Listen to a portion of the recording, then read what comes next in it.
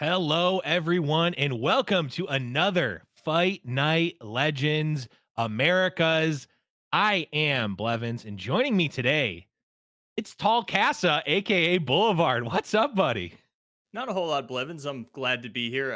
I'm not sure how much I want Tall Casa to stick, but for tonight, you know what? I'll take it. I made that bed. Now I'm gonna lie in it.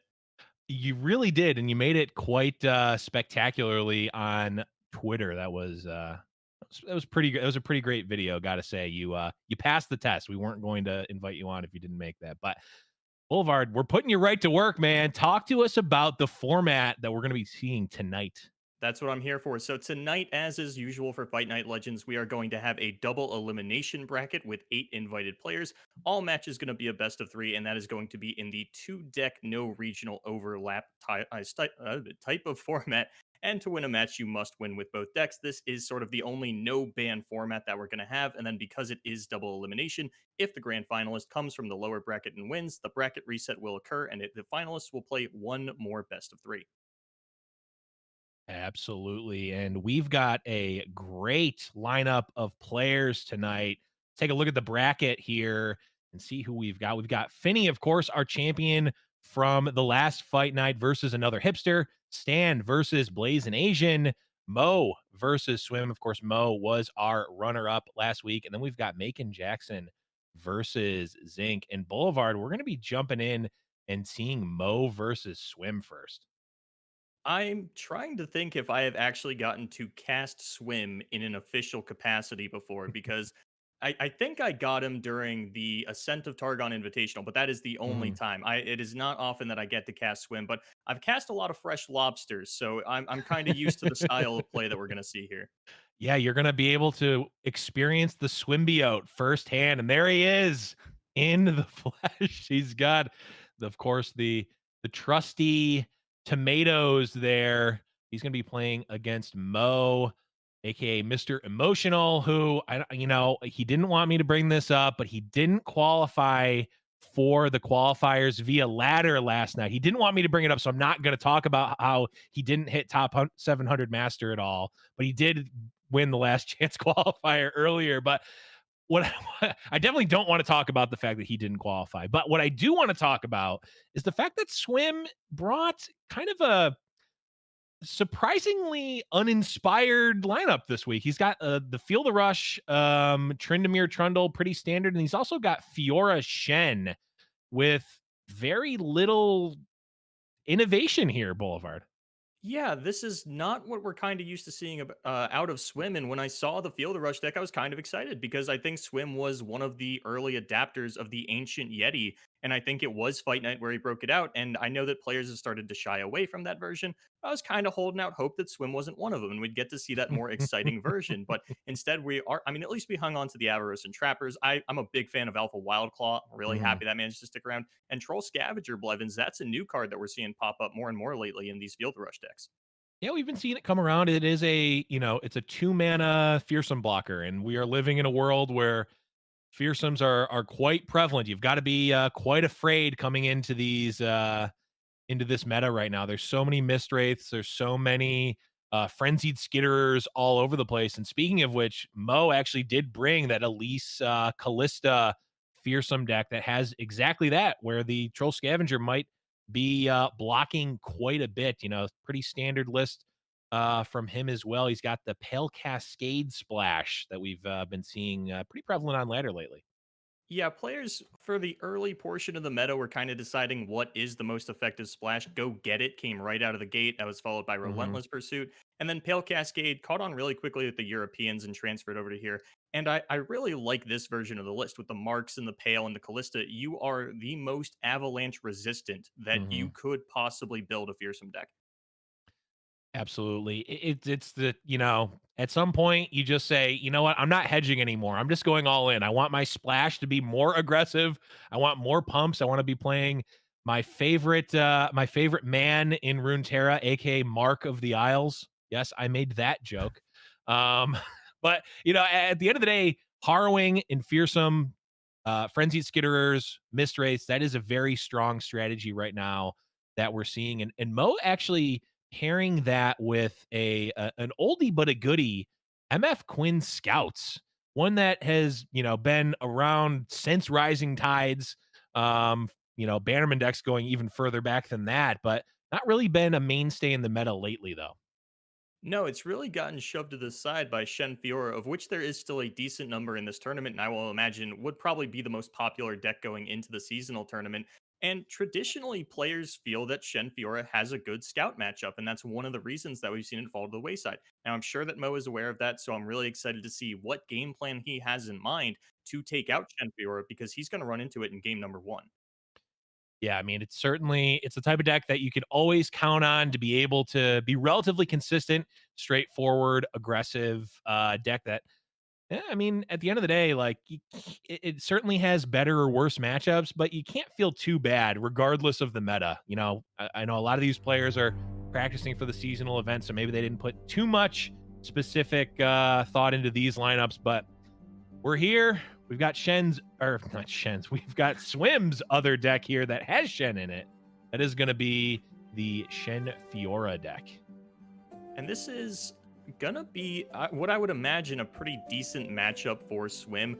One of the strengths of Shen Fiora is that in this very polarized meta, you've got, something like Fearsome that has a lot of very swingy matchups. It obliterates things like Back Alley Poker and Starspring and Anivia. But Shen Fiora is the safe deck of the format. Doesn't really stomp a whole lot, but is generally 50-50 across the board. And I think it's going to do pretty well into a board-centric aggro deck. Yeah, it certainly can be quite good against Fearsomes, and it looks like this draw it's all right. Deny is not really what you want to see. You obviously want more of the single combat sharp sight type of effects here. Riposte, of course, and Spirit's Refuge. The other stuff, Relentless Pursuit certainly can swing the match in Swim's favor, but a lot of that stuff is just too slow. Yeah, and one thing that I wanted to note on this Nopify in Swim's hand has literally 0 legal targets in the deck of Mo. He is not running Glimpse Beyond. Technically, if he has Elise's Crawling Sensation, it could target it. Thank you. I like that you didn't bring up like Black Spear, which seems like the more relevant one. You went with Crawling Sensation. Yes, I certainly did. I did that is because for some reason in my head I was thinking it was Diana and not Callista, and I'm like, Bell Cascade. Wait a second, did I just stumble upon a better version of... No, I didn't. Callista's good. But we see here, I mean, Fiora is going to be good in general against this deck, but can you even really safely block as Swim here? I mean, if Mo just comes in with the... You see, I think Mo could have attacked with that Mistwraith and just bluffed Mark of the Isles. He is running the full 3 copies of Mark. I would like to agree with you on that one. It feels like now Swim has the read that Mark's not going to come out, and I just want to make sure on this real quick. Yeah, there's no prismatic barrier in Swim's deck. It's something that we've seen a couple of these players experiment with, but, it's not even like Swim could unbluff it back or even check the bluff and say, yeah, even if you have the Mark, I've got the answer. Yeah, I guess I don't know. I feel like Swim is the type of player that's going to play around that. And, like, knowing that, I think you can get that extra 2 points in there. But it also is kind of a blowout if Swim just calls the bluff, right? So that's the back and forth. It's not game theory optimal. It's it's more than a game. Yeah, it's really hard to sit here and tell you what is and isn't the correct play when we get down to bluffs, and because we have caster vision, we know who does and does not have the actual answers here. Right. But now with the Shen Fiora online, yeah. With the Shen Fiora online, we're going to start to really sort of pick apart the board. We're going to try and leave that Stygian Onlooker alive for as long as we possibly can because it's a 2-1. It mucks up the board. We know that harrowing is something that we have to consider. And if you throw all of your denies at the harrowings, there is still the possibility of atrocity. And Swim really needs to find a few more combat tricks like that Concerted Strike. River Shaper is really how you want to hang on to and get spells like that. But against the Fearsome deck, it can feel like a liability because it doesn't block anything other than, maybe the Stygian Onlooker and the Wraith Caller. Absolutely. And like you said, this Shen Fiora obviously going to start picking this apart, but is it going to be fast enough? That's the question. Mo has already done 7 damage. He's got a couple of Fearsomes left. He's got that Stalking Shadows to be able to refill. I mean, Stalking Shadows on a Frenzied Skitterer, I mean, that's going to push a lot of damage on a potential follow-up turn here. I guess the question is, when is this relentless pursuit going to come out of Swim? I would 100% expect that it's going to be used to fight for the board. And I don't necessarily hate the look of next turn Brightsteel protectoring the Shen, going in with Shen Fiora again with that relentless, while you've got them both barriered up and safe, and then going in for another open attack with Shen Fiora. I mean, there's no interaction in Mo's hand currently, and even in general, because he's not running Glimpse, to stop that Fiora win condition from happening. It looks like we're just going to get the relentless right now. Yeah, I was thinking through it, and yes, this is effectively throwing away a Shen, but you're almost priced into blocking with Shen on a future turn anyway. Like, just get your barrier on Fiora now. I mean, you really don't want to take additional damage at all in this matchup, I don't think. So get your free, not free, but your safe Relentless Pursuit now. Get a free eat with Fiora, level up Fiora, which is going to not only give her that extra point of health, but is going to be able to allow her to block through one Frenzied Skitterer, which is a real concern with a lot of the cards in this deck. And Mo has no way to stop things like Concerted Strike in single combat, killing his units. The Fiora win condition is fully on display here. And now he's got 7 damage represented. That's not quite enough. And Swim, it's up to you. Do you want to hang on to this mana for Concerted Strike, or do you just want to barrier up the Fiora and sort of turn all of the attacks off for the turn? Because we have this Blade Keeper, I think it's fine to throw out the barrier here. With 6 attack and 6 HP on that Fiora next turn, I don't think the Stygian Onlooker is going to get big enough to contest it. Yeah, it's going to be very unlikely that is going to happen, and Mo's already throwing out the Shen GG. Just knows. I mean, you can't take a turn off as the Fearsome Decker. You just lose, right? I mean, maybe Mo is kind of priced into a Harrowing, but is a Harrowing even going to do anything? Like, I don't think so. If you want to take a turn off, it's got to be because you're setting up for really explosive Wraithcaller turns, or you're stalking Shadows into one of those, and you got a couple Risen Mists on deck, and you're just waiting for the one really big push. But on the side of Mo, it's just yesterday's leftovers. There is nothing in there. I don't want to touch it. No, this is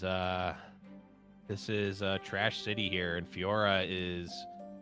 You said you don't want to touch it, yesterday's leftovers, but Fiora, she doesn't care. She's eating it up. She's heating it up, and she's eating it up. Yeah, and Swim should be really safe to win on this turn with that Concerted Strike. There's nothing that Mo can do to interact with that. We'd mentioned the lack of Glimpse Beyond, so just go ahead and throw it out on that Doom Beast or Mist Wraith, and that is going to be game number 1 going to Swim. Yeah, Fiora win condition. We talked about it. It's it's a way to do it. I think there's a world where, if Mo hits on that Stalking Shadows, if there's a Frenzied Skitterer in there somewhere, if maybe that Harrowing was something else, maybe we're able to put on enough pressure to Swim that he's not able to set up like this. But that turn off and the kind of clunky hand just really puts it away in Swim's favor here for that game number 1.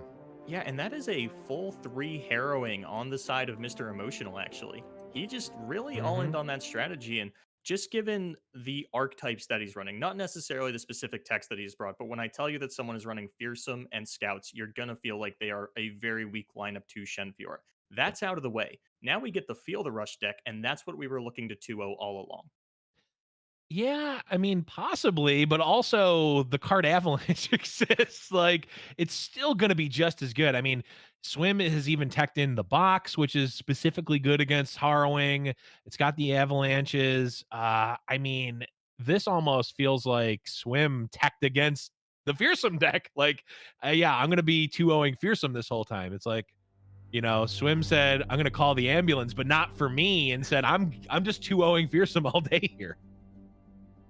And yeah, I mean, with the text that he has available, it's definitely on the table. I mean, even upping on the amount of freeze than we're kind of used to seeing lately, having double flash and double harsh winds. We haven't really seen that much freeze in one of the main decks like this since FTR was just running the format, or at the very least, the boogeyman of the format. Yeah, only running the 2 Feel the Rush. He's got, I mean, you can see it from top to bottom. I mean, the Trappers, the Troll Scavenger, the box, it's all with Fearsome in mind. It's got to be, right? And then Alpha Wild Claw is actually at least a card in the matchup where it can block Fearsome at least. So, Yeah, I mean, this feels like this is exactly where Swim wants to be. But of course, with all that said, the beauty of playing these style decks from Mr. Emotional side is like sometimes they just get draws that don't care about any of that. Like, you're just gonna win.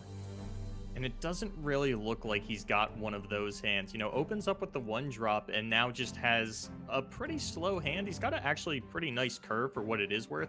You know, you've got the Sharpsight Mana Bank. That's not going anywhere. You're getting down MF into Bannerman into Quinn.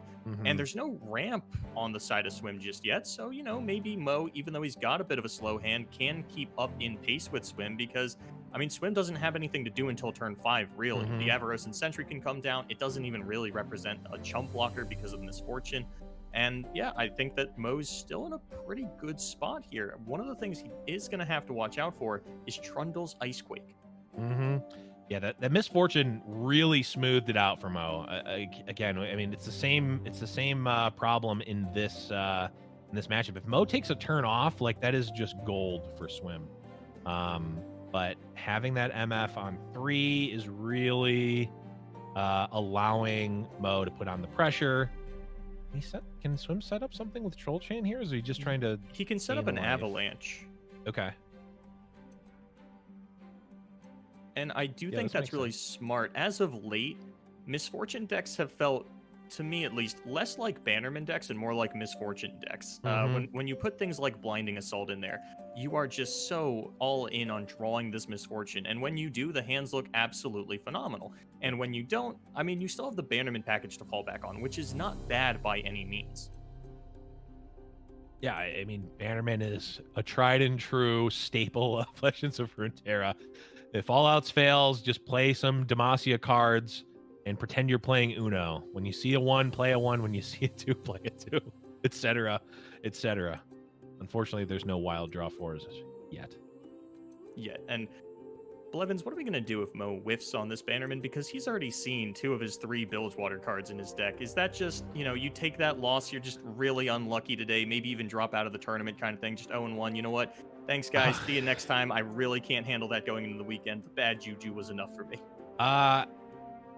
Yeah, I mean, I think, you know, being down a game, probably wanting to put your focus onto the qualifier tournament this Sunday, which is going to be hosted on this very channel. Make sure you're following if you're not already. Yeah, I mean, I'm just conceding. I'm just saying go next. Like, you know, just dropping out of the tournament, throwing the GG, instant concede, uninstall game, go drink a cup of tea and then reinstall and start again. We'll see Mo in the 1-star review section of the App Store for LOR. Yeah, but as it stands, not quite seeing the Bannerman quite yet. The good news, Boulevard, is that if he whiffs the first one, it's guaranteed that he won't whiff the second one. So that is true. There's a bright side here. He's actually in a really strong position getting this Quinn down. I mean, there is no immediate answer for Swim for the Misfortune Quinn combo, and even Icequake isn't going to be enough, assuming that one of these Bannermans does get to stick, which they should before an Icequake ever gets to come out. And I mean, even this Alpha Wild Claw isn't necessarily representing enough damage to really threaten Mo into not just leveling the... I mean, Mo can level this Misfortune next turn with the Relentless Pursuit, as well as the Quinn. Yeah. This is a phenomenal position that he finds himself in. Yeah, I mean, and Swim is running 2 Ruinations, but there's no, like, Swim is on the back foot now. Not going to be able to bank spell mana on any foreseeable turn. Is just going to be on the back foot. Now, Mo has to factor in, does he want to, you know, how much does he want to throw away here? He's actually not really going to have to throw away anything, considering the sharp sight in hand. This is actually going to be brutal for Swim, potentially. Blocks. Yeah, and Swim's only going to have 6 mana next turn. And Mo is going to have mana for the Quinn's Blinding Assault as well as Relentless Pursuit. I'm trying to think if there's any top deck Swim can find that's actually going to get him out of this. But right now, it's looking like it's going to be a pretty clean kill for Mo on the following turn. It should be. I'm looking at Swim's deck list here. He can play Catalyst of Aeons and gain 3 life. I mean, that's a legal play, right? Find the magic silver bullet that's hiding. We know he's got one in there, right? It's Swim. He's got to have something. His silver bullets are the box and the Troll Scavenger. one of which we just saw get eaten by a Quinn's by a Valor, and the box not really going to do much of anything here.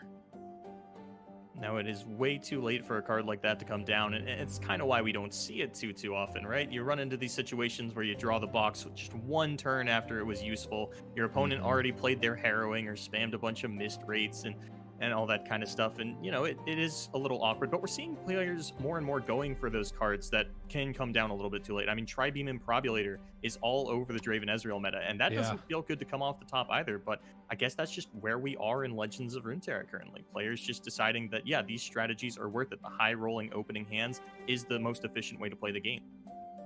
I've played a lot with Tri-Beam Improbulator, and you know, I will say I did qualify for the qualifiers. I did hit top 700 legend. I don't want to bring it up too many times. You know, I don't want to gloat too much. I did hit top 700 master. But I played with that. I think that's got to be a for fun card. Like, it's good. It can't be worth. I think if you game theoried it or if you ran the simulations, I don't know if that's good enough. Maybe it is because the hitting for 1 or 2 is still fine a lot of the time, but I think you can. You're probably favored in the long run if you replace that with just a real card. I want to agree with you, but Grandpa SJW, my normal casting partner, has told me so many tall tales of the time he slayed a Nautilus with just one Tri-Beam Improbulator. Wait, he had 14 triggers? That is what he is trying to lead me to believe, and I have to go, oh, Grandpa, you're so silly sometimes. Back in my day, Draven was a 4-3. That's actually true. He was a 4-3. I miss those days. But as it stands, Swim trying to put up some sort of defense here. Setting up the Vile Feast just never feels good. No, especially because you've only left yourself with the Flash Freeze. Granted, there was nothing else to do this turn other than Vile Feast, Flash Freeze, or play the Wild Claw. And it's not going to stop anything from Mr. Emotional, who can either get down the Blinding Assault. I like going in for the Quinn attack instead because this still gives you the option to Sharp Sight and kill the Trundle if that does come up. And I mean, Quinn's going to level here too. This is a... Yeah. And even if Swim manages to survive the turn, Mo just goes for an open attack. I will say, if Swim wins this game somehow through a leveled Quinn and leveled Misfortune, that is definitely a Fight Night bingo card. There's no way that we've seen that. Living through a leveled up Quinn and leveled up Misfortune, there's no way. I think my on-camera Misfortune record for when she gets leveled is something like 71-1. This champion just ends the game as soon as she levels 99.5% of the time. That actually, you know, that doesn't actually sound like an exaggeration, honestly. Like, I think that's probably close to correct. Because I mean, you have to be ahead to level the champion, and Mo definitely very far ahead. Swim, are you going to go in for an attack? It doesn't seem like the worst thing in the world to attack with this Trundle. It's interesting to me that he didn't block. I guess the Sharp Sight would put 3 damage on the Trundle, and then it's just kind of a sitting duck. Yeah, also the Trundle would just, you know, it's going to get pulled to the side by the Valor. Oh, you're right. Anyway. Yep, you're right. And then the Spiderling still doesn't contest the Quinn because she gets, well, not only does it die to the Misfortune ability, but it gets the +1 from leveling and won't actually be in range. Yeah. But now we're even going to get to pull that to the side because we played the Blinding Assault, and that is, even through the Frostbite, lethal damage coming in its Swim. Yeah, that's going to be game number 2 going to Mo. We're moving into our game 3, which is going to be that Fearsome versus this Feel the Rush. And it's a Feel the Rush that we talked about before. Seems a little bit teched, at least a couple of choices here and there to beat this Fearsome deck. We'll just have to see how this one plays out. Yeah, Box is extremely effective against Fearsome. If I had to pick a matchup where Box is the best, that honestly might be it. Everything that you harrowing dies to it. It's even just a very effective 1-for-1 and negating the Wraithcaller in terms of advantage. Yeah, I mean, even if you're killing like a mid-game Elise or something, like you're fine taking those like tempo losses, right? Like it doesn't matter. You just need to not die as this deck. It doesn't, you know, you're going to be fine on cards for the most part. You just need to not die, and the box does a really good job of that. You see Swim here mulliganing a Catalyst of Aeons, a thing I don't know if I've ever done, if it's the only Catalyst in my hand. I haven't really played too much ramp, but I'm willing to say that I've never mulled a Catalyst in my life. But I understand it. You are looking for Yeah. things like that, and that one of Troll Ravager, actually, he does Sure. fine, so getting rewarded for that. I gotta say, Swim's early game units look really weird when you actually run the numbers. It's like 1 Scavenger, 2 Trapper, 2 Avarosan Sentry. Yeah. You would think that you would hang on to that Catalyst because your chances of finding a 3-drop are not that high. You'd rather try and get a Trundle and, ramp into that turn 5 or the turn 6 to get an Alpha Wild Claw and actually start to fight for board, but does get rewarded with that one of. Yeah. The more we talk about it, I get it makes sense that like Catalyst is only going to be good if you have exactly Trundle. Yeah. Right? Yeah, that's the only 5-drop. We're not seeing Hearthguard or anything in this deck. So I could see Catalyst not being as big of a factor, at least in this build of the deck and in this matchup specifically. So it makes sense. I trust Swim on this one more than I trust myself for sure. Yeah, it's definitely not your ideal turn 3 play. You would much rather get down an Avarosan Trapper or even go for an Avalanche. So I think he was just looking for some of those other cards. And it's not like this is a matchup where Catalyst is going to be dead later in the game. Sometimes 5 mana heal 3 is all you need. Yeah, I mean, buying even 1 extra turn against this deck can certainly be a massive boon. And we'll see here. Mo just going to accept the death of Elise. Not going to invest a Mark or a Pale Cascade to try to kill that Scavenger. Swim also just allowing the blocks to happen. And I'm curious if we're going to see Mo use these Pale Cascades in this Mark of the Isle to try and aggressively push face, or if they are more so going to be used on units that have been frostbitten, because there is a lot more frostbite in this Field of Rush build out of Swim than you would see in a normal build. You are very susceptible to that if you just say, okay, you've lined up your blockers, let me try to mark for lethal. Oh no, now I've missed out on 7 damage. Yep, absolutely.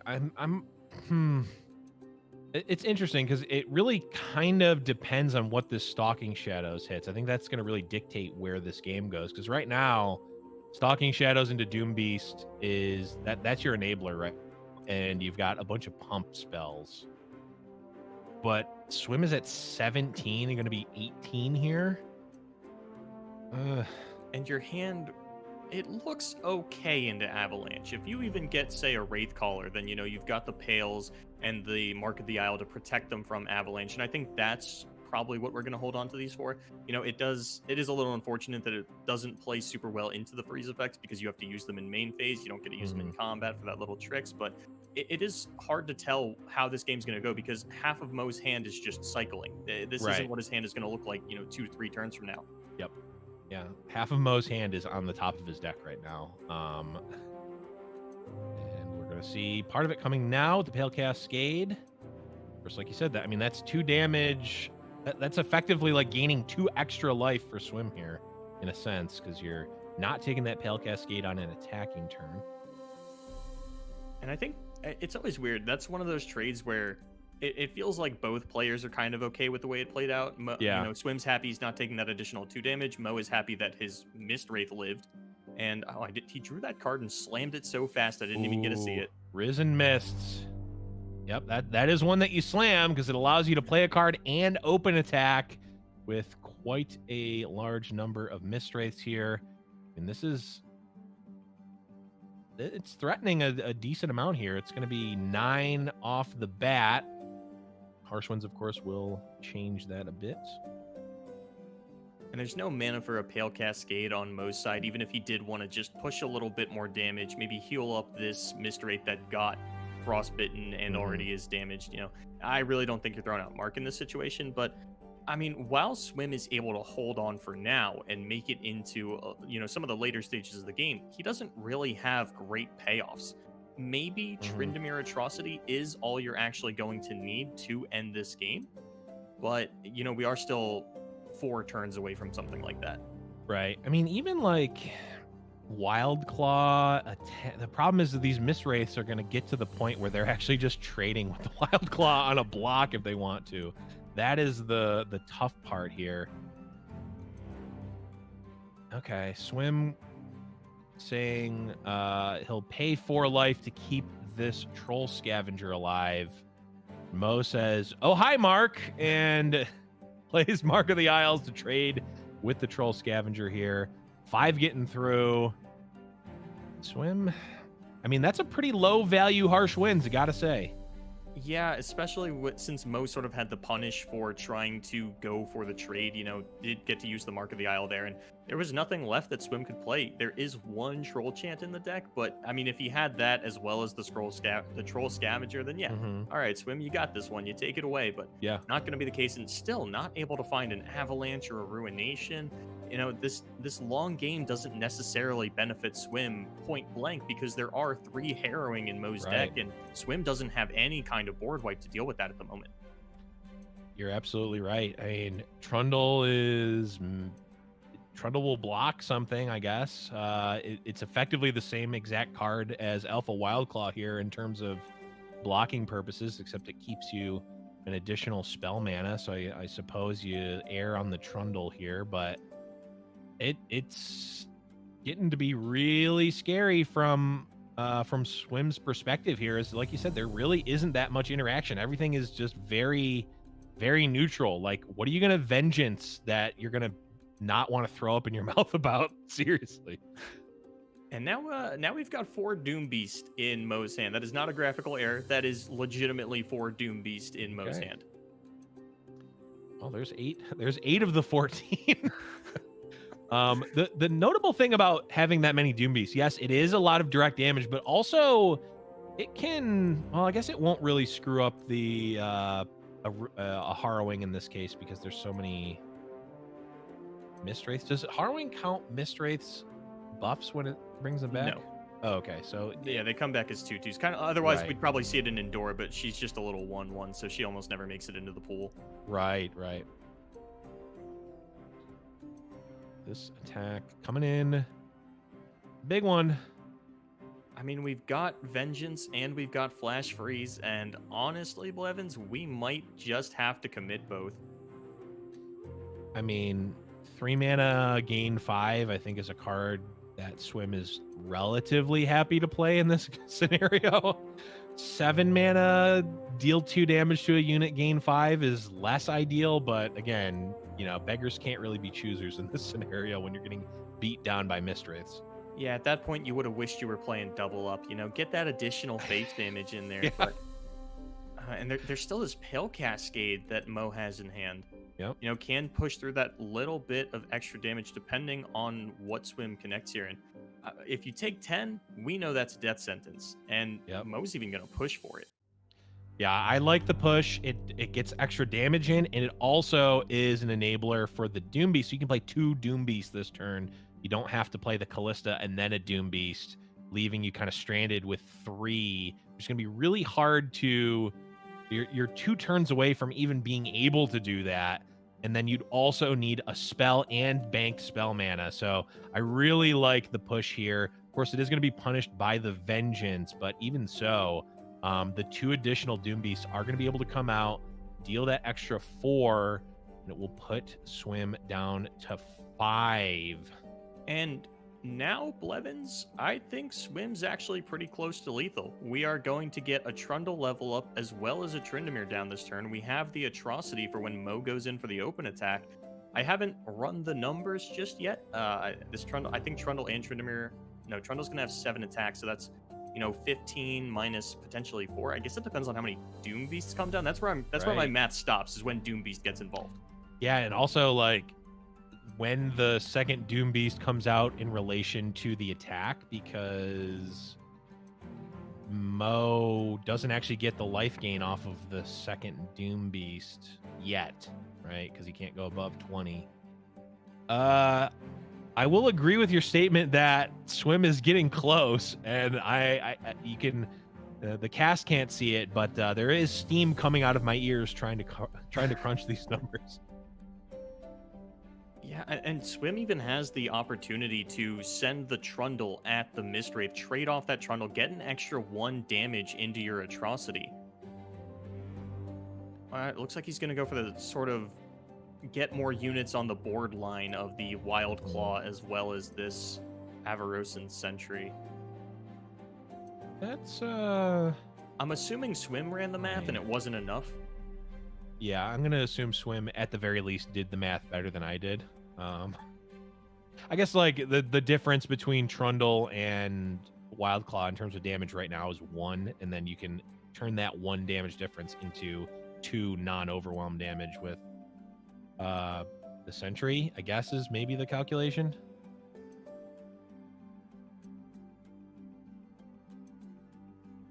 Now there's steam coming out of my ears. I'm trying to do math again. Our handy dandy tournament admin Croc is doing the math in chat, and I believe him way more than I believe me. So they believe that Trundle Trend was not lethal, so I'm going to take that as fact. That's yeah, I can get behind that. In Croc we trust.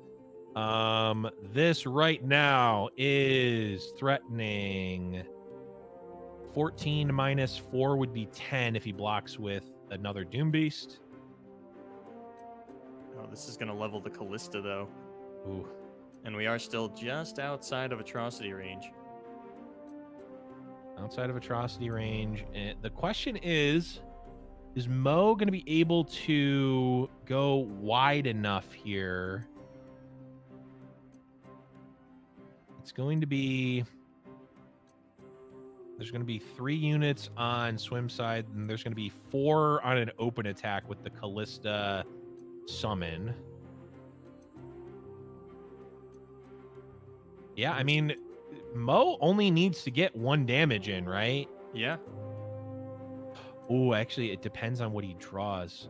This Ice Quake could be disastrous, but no, he's going to go for the open attack. Understanding that 9 mana, we're on board wipe territory. Yep. I can't afford to lose some of this, but I think Ice Quake actually would have been the biggest punish because if Swim Ruination's here, Mo just wins. Right. Oh, that's true. Yeah, this is... Well, more number crunching because Callista is going to survive the Ice Quake. Yeah. And Wildclaw is not. Yeah, I'm pretty sure Ice Quake is still lethal for Mo. Yeah, I think so too. Anything that Swim is going to do to survive is just such an incredibly large mana commitment. Yep. Ice Quake is losing. I think it has to be like the surviving line involves. Well, it involved blocking and atrocitying to not take any damage, but I think that the development of the arachnoid horror puts it away in Mo's favor here. I wonder if Mo commits too much beforehand, does the Ice Quake then become... I don't think so. So if you Ice Quake now, your Pillar and your Trundle survive. Oh no, the Callista's going to survive, and yeah, I think the Callista surviving the Ice Quake means that Mo always has it through Ice Quake. I think so too. It's going to be Callista, yeah, because Mo is going to go down to... Or Swim is going to effectively be at 1 here.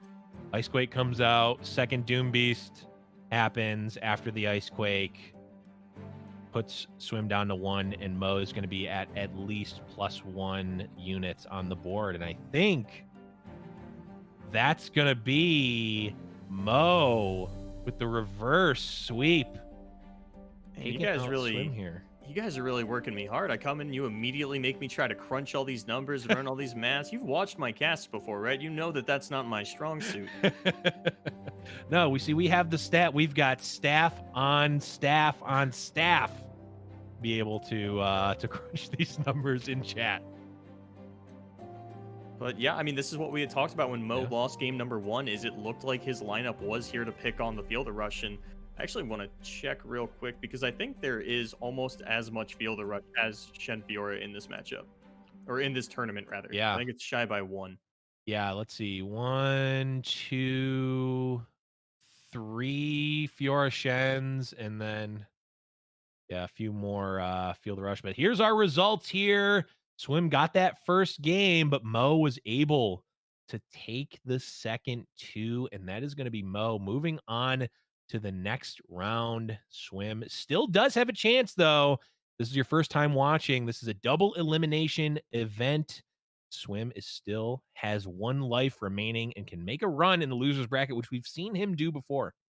So I'm looking over the decks of every player in this tournament, and assuming that Mo's lineup beats every Shadow Isle deck, he wins the tournament. Everybody in the tournament is running Shadow Isle, be it Back Alley Poker, Field of Rush, or Anivia. Everybody has one of those two decks other than Mo. Interesting. So an early call out, Boulevard, maybe calling Mo a favorite based on matchup alone, but gonna have to wait and see how this tournament progresses. We're gonna be right back after a quick break. Thanks for watching. We'll be right back.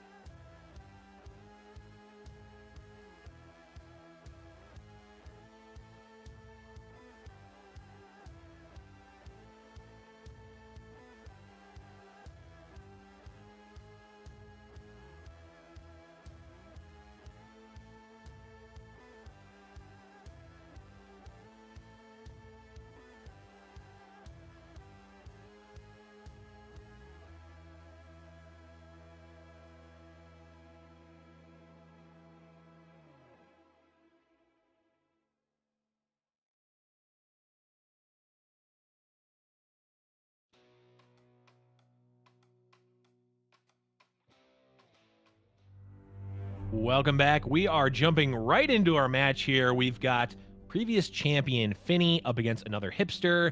I believe we are in a game number, let's see, bracket says game number 2 with another Hipster up 1 here. And it looks like Finny's in, I want to say a pretty good spot, but it's hard to say when you are staring down Triple Decimate on the side of Hipster. But I mean, Commander Ladros, that is an adaptation to these Go Hard decks recently that honestly, one of the bigger swings in matchup percentages that we've seen in recent memory, you know, just coming out as a great answer to those Freljord control decks that they struggle with a little bit. And just really, I mean, Ladros once again is coming out as just the silver bullet of the format, the great equalizer, and I love it. Yeah, Commander Ladros has just been one of my favorite cards in general. One of the more frustrating cards to play against. Was it? He used to cost 8 mana, didn't he? He did. Oh, I can't man, believe those that. I can't believe they did that. Yeah, it's crazy to think the old days. But yeah, I do agree. It looks like Finny is going to be in a pretty good position here. A TF red card could potentially come out and do some damage here.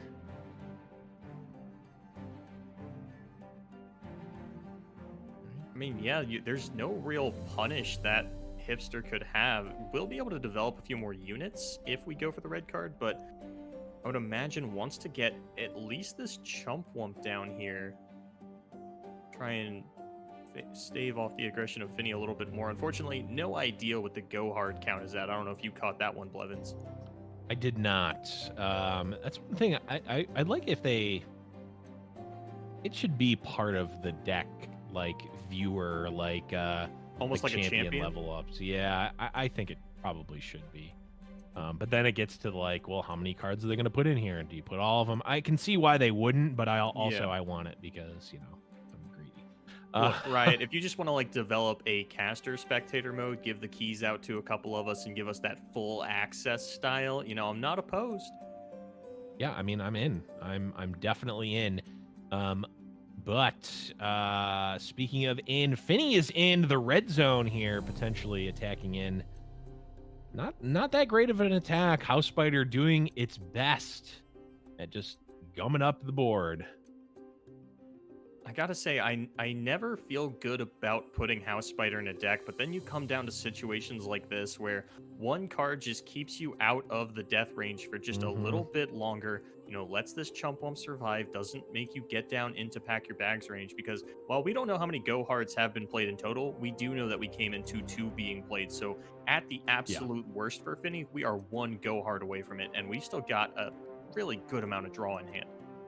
Yeah, there's a decent amount of draw, but ooh, leveled up Ezreal. That is certainly going to put a clock on Finny potentially. But the crumble comes through. And we're just going to see the crumble fired off, but everything that you could sacrifice dies to this Mystic Shot in Hipster's hand. Yeah, that is. Ooh, all right, so we are at 2 Go Hards. Otherwise, that would have been a pack your bags. Right. Yeah, this is going to be devastating. And we were talking about right before we went live, Boulevard, we were talking about, you brought up that Crumble feels like it probably should have been Vengeance. And Finny really wishing right now that it was. Yeah, this is not the matchup that you were looking for when you put Crumble in your deck. But, I mean, depending on what Finny can get off the top when he plays this Betty Croaker here, we might just have lethal because it's only going to take Ladros into pack your bags to end the game. There is no healing available to you in Noxus Piltover Zon. That is very true.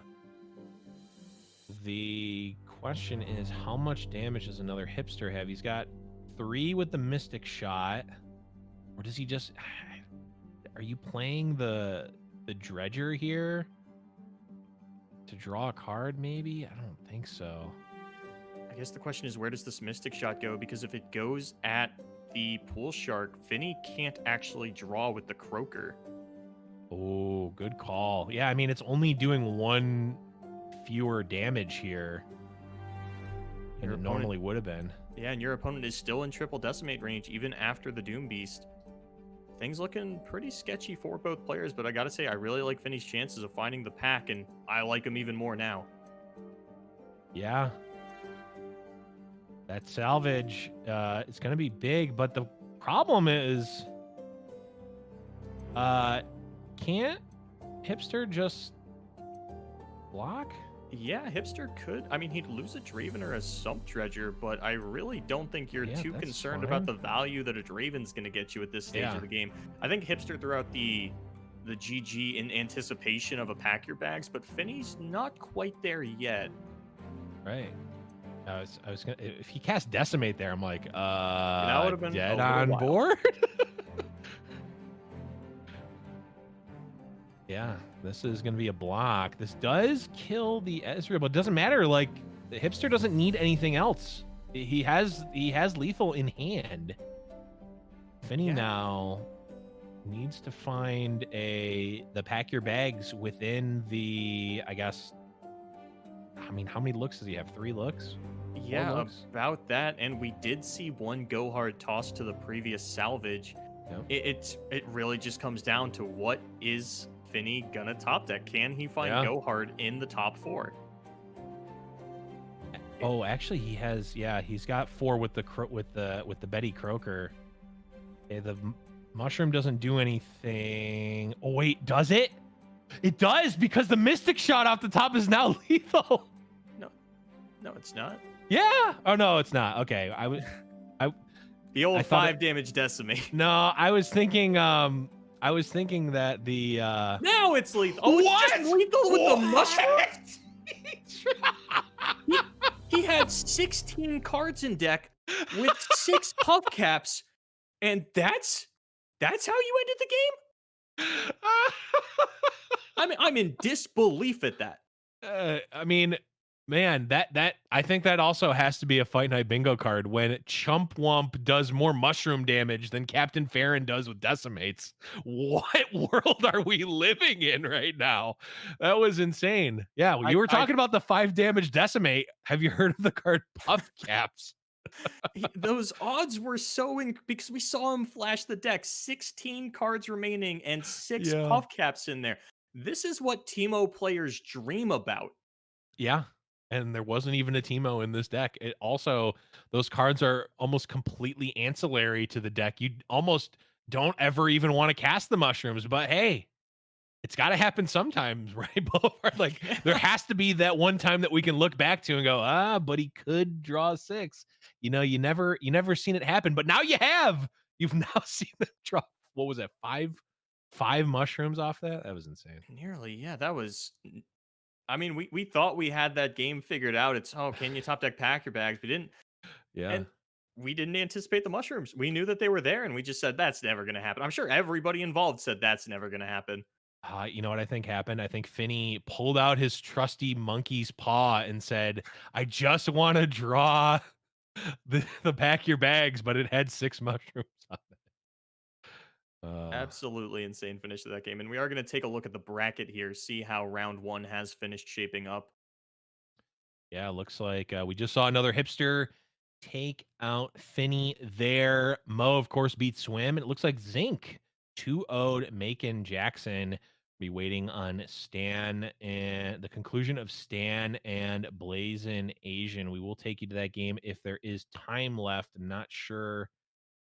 There is not. It looks like that one's going to be finishing up here.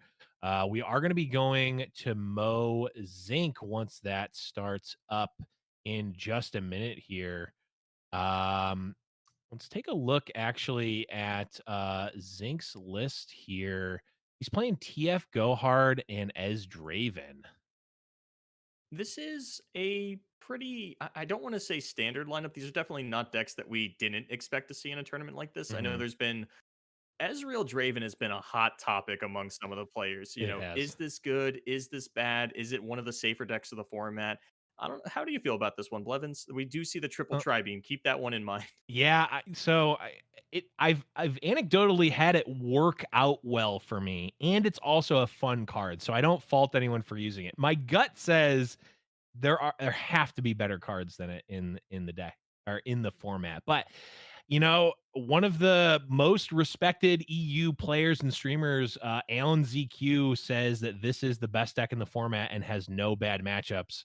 And one of the other top players and most respected streamers in EU, Mogwai, says that this deck is overrated. So I don't know. I tend to lean more in the Alan camp than Mogwai in general when it comes to top decks, but I mean, I still think that even though we've seen this deck in the past, we've been seeing it a lot on ladder lately. It's still sort of unproven in the tournament era.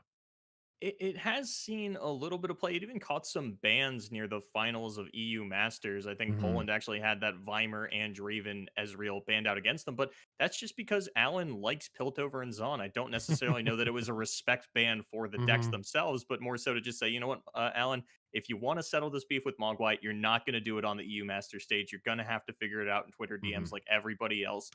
Money match and whatever you got to do. Yep. It's not happening here. Yeah, and the other thing about this deck is it's like someone, I don't remember who wrote the article, so I apologize for that, but it was a post about Ezdraven, and like it was basically going down like this isn't an aggressive deck. This also isn't a control deck. It's also not an Ezreal deck. It's also not a Captain Farron deck. It's kind of all of those things and none of those things, and you get rewarded for figuring out which one of those things the deck actually needs to be in any given situation. I think that's why a player like Alan ZQ sees this as such a strong deck with no bad matchups because it can kind of flex into a lot of different a lot of different roles given the situation that it's presented with. Yeah, there doesn't seem to be any black and white bad matchup for this Mhm. deck. The one thing to say about it is it does not have an answer for harrowing. And that's going to come True. up in the match here against Mo, as well as just Anivia is still a very prominent deck in the format, and that deck's matchups feel really cut and dry. Can you out aggro Anivia? If no, do you have an answer for harrowing? If no, you lose to Anivia. Yep. And a lot of decks fall into that camp, and Draven Ezreal is one of them. Yeah, I mean, another one of this style of deck that we've seen, with even with TF Swain or other Swain varieties is like these decks have no life gain mechanism. So every little bit of chip damage that you're getting in on the deck, if that's the style of deck you're playing with, it's gonna stick forever. And I mean, I guess unless technically you can get some pulls off of the tri-beam and populator and gain some life there, but it's certainly not something that you can rely on at all. And then, of course, we're going to be jumping right into game here. We spent all that time talking about the deck, and it's not even here. Classic caster blunder. No, but this is what I was looking forward to. Does Mhm. Mo actually have a 2-0 your go hard lineup? Yeah. Because if he doesn't, I think he is going to be pretty quickly out of this tournament. But if he can, he might just take it home this time around. Yeah, I mean, that's the type of, bold choice that you a lot of times have to make in a tournament setting, and it either pays off or it doesn't. But when in Mo's case, if this gambit pays off, like you said, Boulevard, this actually can pay off in a tournament W here.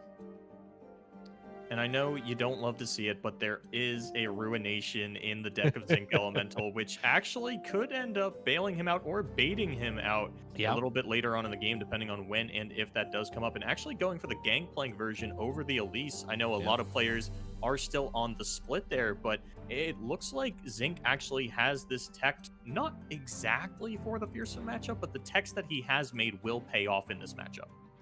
Yeah, I mean, he like you said, he's running that Gangplank version. I haven't personally tested the Gangplank, but I kind of like it, especially when you're playing the more mid-range version. I've notoriously been playing a much more aggro version of the deck, so I'm obviously running Elise over the Gangplank, and I'm not running these cards like Ruination. But in this version, it does make a lot of sense to run that, and he's also running the Cursed Keeper tech, which is something that was suggested to me that I haven't run yet, and we're seeing it here exactly how it plays out. You have a target for your go hard. You're able to make a 4/3 at a relatively cheap cost, I guess. 3 mana spread across multiple turns potentially, but more importantly here, it's able to block these fearsomes. There's a lot of really good activators for the Cursed Keeper in a deck like this. I think Betty Croker is sort of your ideal one, but yeah, we saw Zinc fire off a Go Hard onto it. Yep. One consideration that I think players are still figuring it out as we get into this last leg of the tournament lifespan before we get into the seasonal is actually Cursed Keeper versus Withering Whale. Those are the two cards that I'm seeing spread across these decks. I've never seen them both in the same list, and Whale would have looked really good there. It sure would have. On the flip side, of course, Mo is running the, the Mark of the Isles and the Pale Cascade. So in general, Whale might not even be that great. But here we're seeing the delayed Withering Whale without the life gain in the TF red card, which is gonna, do a number on Mo's board, at least for now. And Mo still has that third onlooker, and I mean, Zinc's out of fearsome blockers for the time being. Will be able to get down the Gangplank next turn, but there's a very good chance that we go for a Risen Mist open attack because those are getting pretty big pretty quickly. I would say that Mo is sort of running out of steam, and I don't know if the steam that he has is going to be enough to push through lethal damage. But I mean, I really like his chances because I would imagine you save this with the Pale Cascade, your opponent is tapped out, and that does mean 10 damage is coming through on the open, 10 fearsome damage at that. Wrong again, Boulevard, because Mo picked up a Mist Wraith off that Pale Cascade draw. We're going to be seeing even more than that. We're going to be seeing 15 coming in, which is kind of insane here. Yeah, and it looks like Mo's plan of pick on Shadow Isle is in full effect here. Now, we knew that the Fearsome could do it. The question mark that we have is still that Scout deck. Yep.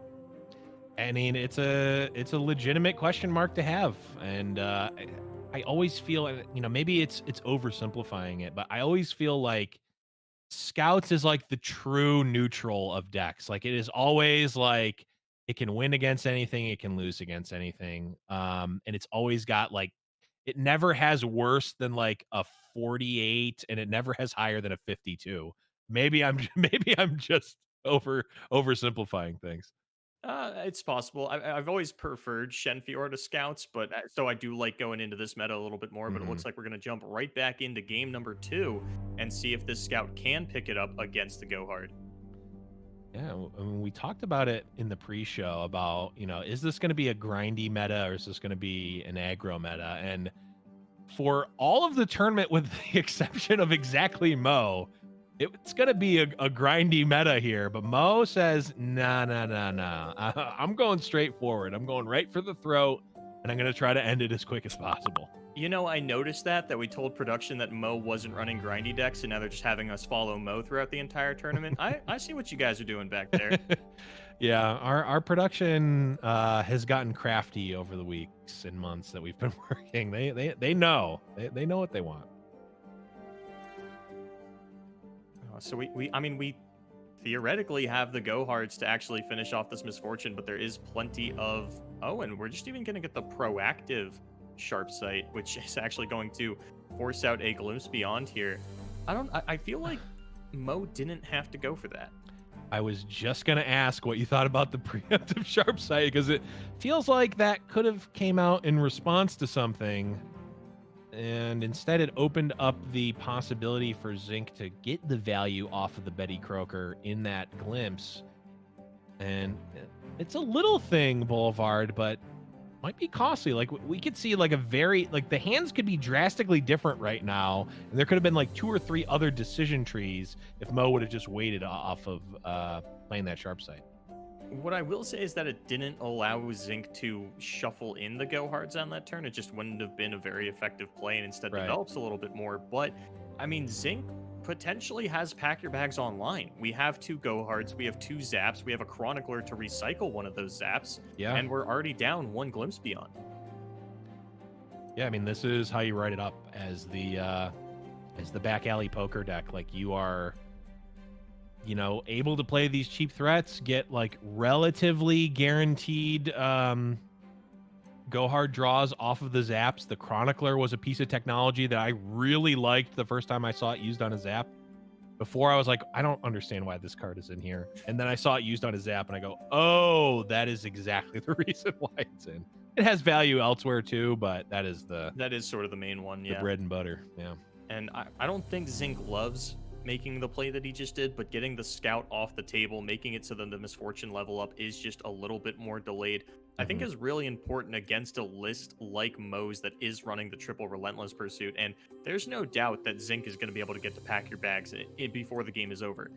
The question is it going to be enough? Is your life total Right. going to be so low that you have to use it on an inefficient board, even potentially just to kill a misfortune? Yep. Yeah, and we're gonna see here, potentially the Relentless Pursuit coming out. Nope. Mo decides not to use it. And this is Go Hard number 3, and we have a Zap and a Chronicler. Things are looking pretty good for Zinc here. I mean, as good as Relentless Pursuit is as closing out the game, it doesn't work if you don't have a board, Blevins. Right. It's just 3 mana. Make an orange sword appear on your screen. You know, they should add more like purely cosmetic game cards. Like, you know, 5 mana, deal 1 damage to a unit, make a heart on your board. Like, it's completely unplayable and superfluous and would probably cost a lot of art resources to do. But I want to see it. We're living in a digital age, Boulevard. We don't need to have purely functional cards. We need flex cards. You know, they've been talking a lot about cosmetics lately and how we're getting to, I would imagine early 2021 is when we're going to get to see the cosmetics. And I don't care about gold cards or silver cards or anything like that. I want alternate champion level up animations. Ooh. Now that's some spicy cooking right there. That would be sweet. But I do agree. I know that people were, you know, maybe complaining a little bit that the KDA event is over and we still get this pop star animation when the namesake cards go off. But I gotta say, I do like it. I like the little dance that they get to do beforehand. It really it immerses me. It brings me into the game. Yeah, I think it's awesome. And the only thing I don't like about the animations in general, not just the KDA thing, is like I have definitely lost a game because my Lee Sin animation was too long. I mean, it was the front end of it was my fault that I took too long to react and figure out my line of play, but I was punished more than I normally would have. Lee Sin animation is like 18 seconds long. Yeah, I know players have definitely run into that with, I think Lore of the Depths is actually the one of the, or not Lore of the Depths, Slaughter Docs is one that comes to mind. That is a pretty long round start animation, especially if you hit something like a Shipwreck Hoarder that has the additional animation after the fact. And now the bags are packed. Goodbye to the Badger Bears. Yeah, poor Beamers going down. I'm surprised we didn't see the preemptive GG emote that we've been seeing out of Mo. I mean, he does still have the Genevieve and the Valor here. It's still quite a bit of scout. I mean, he just needs like one additional unit to maybe back that up, and Quinn is kind of just what the doctor ordered. And it looks like, if I saw that correctly, this is going to level yep, that's going to level Twisted Fate, and that is a whole nother mini game that Mo now has to worry about. And Zinc, even if you end up losing this Twisted Fate here to, you know, let's say double Valor attacks, but no, actually just going in with the Valor on the Zap, going to see how this one plays out. Yeah, I mean, this is, there are very few champions that are hard to beat leveled up than a leveled up Twisted Fate. That is just not where you want to be at all, especially in this deck where there's so many cheap threats. The card draw is always going to be useful. You know, the chip damage is useful, and we get to see a little bit of a preview there on Mo's hand screen. That's going to be Zinc taking this one down, and it is tied up 1-1 to go into our game 3 here, Boulevard. I guess that question, it doesn't feel answered because that was a really strong opener on the side of Zinc. Even if that scout deck is actually favored against Go Hard, that's one of the games that Go Hard is going to win no matter what. And that does mean that the deck that he has to beat now is Draven Ezreal. And I've never really loved Demacia into Piltover and Zon removal. It's pretty good against Mystic Shot, but when you've got things like Thermo Beam, and now actually Tri-Beam gets a lot of value in this matchup, I feel. It does. And, you know, Draven is able to handle the board a little bit. He can kind of tussle with a lot of the threats that that Demacia is putting out. It's gonna, that Tri-Beam could actually be huge here, because you're gonna have time to set that up. So it's definitely going to be potentially tough for Mo to get through that, but we're going to have to wait and see. So going here, there's the Tri-Beam already in hand, getting ready to get set up. And I think, now I could be wrong on this, but I've seen my fair share of Draven Ezreal. And for the most part, they don't typically run Arachnoid Sentry. I see it a lot in the Swain version, but not so much the Draven version. And it is going to play up really big for Zinc in a matchup like this. Yep. Yeah, I mean, even without the Swain, you still have Sentry Flock, and the deck is already running the Flock. Sentry is just such a nice, sort of a catch-all card. I really like the inclusion of Sentry. I think the version I was playing was running Sentry. I don't quite remember, but it seems like an auto include after you've played it at all. If you think there's going to be any sort of mid-range or aggro deck in the format. All right, so we're going to get Sharp Sight to protect the Misfortune. That does mean that the Ranger's Resolve will still negate a Mystic Shot, but Tri-Beam is already up to 3, and honestly, having your Misfortune die and your opponent getting a 3/3, or just a random 3-drop, I'm trying to think of what the high rolls on 3-drops are. Can't think of them off the top of my head. I mean, in terms of stats, it's got to be Badger Bear, right? 3/4 for 3 mana. Probably. Oh, and we're going higher, actually. That's up to 4 already on that Tri-Beam Improbulator. I mean, at this point, why stop? You have so much. You don't need to cash it in early. It's not like it gets worse, right? It's not like it has decay where it goes down every turn, right? That'd be interesting. What if it went up 2 every time you cast, but at the beginning of turn it went down 1? That would be significantly worse, I think. But would it be significantly more fun? That's that's true. I mean, this is the fastest I've seen a Tri-Beam tick up, though. I mean, 2-3 mana card. This is the earliest that a Tri-Beam could be this big. Yeah, I mean, it literally can't be faster, right? Like, I'm trying to think if there's not even, we can't even go into Magical Christmas Land where we're playing Dark Rituals and other mana generation cards. Those don't exist, thankfully, in Runeterra, at least not in the same capacity that they do in Magic. But and I guess the question is, with this Tri-Beam getting this big, what is your prime target? It looks like it's Quinn. It is Quinn, but this is going to get countered by the Ranger's Resolve, isn't it? It is. Oh, or it's not. Well, oh my goodness. Well, we were talking about the high rolls for 3 drops, but little did we know, Boulevard, we needed to be looking at the 4-drop Rolodex. Look, you guys didn't send me the script, all right? I didn't know that we were going to get mushroom kills off top decks and 7/7s popping out of Tri-Beam Improbulators. This is what happens when Casanova's away. Casanova keeps it real. I just max out on unlikely happenings. That's how I write my scripts, because these are definitely scripted, chat.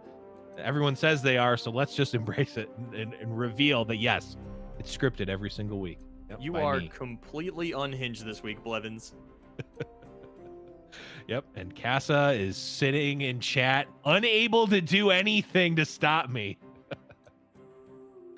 And it looks like Mo is sitting in this game, unable to stop Zinc from really developing this board. He is able to stop Zinc from killing his Valor here, though. The Ranger's Resolve getting a decent amount of value there. Yeah, and actually protects everything from the Ravenous Flock this turn as well.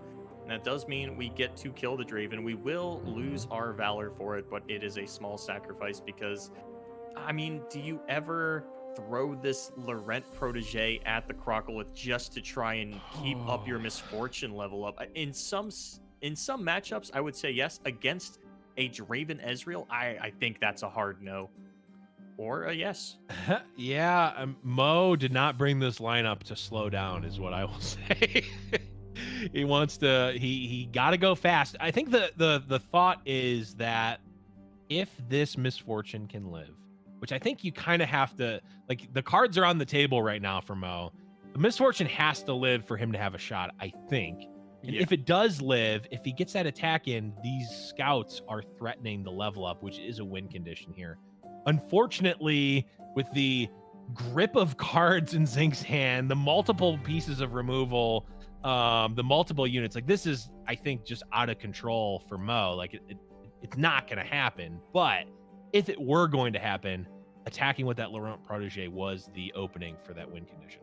Yeah, you got to do what you got to do. And I would imagine that Zinc is going to kill the MF before the turn is over. I was a little surprised to see the Draven come out first, just because if Flock goes onto it and there is some piece of interaction on the side of Mo to stop that, now you don't have follow-up removal for it. you are going to be just shy of that Get Excited mana. Yeah, this is I mean, I guess let's see. Let's take a look.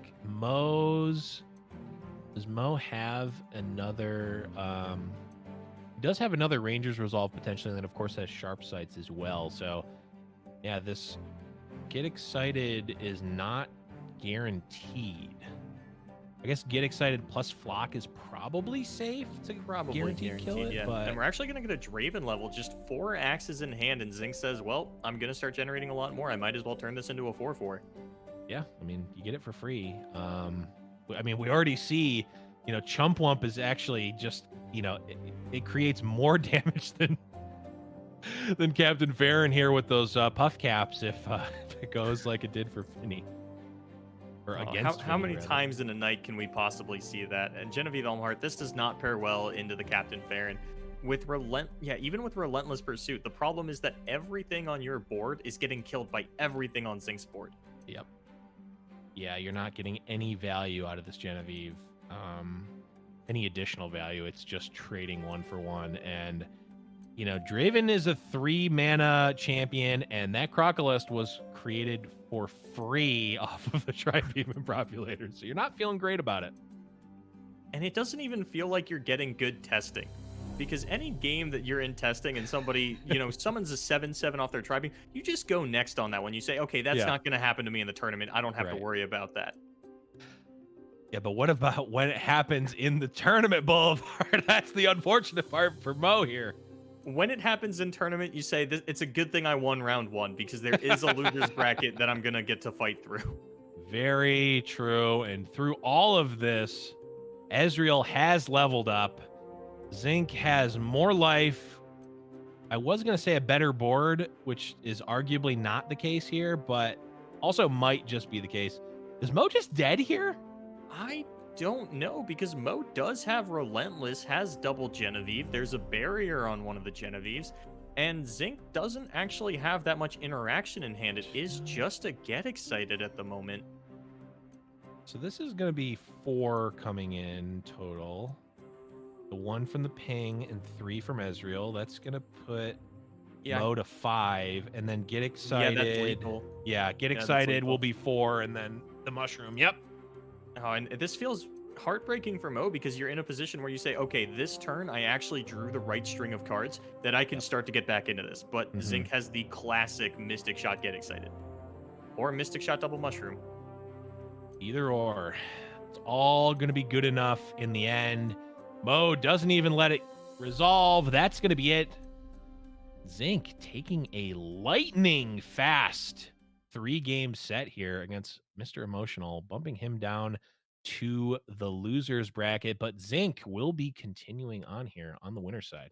And that was some insane games on the side of Zinc. You know, we had a very, very strong Go Hard opener, followed by basically a game-ending Tri-Beam on turn 5, especially in a matchup like that where you are gaining advantages by stat checking your opponent, and then they say, well, here's Mr. Crocodile. He's much bigger than anything that you could conceivably make, and how's that for a stat check? Yeah, instead of sacrificing 2 of his own units, he sacrificed 1 of his opponents and got a 7/7. That doesn't seem fair. I didn't know we were playing Hearthstone. There's a 4-mana 7/7? Insane. But there's our matchup breakdown there. Zinc with the reverse sweep on Mo. Mo took that first one, but Zinc was able to take the second 2 against the Scout stack. And we talked about it, Boulevard. That Scout stack may be not necessarily a weakness, but kind of not in vogue right now in the meta. It's an X factor for sure. And honestly, the players have brought, for the most part throughout this tournament, fairly standard lineups, pretty normal deck lists. There's nothing too crazy out there. The Scouts is actually about as crazy as it gets in terms of things that you would expect in this meta. Yeah, I think if you know, we were expecting someone to bring something crazy, it was going to be Swim. We talked about how these lists were relatively standard, but we're going to be taking a quick break here. When we come back, we'll be watching more of our Fight Night Legends Americas. Stick around.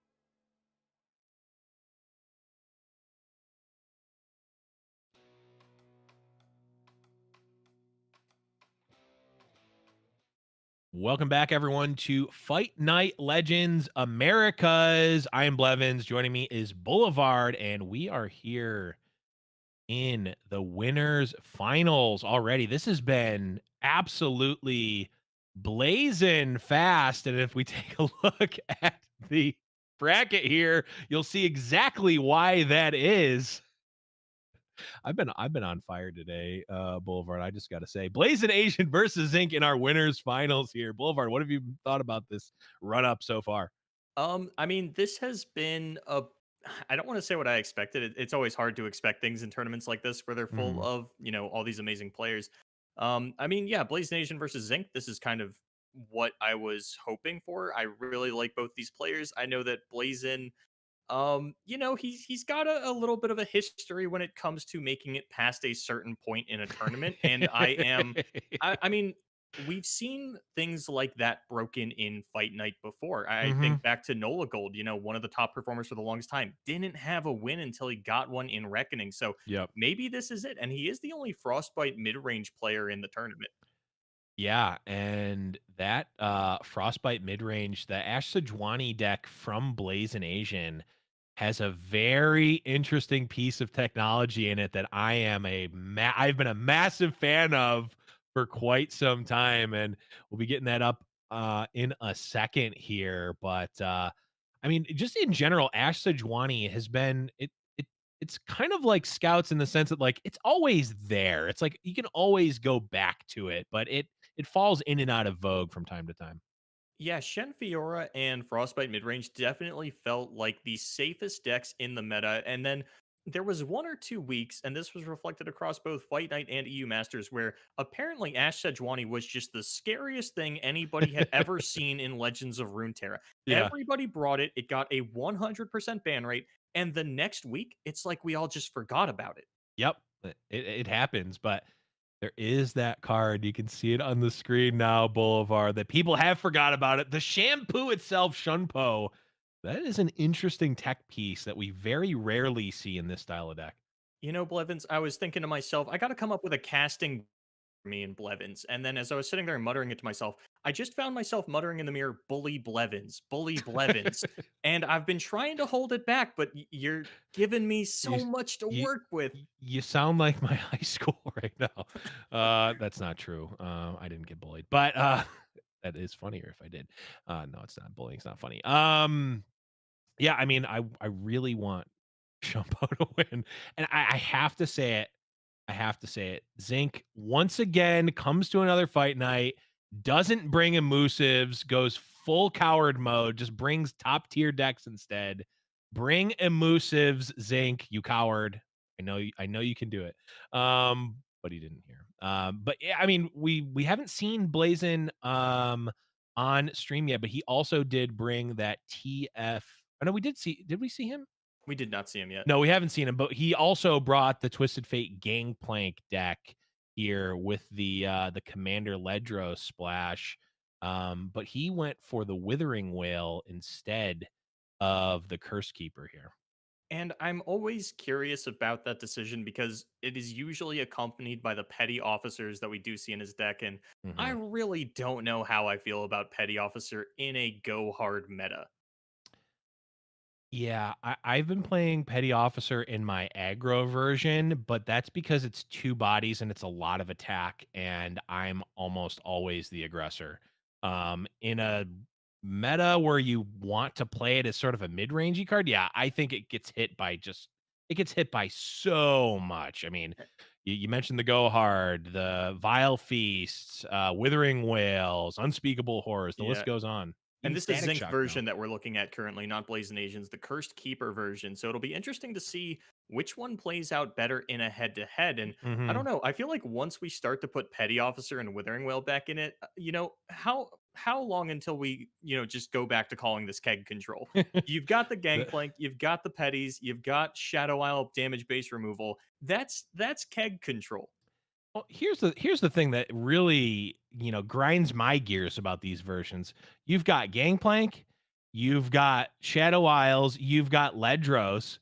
Where's the Dreadway? Come on, play the combo in the deck if you're already running Gangplank.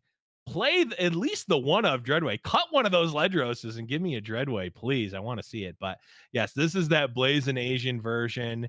This is, I mean, if you look at the unit package, it's almost like what I'm running in the aggro deck. But then you've got your Withering Whales and your Vengeances. And also, I think the cardinal sin of this deck is that unspeakable horror. I cannot get behind mucking up that Zap Spraven pool. Absolutely, 100% on board. You do not dilute your Zaps for unspeakable horror. I almost don't want to dilute it for Glimpse Beyond, but I've been converted on the Glimpse Beyond train. But yeah, mucking it up with I feel like every time that I've run into the mirror, I have had absolutely no problem beating players who were playing more 3-cost or less spells than Go Hard Glimpse Beyond. You know, I see a Black Spear or a Vile Feast, I auto win that matchup. Commander Ladros also auto wins the matchup, and Blazin is bringing 2 copies. In the RCO Invitational last weekend, he actually ended up bringing 3 Shadow Isle decks, all running 2 copies of Commander Ladros. I mean, Ledros does what he does, and he does it very well. Yeah, I mean, you can't really go wrong with Ledros. The only way that you can is if it's just the matchup goes too fast, right? Like if your hand is gummed up with Commander Ledros's and your opponent comes out very aggressive, you're kind of left wondering why you're running these 2 9-mana units. Yeah, and I guess that will be supplemented at least a little bit by the Withering Whales, but then you have to think, is this Unspeakable going to play against you, or is it going to help you in those aggressive matchups? And I think of all the Go Hards that we've seen, Blazin is the only player in recent memory who has decided that there is a card worth mucking up my Zap Spraven pool. And it could work out for him. I have actually seen a lot of Eclipse Dragons come off of Unspeakable Horrors and just continue down the road to Magical Christmas Land. And all of a sudden, we're back to Great Beyond ending games where he has no business doing so. I think we've already seen the actual, like, best case scenario Magical Christmas Land of Deech in a Lee Sin meta playing Unspeakable Horror into Eclipse Dragon, which then got the Infinite Mind Splitter targeting, I believe it was Kavira's Lee Sins, in a matchup that just had no business having the Infinite Mind Splitter in it. I think that was the game where I started to, every time I see the Juicy emote, I just think of Deech. I think that was the game that made that happen in my mind. I cannot get that connection out of my head. Yeah, Juicy. I mean, Deech is a very juicy player and has certainly performed as such, and is also, you know, there's a couple of floaters. Y'all know who you are that are in just about every single tournament chat. Like Deech is generally one of those that's in almost every tournament chat. I gotta say though, Deech always gets me on board with the copy pastas. I jump in on every single one of those. I just love copy pastas in general. That's one of my favorite things just about Twitch is the copy pastas in Twitch chats. So it is going to be another second here before we get into the game. But Blevins, I want a prediction, man. Who are you looking at here to take this away? Blazin' Asian versus Zinc Elemental. I mean, this one's a no question for me. It's got to be Blazin'. Because Zinc is a coward for not bringing emusives to Fight Night in a world where emusives hasn't even come across anyone's mind in 4 weeks. Still a coward for not bringing it. But also, Blazin' Asian has the Shunpo. I gotta see Shunpo in the finals. I really want to see it. I want to see Shunpo take home the wait, I can't spoil the script. maybe Shunpo will win in the grand finals. Look, with all of the RNG that we have seen tonight, I am more than willing to say that Blazin' Asian is going to take it both off that Shunpo, and I am ready for the Unspeakable Horror into some kind of nonsense to finish out a game. Yeah. It is the Unspeakable Horror RNG going to be better than Zinc's Tri-Beam Improbulator RNG? That is a good question. I feel like Reddit is cringing as hard as it ever has as we ask these questions, only somewhat ironically. But we're finally back in the game.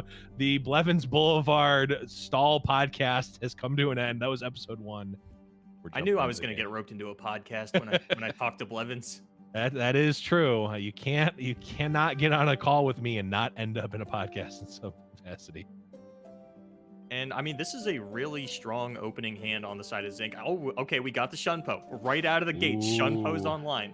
It is, but I mean, like you said, this is a pretty quick hand from from Zinc, you've got your personal favorite card here, Boulevard. Your 1-mana 2/2 Jagged Butcher. I hate 1-drops so much. If I could just, if we could just find a card game where I start on 3 mana, that's what I want. Boulevard wants to play some sort of lab where you just start at 3 mana. I mean, I'm on board with it. That seems I will become a lab-only player, right? I'm a caster. It fits into the theme, right? We're not supposed to play ladder. It's true. We aren't supposed to play ladder, but some of us, namely me, did hit top 700 legend and did qualify for the seasonal tournament qualifiers on Sunday. That is going to be hosted here, Giant Slayer LoR. Make sure you're following the channel if you haven't already. Gotta throw those shameless plugs in while I'm shamelessly plugging the fact that I got top 700 legend. And while we're shameless plugging, I'm going to shamelessly plug Legends of Runeterra that calls their top ladder Masters and not Legend. I hear Ice-T call these units minions, this Hearthstone lingo. We're going to beat it out of you guys. I have been I've been adamantly trying to use the correct lingo. I usually say units. It's not like that's the problem though. If I'm referring to followers, that makes sense, and if I'm referring to champions, that makes sense. But if I'm referring to the collective of both, there's not like a keyword for that. I usually just say units. But I also make sure I say level up instead of flip, which a lot of people do. Yeah, but I mean, calling them minions, get out of here. If you're gonna call it creatures, okay. Minions, no. I think creatures would actually make me physically cringe. I don't think I've ever heard someone call them that.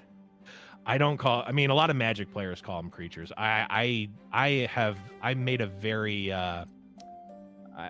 clear I wasn't going to do that to myself, because that would be what I defaulted to. But we're back. We entered another mini podcast, Boulevard. That one was your fault though.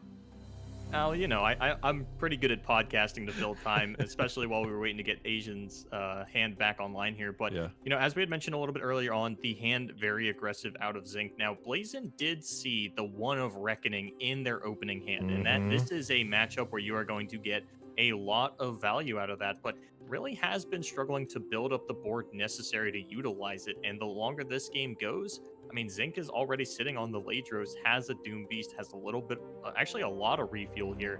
And I mean, the Go-Hards are still pretty far away from packing bags, but that life total is getting really sketchy on the side of Blazin for a deck with no healing. It is, and the problem for Blazin's version is outside of the Ash, which of course we do see, there isn't a way to punch through these small units. Like this is not the Kato the Arm version, I guess outside of Farron, but it's not the Kato the Arm version and the Trefarian the 5/4 for 3.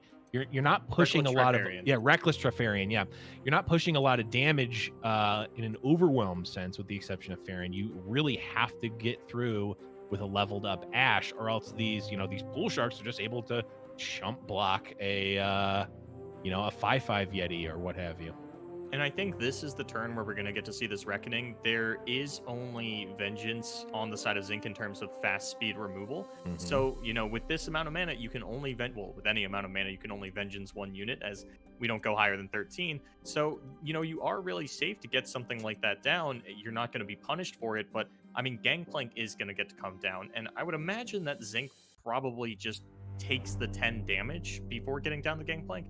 I don't think you really want to lose that for free to this Ash Glory Seeker combo. Yeah, I can't imagine that you would throw away the Gangplank here. That's just too much. But it is, I mean, does Blazin go for it? Because that there is a fleeting card in Zinc's hand that they still have not played. And I do think that without knowing what it is, 10 damage is a really good push through. Yeah, I don't think Blazin can hit the pass button there. I think it's just too juicy of a pass for Zinc to take, even though it would be, essentially killing a Gangplank in his hand. I think he would have to be fine making it out of that turn unscathed. I mean, his health total unscathed. He lost his entire board to Reckoning. Yeah. Oh, all right. I saw Blazin hover that Shunpo. Oh, he's going for it. He's going for it, Blevins. Yes, and I believe even if the target is removed via glimpse, the rally will still happen. We're gonna find out in real time. Yeah, we are absolutely gonna find out. If Go Hard still shuffles, Shunpo better still rally. It could depend on the. I mean, they should change it if it doesn't, but it would depend on the. Yeah. Okay. Yeah, the wording, which doesn't matter. Also, Zinc casually drew 2 go hards off of that. That is going to be difficult for Blazin to deal with. He does at least get to protect this and then get that That's attack that we had looked for last turn. Ooh, yep. Going to be able to take out the Gangplank and actually push through 5 damage as well because there is no keg in the way. Yeah. Well, he wouldn't have to pull the keg if he didn't want to. Yeah. But he's going to get his bags packed next turn. And the open is not lethal because there will be another unit coming down for Zinc this turn. Yep. He's going to be... Unless the Ash levels. I don't think it's leveling up on the next attack. Let's see. It's attacked... Oh, it didn't get a trigger the last time the previous time it attacked because there was no unit on board. And I don't know that there's even been another freeze that's happened. So yeah, I guess the question is, if there is a freeze effect top decked for Blazin, like a Harsh Winds, is that enough to push through lethal? But no, we're actually just going to pack our bags right here. I don't hate the pack your bags now. Oh, hold on. I'm looking at this Captain Farron, and unless Zinc opens Doom Beast or Ruinates it, Farron would be lethal here, because if you Dreadway deckhand, Farron can challenge the keg. Ooh, true. The question is Blazin doesn't really... I mean, he can open pass into... Yeah, he could open pass here into maybe Zinc plays a... like bait Zinc into it, but I don't know. Like that's a risky gambit. Yeah, Blazin's just gonna go for the Farron here. Yep. Oh, this is getting dicey, Blevins. It is, because now we're gonna be going into Zinc having Ledros mana, and man, this really is back and forth. Oh, man, and this is so unfortunate because now the Calling Strike needs to get committed to the keg in order to stop the Doom Beast lethal. And then I'm pretty sure you just died as Zap Sprayfin. We do still have Troll Chant. Yeah, we have Troll Chant. I'm wondering... But I don't think we have enough units. Zap comes out. Oh man, is it going to be the Unspeakable Horror and make us look like doofuses for saying that it shouldn't be in the deck? No, I think. Blazin is running it. Cleaned up anyway. Yeah, Blazin is running the Unspeakable Horror, not Zinc anyway. So, is there anything that could come off of the deck that is going to save Blazin here? I am very inclined to say no. Is there? Well, it literally would have to be either a fast speed with attacks on the stack kill, or a burst speed kill or life gain, and yeah, it doesn't even go none for of it. those It's just gonna Troll Chant. Yeah. Well, at least we got to see Shanbo Blevins. It's true. It didn't win, and it really didn't do much of anything. But hey, you know what? It got played, and I'm happy. But that is going to be Zinc taking that game number 1, and he is 1 game away from getting into those grand finals, which of course is where you want to be. It's an automatic invite to the next fight night, as well as a free keeping your extra life. Rather, it keeps your extra life in that grand finals. And that feels really good. I know that Fight Night has a very long history of the winner's side person in the grand finals actually taking home the W. It is. Do you know what the record for that is off the top of your head in terms of it's winners or X. Losers? If we're just talking about NA, I think it's X and 3. If we're talking about EU, 19? I think X and 4. I think today there was a reverse in EU. But yeah, I think it's either X and 3 or X and 4 total. really one-sided then, and I gotta say, Yeah. I think that Zinc picking up that win with the Go Hard against the Frostbite, I'm never really confident to say that a lineup like the one Blazin has brought is going to really 2-0 a Draven Ezreal, especially since Zinc not only has his signature Tri-Beam Improbulator in the opening hand, but already has double Captain Farron. Yeah, double Captain Farron, and I mean this is a weak Tri-Beam by Zinc standards, right? It's only going to be what, a 3 on, turn 5. I mean that's Yeah, it's like average Zinc. yeah, that's not what we're here for. Yeah, we're here for the high. I mean, if he gets it back to 4 and he rolls another Ancient Crocklith, I might just have to leave early. That I'm gonna fly to Zinc's house and ask him what's going on there. What? Show me the servers. I would call Casanova and see if he can do a immediate just call the tournament in Zinc's favor. He just wins on the spot. And also wins a seasonal tournament. Like that's just enough right there. If he hits another Crocodilus on a 4, yeah, that's it.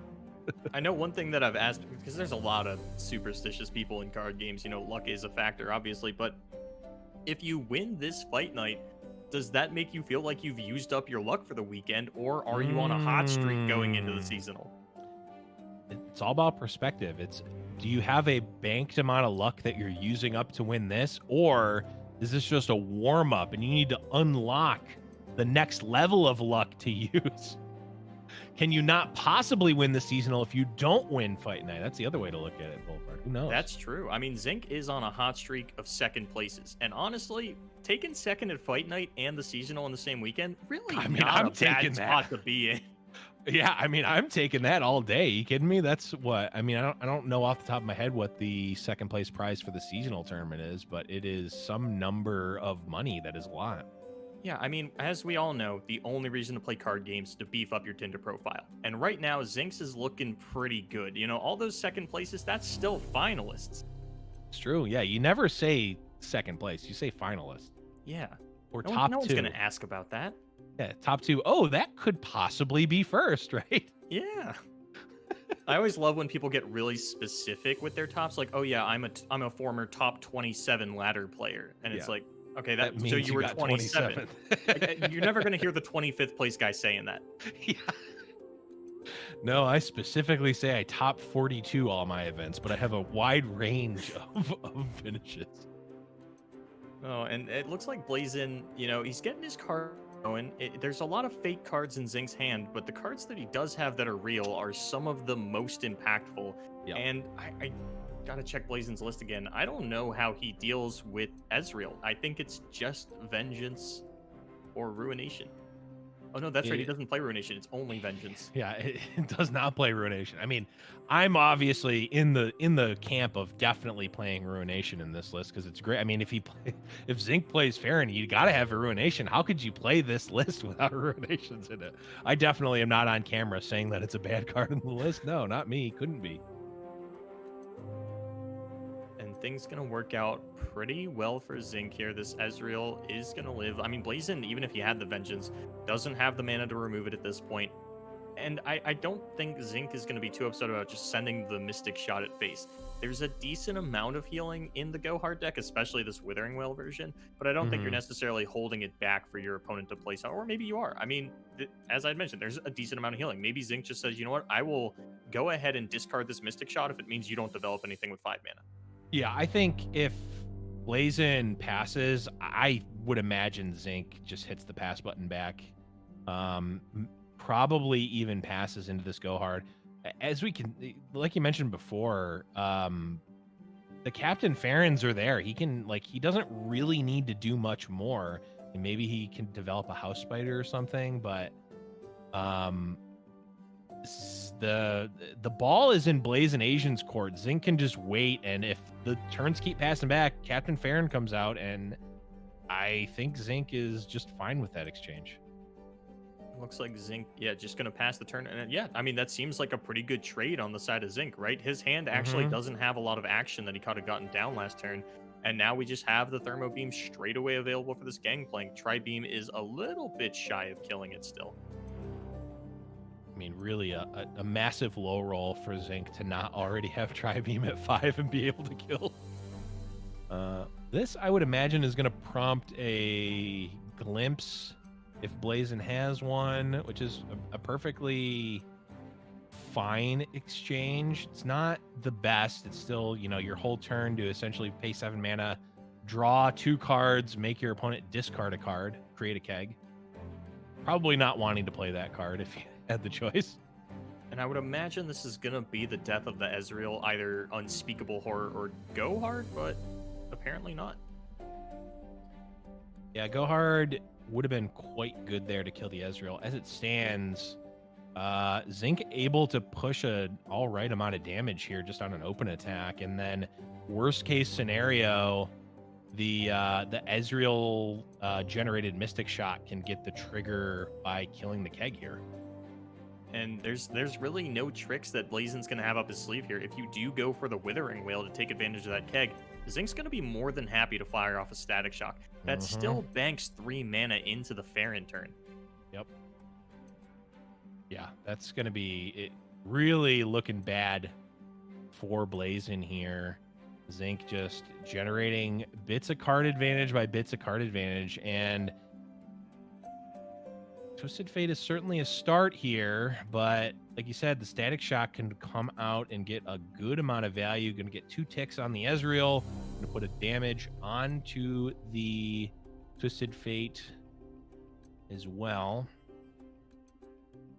We even have this Ezreal's Mystic Shot. So I never want to call the fleeting Mystic Shot Ezreal's Mystic Shot, because there is a card named Ezreal's Mystic Shot. I never know.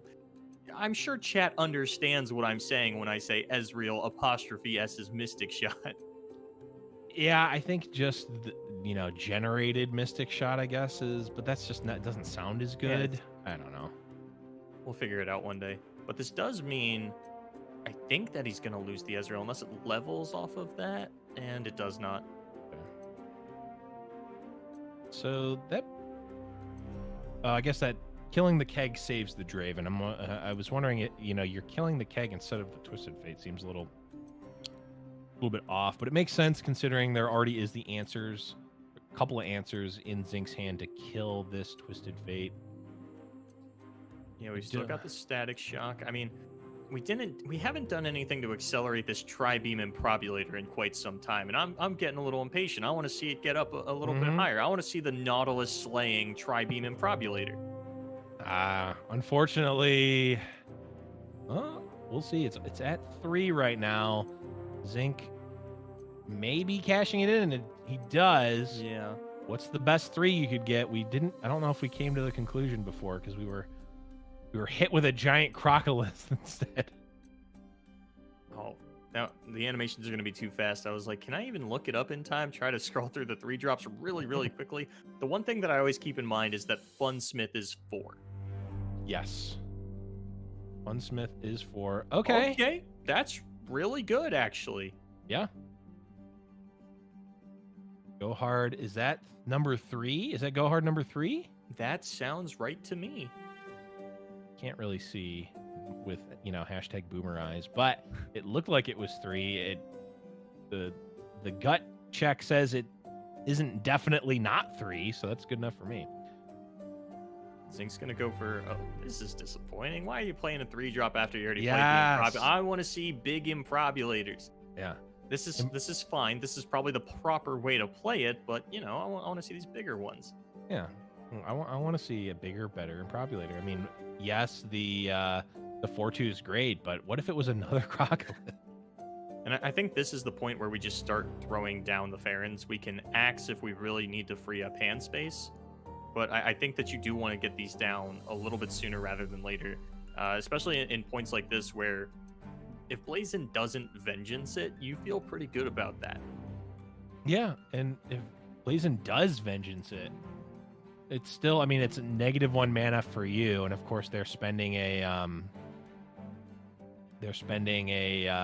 spell mana where you're spending unit mana, but it's still kind of fine, I think. Like, that's most of their turn. Your board is better. Well, it was better than theirs. Yeah. I feel like you had to be okay with that, but all right, so we're lining up Static not onto the Bark Beast. Didn't even hover the eye to check if the Bark Beast would die first. This just has to be playing around Glimpse Beyond.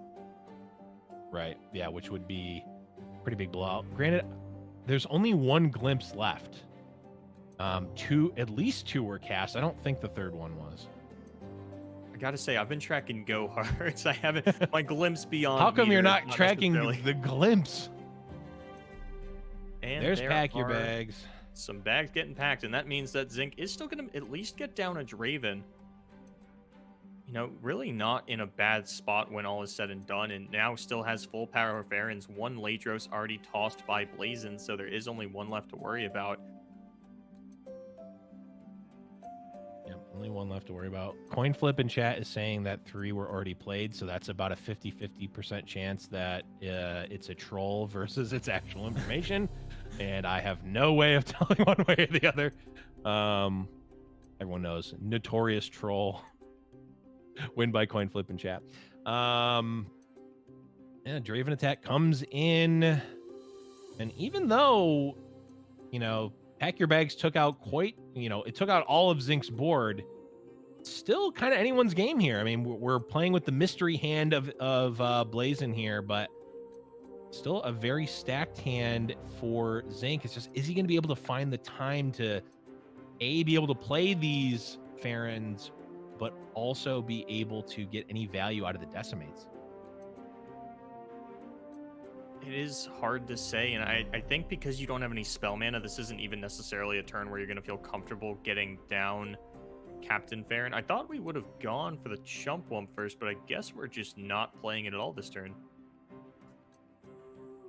Yeah, we go for Chump Wump. I mean, we can use second Draven plus Axe to kill this Gangplank, which is kind of nice. It's set up for Flock now, but Or it Flock looks like too, he is yeah. just trying to bank the mana into the following turn to get down Farron. I mean, Farron's got to be at the forefront of Zinc's mind. You know that there's probably not a Ladros in Blazing Sand. I imagine that would have come down instead of the Gangplank. Yeah, I mean, I feel like Zinc is still going to be able to take this one away, but he is taking a fair bit more damage than personally I'd really be comfortable with in this Bark Beast. Yeah, this actually is just a huge commitment of resources on the side of Zinc. He has no choice but to get the Farron down next turn. I mean, he could play the Ezreal, but there's so little action in your hand. Farron just has to be more damage. Yeah, Ezreal would have been good before this exchange, I guess. But, I mean, you are going to be getting a decent amount of axes. Yeah, you're going to level the Draven. Oh, that's right. Draven does level, which is going to give you even more axes. So maybe, I mean, are we going to see the two Farons just sitting in Zinc's hand the whole game and never get played? Is that ever possible? I mean, I meme with SJW a lot because we see players throw down the Farron and then just never touch the decimates that they generate, but I've never seen someone this unwilling to play Captain Farron. I mean, we might see, like, the Farron come out and just be discarded to axes. Ooh, that's pretty big, though. Yeah. Gangplank, Keg into kill Draven for 1 mana. Gotta feel pretty good if you're Asian here. And, Zinc, yeah, there's just not, Ezreal just doesn't do enough here. And I think we are going to have to use something. Our hand is so many fake cards that I think we're totally fine, say, throwing out an axe just to make sure that we don't overdraw. But actually, the Vengeance does make this a little bit awkward. Yeah, and unlike the turn that you brought up before, Boulevard, where if Zinc committed the Farron at that point and the Vengeance came out, Zinc has no board. And Blazin has the Gangplank out already. I mean, this is just nightmare scenario for Zinc. Oh. And the nightmare is even more realized with the Farron as well. Yeah, and that means you have to throw out Chump Wump at the very least because you need a fearsome blocker for this Commander Ladros. But even then, you are taking quite a bit of damage from this this Gangplank. And I gotta say, Zinc overdrew Arachnoid Sentry, and that would have looked phenomenal here. I mean, there wasn't. I mean, unless you're just making the read, which actually could have been legitimate. Of I value random card on the top of my deck more than either 2 axes or axe plus decimate. That's a hard read to make, though. It's a really hard read to make. I feel like with 3 axes in hand and shifting over to the Farron plan from this point onward, you had to make the decision that the axes were just not worth it. Whatever is on the top of your deck surely has to be better than these spinning axes, especially when your first Farron is just getting vengeanced. it's possible, but also axes are all a damage, you know, an additional, actually 2 damage with Ezreal. So I yeah. could see the axes certainly being valued here. I mean, this is the math that Zinc is doing here. I mean, this is 5. Gonna put Blazin to 11. He's not dead yet. And because he's going into his attack turn, if Blazin, I mean, 6, 8. you know what we're about to see, Blevins? We're going to see Unspeakable Horror kill Zinc. We sure are, aren't we? That would be hilarious. I mean, he's got lethal with the decimates on the next turn thanks to this leveled Ezreal, but Yeah. I mean, there's so many things in Blazin's deck that are actually just going to finish off Zinc right here. I mean, are there though? Is it? Depends on if you count Zap.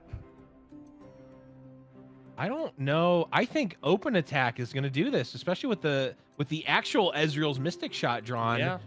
Ezreal attacks for 2 himself, and then each axe is another 2. Looks like Zinc's running the math and trying to figure out if he can kill Blazin. What I think he's trying to do is kill Blazin without giving him a Doom Beast possibility. And if he's trying to do it all on the attacks to kill him in response to that, you're playing around Burst Spell Doom Beast, which I think Salvage is the only one in the deck. 4, 6, 8 plus 6 is 14. He can go open attack with Ezreal, axe, discarding both decimates and the Farron. And then he'll have 3 Mystic Shots. Oh no, there's Salvage. This is what you were worried about, is Salvage Doom Beast getting it all down in one priority sequence. The reason that you don't... Oh, there's a shroom. Oh. I think there's only 3 or 5 shrooms in the... Oh, he doesn't have enough cards in hand to kill with Mystic Shots. And okay, hold on. Because he can get 8 damage down here with the Mystic Shots and the axes, but no shroom drawn for Blazin Asian. Okay, actually, that goes through. I mean, I think he's got it now, right? Because unless Blazin has, I think it would have to be Doom Beast Unspeakable Horror. And he would have had to draw Unspeakable Horror this turn because he could have had it last turn. I mean, he has drawn 4 cards. It's not out of the question. Blazin gives the GG, unless it's the BM that he has the Unspeakable Horror. But actually, this even plays around Unspeakable Horror. Back, Yep, smart. That's going to be Zinc taking it down in a close 2-0. That was a very close 2-0. That was way too close for comfort. Yeah, that was kind of insane. I guess I'm going to default to Zinc making the correct play over my initial thought of just put it all on red, put it all on Ezreal, attack with everything, discard your whole hand to push with Ezreal. But yeah, I gotta say, I would have actually loved to have seen the Unspeakable Horror being the difference maker there on that last turn to just kill Zinc. You know, I am curious to check, you know, when the seasonal tournament happens, if Blazin is running Go Hard, which I imagine he will, is there Unspeakable Horror in the deck? You know, did you take that out after Fight Night? After watching the Fight Night, actually, you know, he probably would keep it in after hearing us bash it, thinking, oh, if they think it's bad, it's gotta be good. Just going back to that turn, being like, it was game there. Yeah. Well, yeah, if he would have had it, it would have been game. But nonetheless, Zinc is going to take that one 2-0. And we're going to jump to a quick break here before we get back to some more Fight Night Legends action. Don't go anywhere.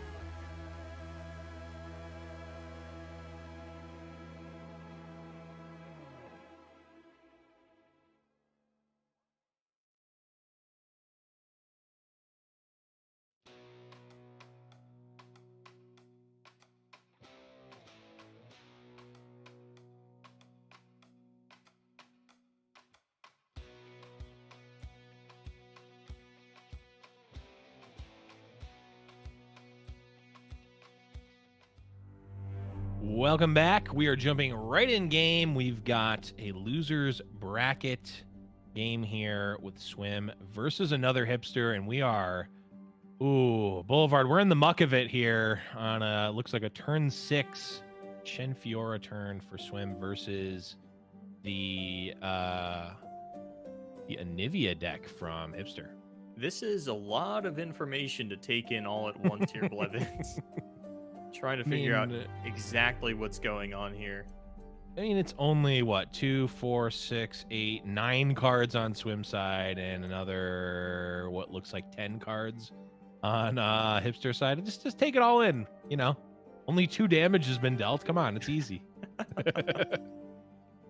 So, I mean, we've seen, the Anivia players really don't like to attack with Anivias if there is a blocker that will end up killing them. And Swim actually playing the Swiftwing Lancer. Is he going for that? No, he is going for that in conjunction with Screeching Dragon. I've seen a couple of players actually just cut Screeching Dragon entirely, which I think is a little wild. I think Screeching Dragon is probably one of the best cards in the deck and a great win condition when Fiora's not there. But because the meta is a lot more control-oriented, that's where Swiftwing Lancer found success in the past. When Karina controls started dominating the meta, Swiftwing Lancer came back to pull Demacia out of the mud and say, you know what, I have too much card advantage for Karina to kill you in an extremely one-sided matchup. I mean, if you look at it in a vacuum, the cards aren't that different, right? Like the dragon is cool because, you know, it's a dragon. 4 or 5 stats just in general are probably better than a 5/4, maybe. But the stats are basically the same. Challenger is going to be roughly the same. It's just exactly what you said. Do you want the ability to control the board and get bigger and bigger and eat smaller units? Or are you wanting to make yourself, you know, better in trades as well as better to like vengeances and ruinations and whatnot? And Swim said yes to that and wants both. So running a spread of both. Trying to look at sort of what sacrifices he has made to get those in there. It's not immediately apparent to me. I lied. The considerations he made is he is only actually on 1 copy of Single Combat, 2 copies of Riposte, 2 Concerted Strike. You know, not really going all in on the spell side of things, saying that's what River Shaper's for. I don't need to ever draw 3 Riposte off a River Shaper. We need more units in the deck.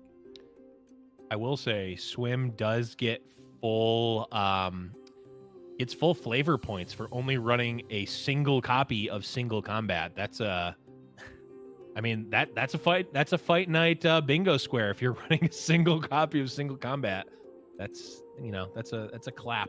Everyone in chat, please clap for Swim, because that is he wins that one. But unfortunately, that doesn't help him necessarily in the matches he has to play. Just gives him worse than fake internet points. He doesn't even get those. He gets Blevins bucks, which are worth less than 0.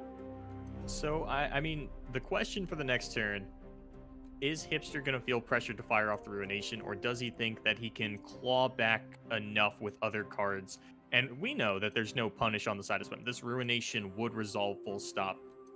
But if it doesn't work out, things are looking really rough for you.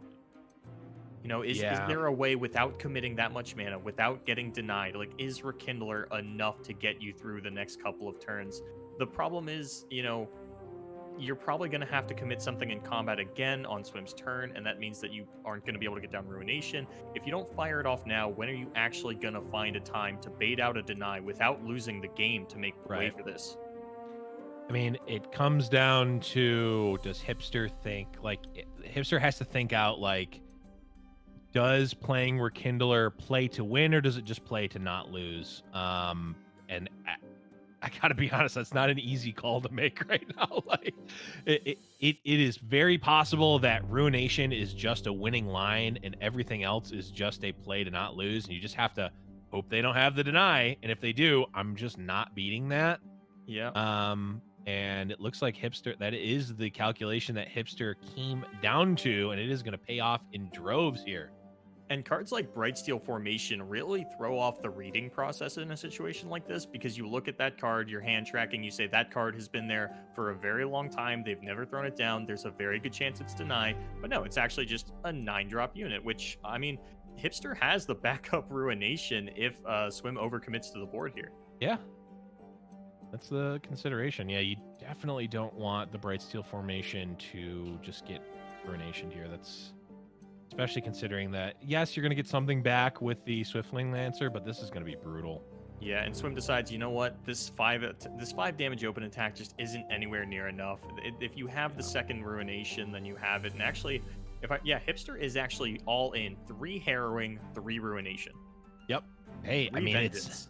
it's the you know, what I like to call the Tofarian Gambit. You just keep jamming these big spells into deny, and either you overpower them and overwhelm them, or sometimes they just don't have it and you win anyway. And I don't know about you, Blevins. I cannot think of a universe where Swim manages to come back into this one. Even if you high roll into Cytherea the Bold, I think that is the best elite that you could possibly get out of this, and that doesn't look like it's changing a whole lot. No. Oh, it's actually just going to be a vengeance here. That's interesting. I don't... That is very interesting because what is... I guess... I'm trying to think of... That almost seems like a potentially game... Like, putting... That almost seems like it puts Swim back in this game. I think Hipster has enough life gain in hand that he's okay just, you know, vengeancing that, banking a little bit of spell mana. Maybe even goes for the harrowing here. No, it is going to be Rekindler. Not sure how many Anivias and Rekindlers are in the death pool. Actually, we do know it's only 1 Anivia in there because we came in on turn number 6. So yeah, the harrowing probably wouldn't be very impactful. But I don't know. I mean, I guess that when you are going for the Rekindler Anivia train, you do know that you can get your opponent to commit even more to the board and save it for a real final ruination. And I would imagine that now Swim has a read that you don't have it. Right. That is certainly something worth noting, is that the fact that Hipster didn't play ruination there, that does put in Swim's mind that there's likely not one in hand. And there's only, yeah, like you said, 3. There is 3 in the deck. Yeah, there are 3 in the deck, so it would likely, likely have to come off the top. But it is, in fact, in Hipster's hand. And that second vengeance drawn also gives Hipster just a lot of buffer room here to play around and play a little bit more greedy, get Swim to commit more into this ruination that might just be game ending on the spot. I guess the one question is, does Hipster go in for the attack? There is only one single combat in Swim's deck, and that is at 4 mana, the only thing that would be able to finish off this egg. Actually, that's not totally true. One thing that you really have to consider here, if you're Hipster, is Relentless Pursuit. Very true. Yeah, Relentless Pursuit would actually be pretty... would be pretty good here, actually. As the block with the Vanguard, or the Lancer would come out, trade with Anivia, and then Cytherea plus Laurent Protege could come in. Yeah, kill the egg. I think with Grasp and Whale, you're still feeling fine if there is a Relentless Pursuit on the side of Hipster, but I mean, we're just getting closer and closer to the harrowing being a game-ending win con, and yeah, Tavern Keeper even going to defense up a little bit better, and I think this one is slipping away from Swim. Even no, there's not. Every time I see double Cytherea, I get really excited, but there is just a bunch of fearsome blockers on the side of Hipster. Everything gaining fearsome really doesn't mean much here, and this might be the ruination. It could be. It could also just... It could be the first harrowing to set up for the second one. Like, it could be defensive harrowing into offensive one. It could be ruination into offensive harrowing. Yeah, harrowing might actually even be better than the ruination because it does at least get one more Nivea on board, and that means that you get to block absolutely everything. Or it's vengeance again. A lot of lines for Hipster, and I think almost all of them are winning. Almost all of them lead to a win. We can see the Swimbiot in action, but it's not the power of the hair is not quite getting Swim out of this one, at least not yet. Yeah, it looks like we're gonna take a kill onto the Rekindler, get that out of the way, but because we are going into Hipster's attack turn, I think this is where we're just going to see the harrowing come out, set up for a great open attack or even just double harrowing on the following turn. I'm not sure how much of a board Hipster is going to be left with after that first harrowing comes out, but I mean, double Anivia is going to kill absolutely everything. There's nothing that Swim can do about that. He can't even, I guess you could riposte to save this Cythria, but I think we're going to have an Anivia in the pool as well. Yeah, there should be at least one. Well, there's definitely at least one other. Yeah, there's at one least Anivia one, in the pool because the Rekindler brought one back. I think that's probably the only one. And that means you're going to get 2 Anivias off of the harrowing because of the Rekindler as well. So yeah, that should be everything nice and neat here, all cleaned up for another Hipster. And we are in limbo, sort of that state where the game is over but hasn't ended yet, and we as casters have to figure out how to sort of bridge that gap for you guys in an entertaining way. Blevins, can you do a backflip? I could, but I'm contractually obligated not to. Actually, I was gonna break my contract, but Swim doing a rare early concede. That is going to be another Hipster taking that game 1 versus Swim, preventing me from doing a backflip. Sorry, chat. I can't do it now. The best part is chat wouldn't have even seen the backflip. It was just for me. Yep. So sorry, chat.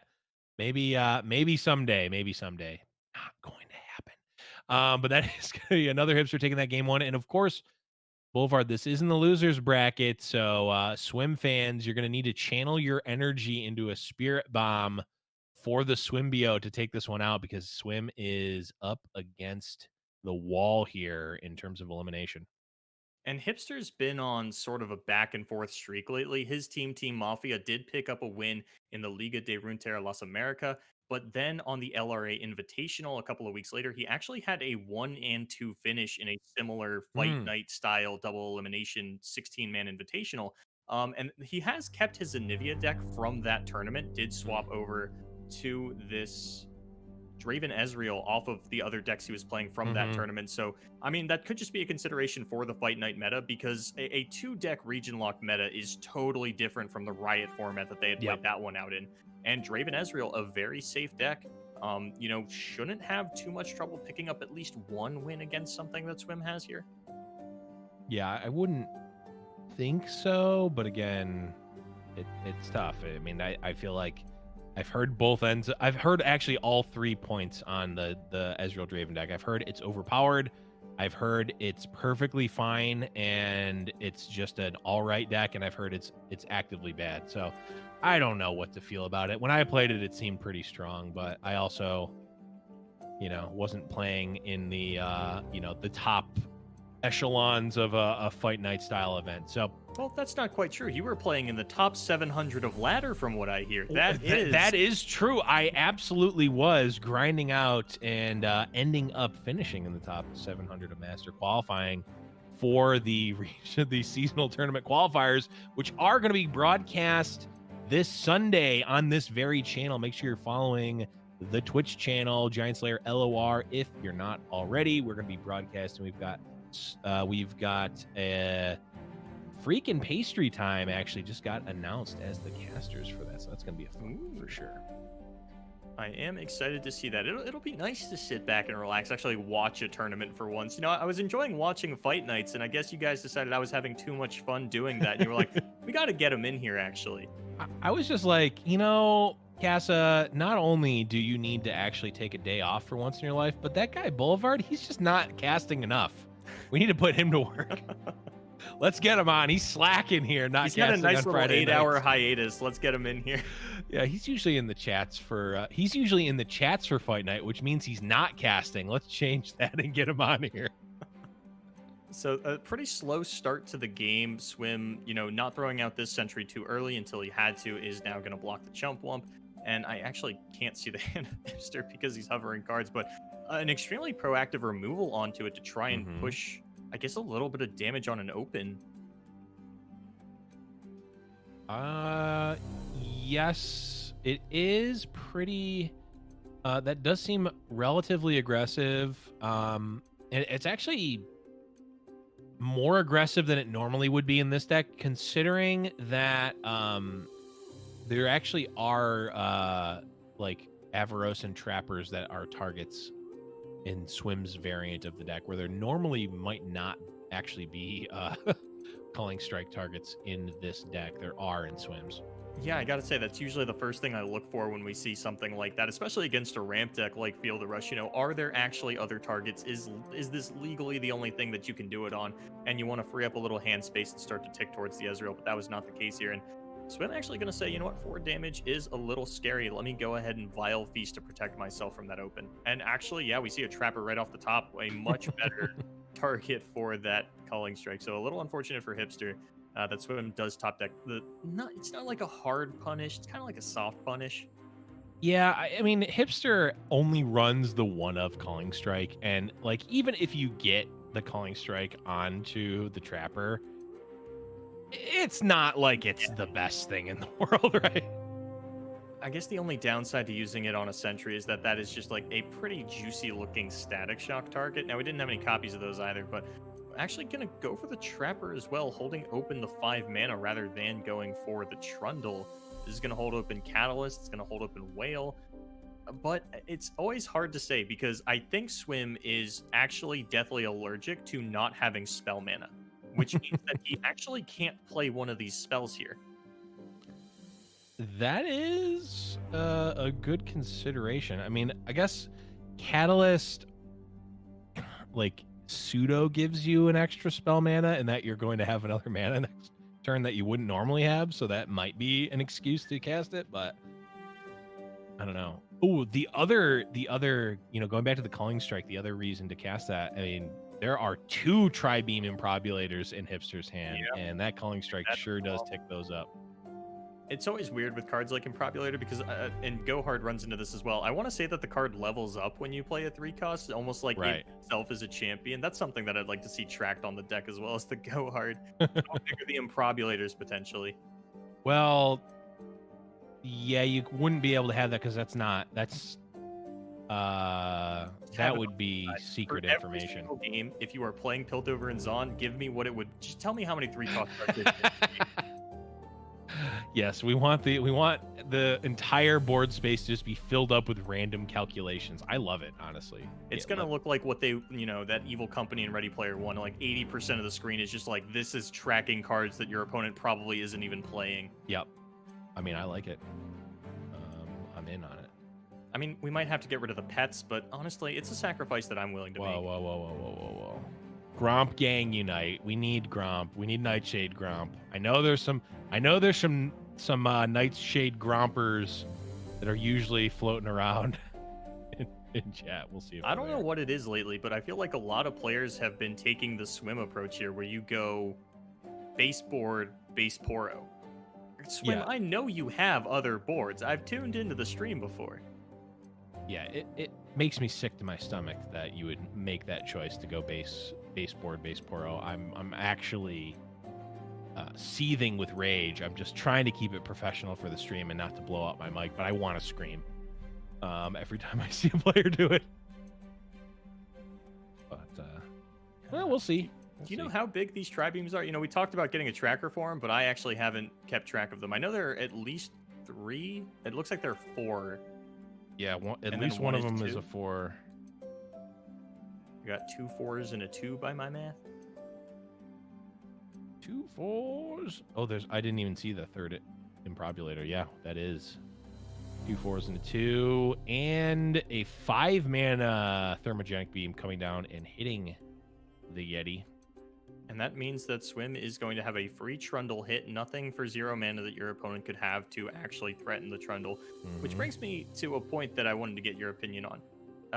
There are certain cards where when that card is in a deck, you can tell that deck is very early on in its lifespan. In Hearthstone, it was the 4/2 Divine Shield charge. That just popped up in the first iteration of every deck for a while, and then once it was cut, you say, okay, we're finalizing. Progress Day falls into a similar vein, where when we saw it in nearly every Draven Ezreal and Swain Ezreal really early on. Yes. And they have been cutting it more and more. Why is that? I think that it is a card that looks strong on its base, but then you realize it's because it's very hard to, at a glance of a card, understand and truly digest the tempo implications of a card, or the negative tempo implications of a card. Progress Day, man, if your opponent has nothing or they just tap out and you don't care, and you get to cast that feels great. But also that's your entire turn. If it just said draw 3 cards, end your turn, would you play that card? Or like you can't play anything else. If it just said that, it effectively says that. But if it said that on the card, I think a lot less people would play it. Almost certainly. I do like to see that card when I can, but now we're gonna get pretty aggressive on the side of Hipster. And I mean, this isn't a bad looking Harsh Winds. This isn't a card that gets an insane amount of value in a matchup like this. Unless you're saving it specifically for Captain Farron. Yep. This sort of is the ideal usage, or you could go for, a Withering Wail. You do still take a little bit of damage in that regard, but you want to do something with the mana, and I don't know that Swim is in love with the idea of getting this Alpha Wild Claw down here, but maybe, he's hovering it. It is possible. Yeah, I mean, I don't mind taking a little bit of damage here. You've already got, it effectively opens up the life gain on Withering Wail right now. Before, it wasn't gaining you any life, so it was 2 of that damage from the Sentry was effectively free. So I would not have liked that Harsh Winds there. Yeah, I mean, gaining 7 is it's pretty medium. Like you're all right with Harsh Winds gaining 7, but it's actually gaining even less considering that you already have that Withering Wail. I'm curious, how big are these Improbulators gonna get? I think they're just shy of killing. Okay, we're gonna finish this off with a Flock. I can get behind that. All right. Yeah, I don't hate it. Swim run Troll Champ runs 1 Troll Champ. Yeah, just no respect for it, which is fine. I mean, I love the no respect for these cheeky 1-ups. It is always nice to see somebody just hard commit on, yeah, I know that you brought this so that I'll play around it. I'm not falling for your mind games here, Jedi. I see right through it. Well, it's like, to bring up Hearthstone again, it's like the old shaman. Like, if you just kill the best one a lot of times is the taunt totem, right? Yeah. Well, if you're attacking and killing all the other totems so that they don't get guaranteed taunt totem, it's kind of like those totems had taunt, right? Like, yeah, basically. So it's like, yeah, I know that you brought this to get me to play around it, but nah. Yeah, Hipster just saying Genjutsu of that level does not work on me. I don't know what those words mean, but I'm gonna assume it made sense.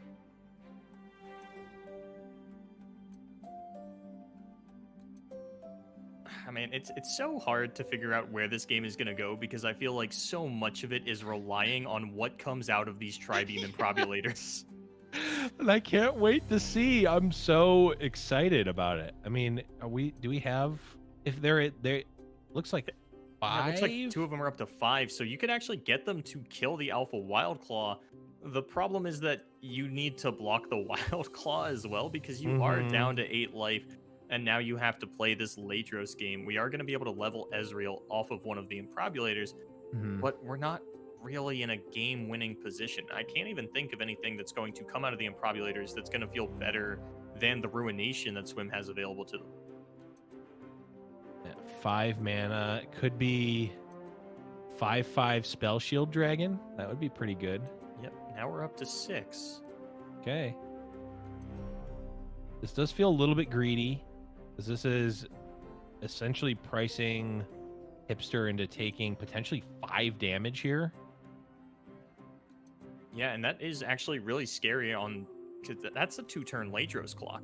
At 8, you're on it at the very least, I think, a 3-turn clock in that regard.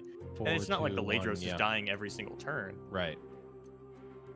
But, I mean, maybe if you can finish off this Wild Claw with a Mystic Shot, kill the Ladros with a Tri-Beam, your open attack is looking really powerful. True. Yeah, especially depending on what comes out. Right. Well, it's going to be a 6-drop, which once you start getting into like 5, 6, 7 drop territory, there are those there's those goose eggs that are like a 5 mana 2/2 play, do something that's really good, but you don't get that ability. So There I are don't. some mediocre cards in here. Augmented Experimenter Yep. is nearly a total with Wise Fry. Really not that great. Yeah, that would just be what, a 3/6 vulnerable. Yeah. I Doesn't think feel it'd great. get a little bigger, but I am really curious Oh, what right. drop is actually going to come out. There are some duds. There are some like vanilla 3/5s even. Yeah, but even so, that's not the worst here. But No, we're he gonna could see. get his own Alpha Wildclaw. I'm so good at this game. Wow, I'm so- production, you were only supposed to leak the script to me. You weren't supposed to give it to Boulevard. He was supposed to be flying blind here.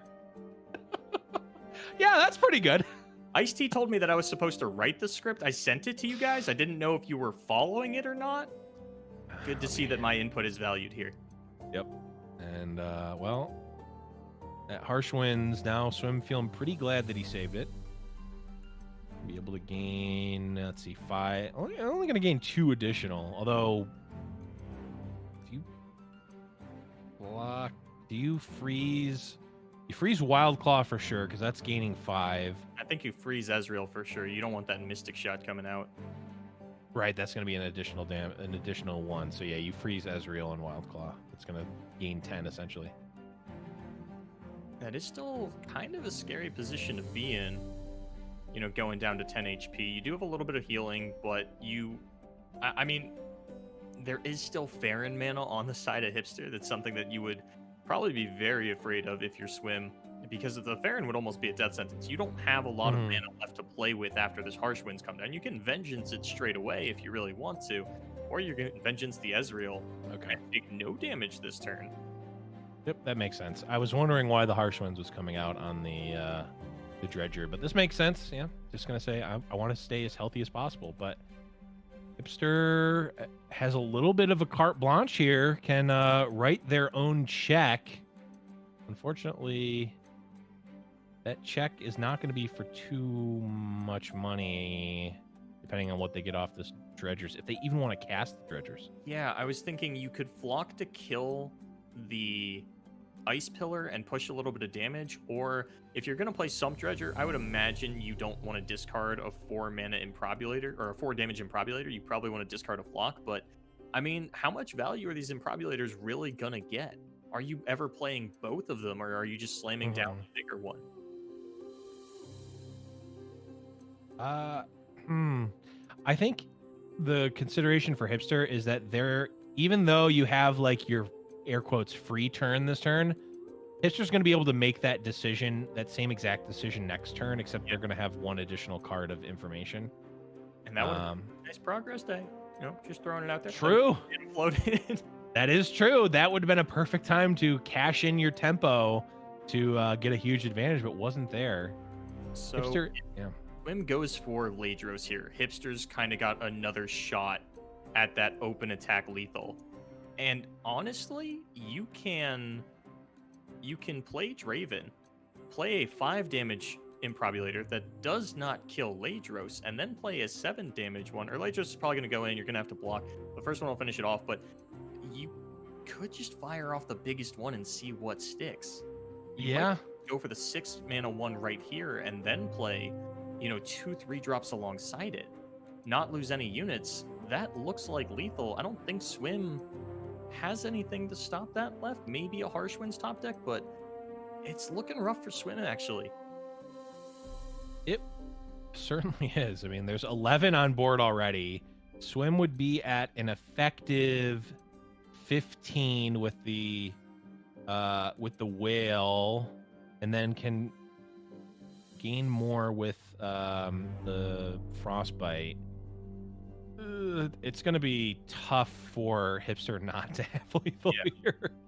I guess the question is, if you're Swim, do you feel comfortable attacking and potentially having this finished off with something like a Mystic Shot? Because at the moment, Hipster is representing, 10 to 11 damage on the open if he has to block here, and he's still got 7 mana to develop.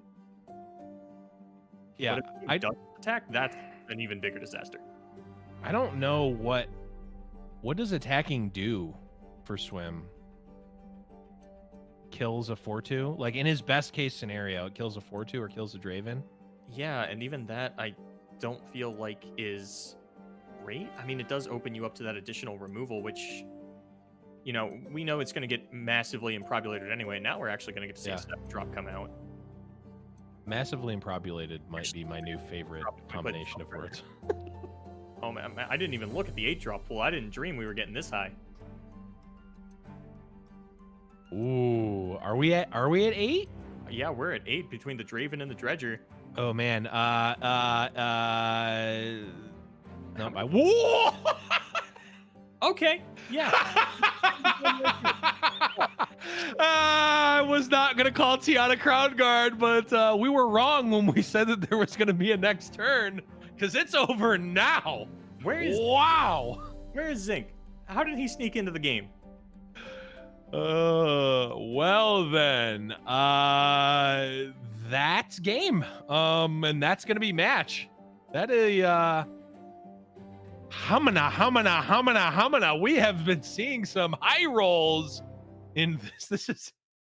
This is what happens. The game somehow knows when Casanova's not around to keep things in check. The Blevins Willy Wonka game is gonna happen, and I'm just gonna I don't even know what to say other than Hipster getting the 2-0 victory. I mean, I would say it was definitely out of nowhere that turn, but it was certainly in Hipster's favor there. I mean, Hipster 2-0'd him in Calvin Ball. They didn't even necessarily get to play Legends of Runeterra. Yeah, that was tough, but we're going to take a look here at the bracket, see where we're at here. Unfortunately for Swim fans, he will be going home here, but Hipster fans and stands are going to be able to rejoice as the next match is in fact going to be Hipster versus Stan, the winner of which will go into the losers finals for a chance to face off against Zinc here. Well, I guess they're fighting for a chance to fight off against Blazing Asian. Yes, that's true. Losers finals. I was thinking, Grant, you know, the final boss at the end of it. I forgot that there is a mini boss that you still need to get through in Blazing Asian. Yes. But yeah, I mean, I'm looking. Yeah, it's I mean, it's man, I how much RNG craziness have we seen so far? We saw what, 6 damage off of shrooms when there were 6 shrooms left. Yeah. We saw 7 mana 4/4. We saw, not only did we see an 8 leveled, an 8-star Tri-Beam Improbulator, but it got Tiana Crown Guard for the win. And one thing that I do want to mention going into the next match is that Stan is actually running the same lineup as Swim, who was just owed by another Hipster. Interesting. I'm wondering, I'll pull up Stan's list here. Yeah, the decks are a little different. We actually see the Tiana Crown Guard tech in Stan's deck in preparation for the Improculators.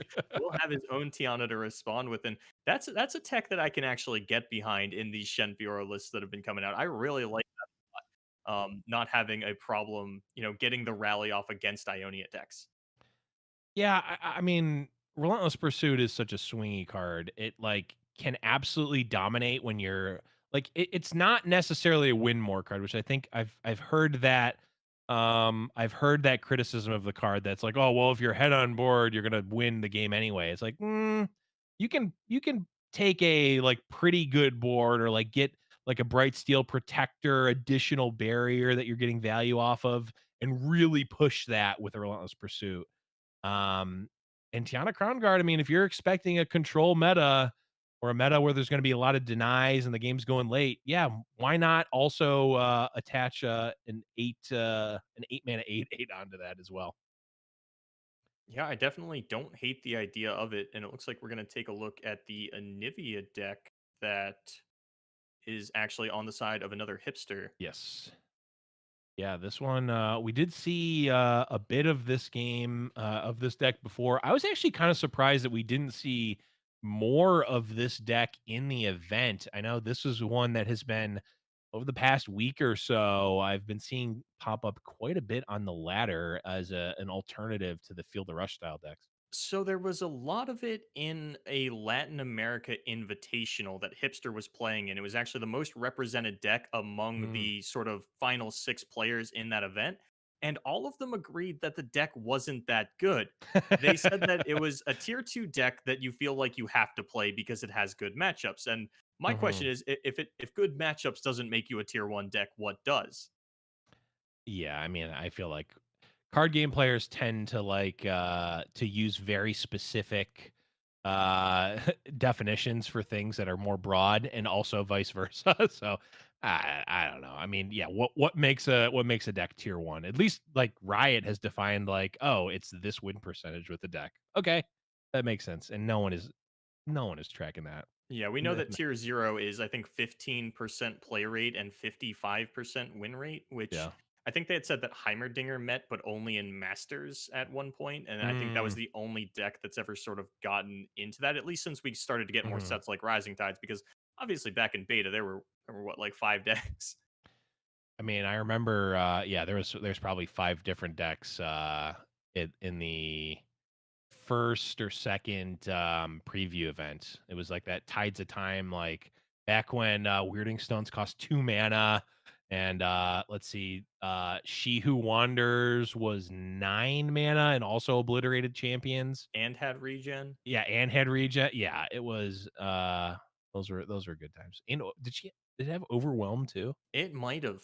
Yeah, it I had, miss like, the Chi everything. Who Wanders of the days of old. I see the new one and I see the regen tag, and I'm like, okay, you're making an effort, but I want to see her return to her former glory. Where is that? When is that card coming back into the meta? It has been splashed around a little bit as a cheeky one of here and there, and it I'm fine with it not being there. I hated that card back then, and I still hate it. I was of course on the 3 mana 4/3 Draven train back then. Those are that was some fancy cooking. It's like you just run Jinx and Draven, and they're both 4/3s. I actually, I'll have people talk to me about those weekends and the cards that existed, and I didn't look at the card pool at all. I asked my friend for a War Mothers list, and I Hmm. only played that War Mothers deck, and I never looked at the card pool otherwise. I just said, I heard that good players are going to have like an 85% win rate. I need to make sure that I can at least do that. I don't need to explore the card pool because Yeah, it's probably going to change a lot before things release. And lo and behold, it did. And now we yeah. have this. Yeah, now we've got whatever this is. Although I will say, both of us actually like to keep a pulse on the community, and I would say, with the exception of maybe like Go Hard as a concept, people are relatively happy with the meta and the game state in general, which is a rarity when it comes to online games. Yeah, I actually can't think of another card that I've heard complained about really in any capacity other than Go Hard. I mean, Yeah, Field of Rush was apparently solved by a nerf to Wording Stone.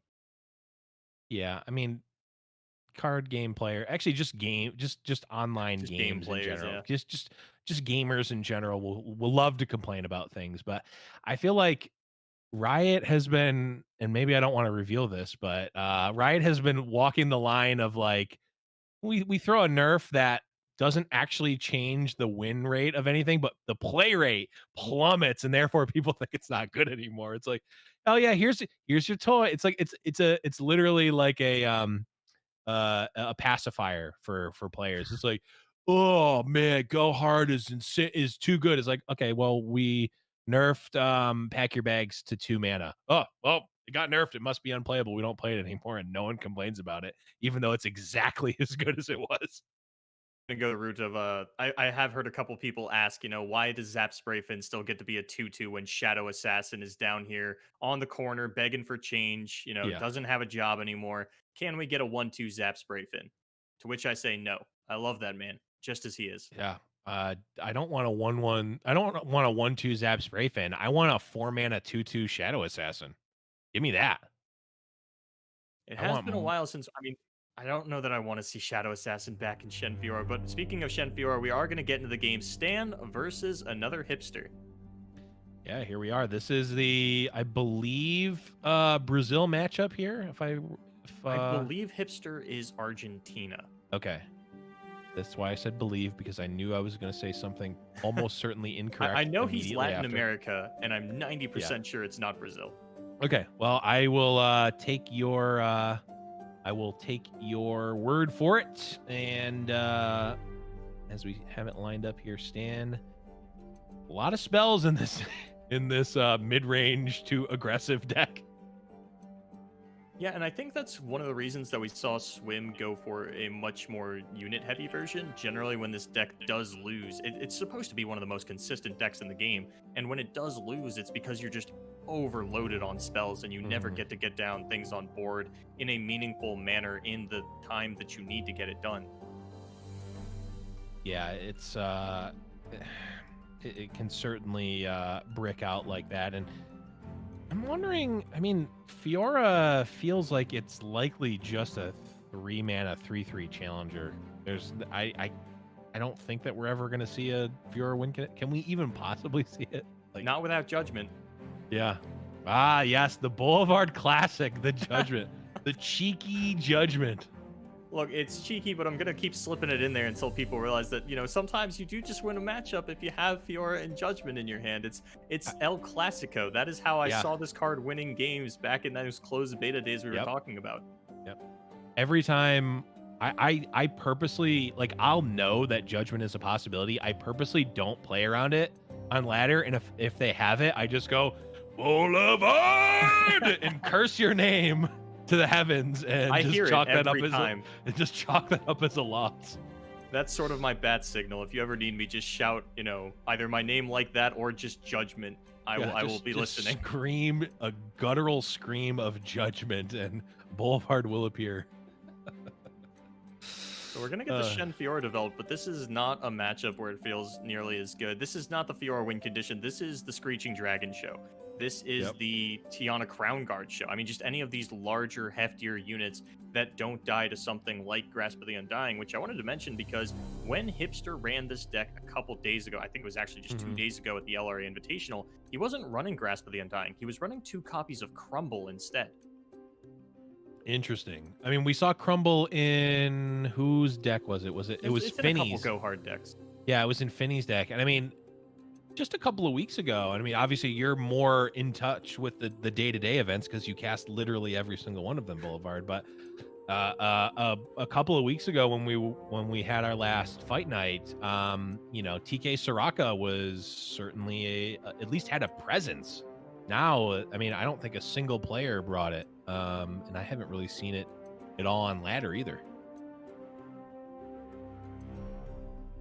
Okay, so we've got a decent curve on the side of Stan, and in a matchup like this, you don't play Shen Fiora like you typically do. When you run into another mid-range style deck, you constantly have to play slightly off curve, hold open 4 mana for things like Denies and Riposte. A matchup like this, you don't really need to hold the Riposte. It's not protecting you from a whole lot. Deny is important, but not on turn 5. This is the turn where you get to go all out, go ham, go hard, whatever you want to say. You don't have to worry about Ruination yet. That's tomorrow's problem.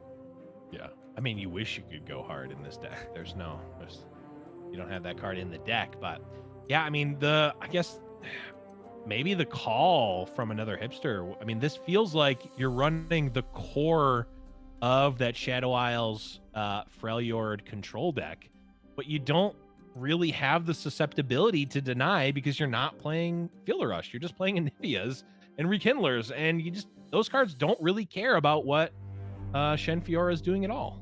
And there are so many cards that you need to deny in this matchup. Ruinations, Harrowings, of which I believe we said Hipster is packing, 3 copies of both of those. And even if you do manage to, you are in a position where you can save the denies for the Harrowing specifically, you're doing a good enough job playing around Ruination, because of Rekindler and Chronicler of Ruin even, which we don't see any copies of that out of another Hipster. It is, sort of people play it Anivia.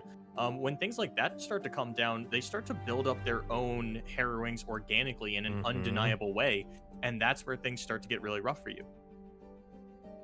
Yeah, if you can put forth that board just because, not rely on a big spell, like these denies just start to look embarrassing on the side of Stan. If you don't ever have to cast the Harrowing, you're just in a much better spot. And Hipster's hand seems to be playing out like that with multiple Rekindlers and multiple Anivias already. It is kind of hard to say exactly how this one is going to play out, though. Stan so far has done a really good job of getting a perfect curve of units online. Fiora, Shen, Screeching, Cythria, I mean, that's just cut and dry, bread and butter Demacia. You know, you're playing Uno over here. Your opponent has 10 lines they have to think through, and you just see number, slam number. And it's working out really well for Stan, and honestly plays out pretty good in a matchup like this, barring any kind of ruination. And because we still don't have that on the line, we are only on 8 mana. Stan's going to feel great to run this out and push I want to say, 13, 14 damage. It might even be presenting lethal with Riposte. Yeah, if Shen is not leveled, it's going to be 4 plus 6 is 10 plus 6 is 16. Yeah, I mean, we do see the harsh winds in Hipster's hand, but that's going to be Hipster's entire turn, and you don't have to commit the Riposte. You understand that, you know, there's a Vengeance. I mean, you have the Deny, so you really are just afraid of harsh winds, but that is something that you do need to play respectfully of. Yeah, absolutely. But I mean, you mentioned it. One of the, you know, the resources in the game, cards in hand, cards in board, mana. But there's also the resource of brain power that just gets to be saved by just playing the highest cost unit in your hand every turn. Stan gets to just play the Cythria and just pass the turn. Another Hipster has to look at the cards in Hipster's hand. So many of them are castable and like at least reasonable options for these next few turns. The steam is just bursting out of another Hipster's head just thinking about the options. While Stan just goes, I'll play Cythria on 6 pass. Yeah, and I think Hipster might have just overloaded on Glimpse Beyonds in a game like this. It does mean that you have a lot of cards in hand, but if I've done my math correctly, Hipster's hand costs 50 mana. 50. Wow. Yeah. And when you're probably going to have to continuously not be able to bank spell mana because you have to throw down multiple cards in a turn, I think this turn is just going to be harsh winds, so we are going to be able to bank 3 into the next turn. But what are we doing with that? We don't have any of our power 9 spells. Yeah. It literally does cost 50 mana. That's hilarious. Yeah, I mean, I was at least partially joking about the brain power thing, but it actually is it's a legitimate strategy in a longer tournament, or at least a legitimate consideration of like, I'm not playing a control deck where I'm going to game 3 every single time. I'm not having to make 30 decisions a turn every single game for 8 hours, where I can just play an aggro deck and sometimes just get free wins.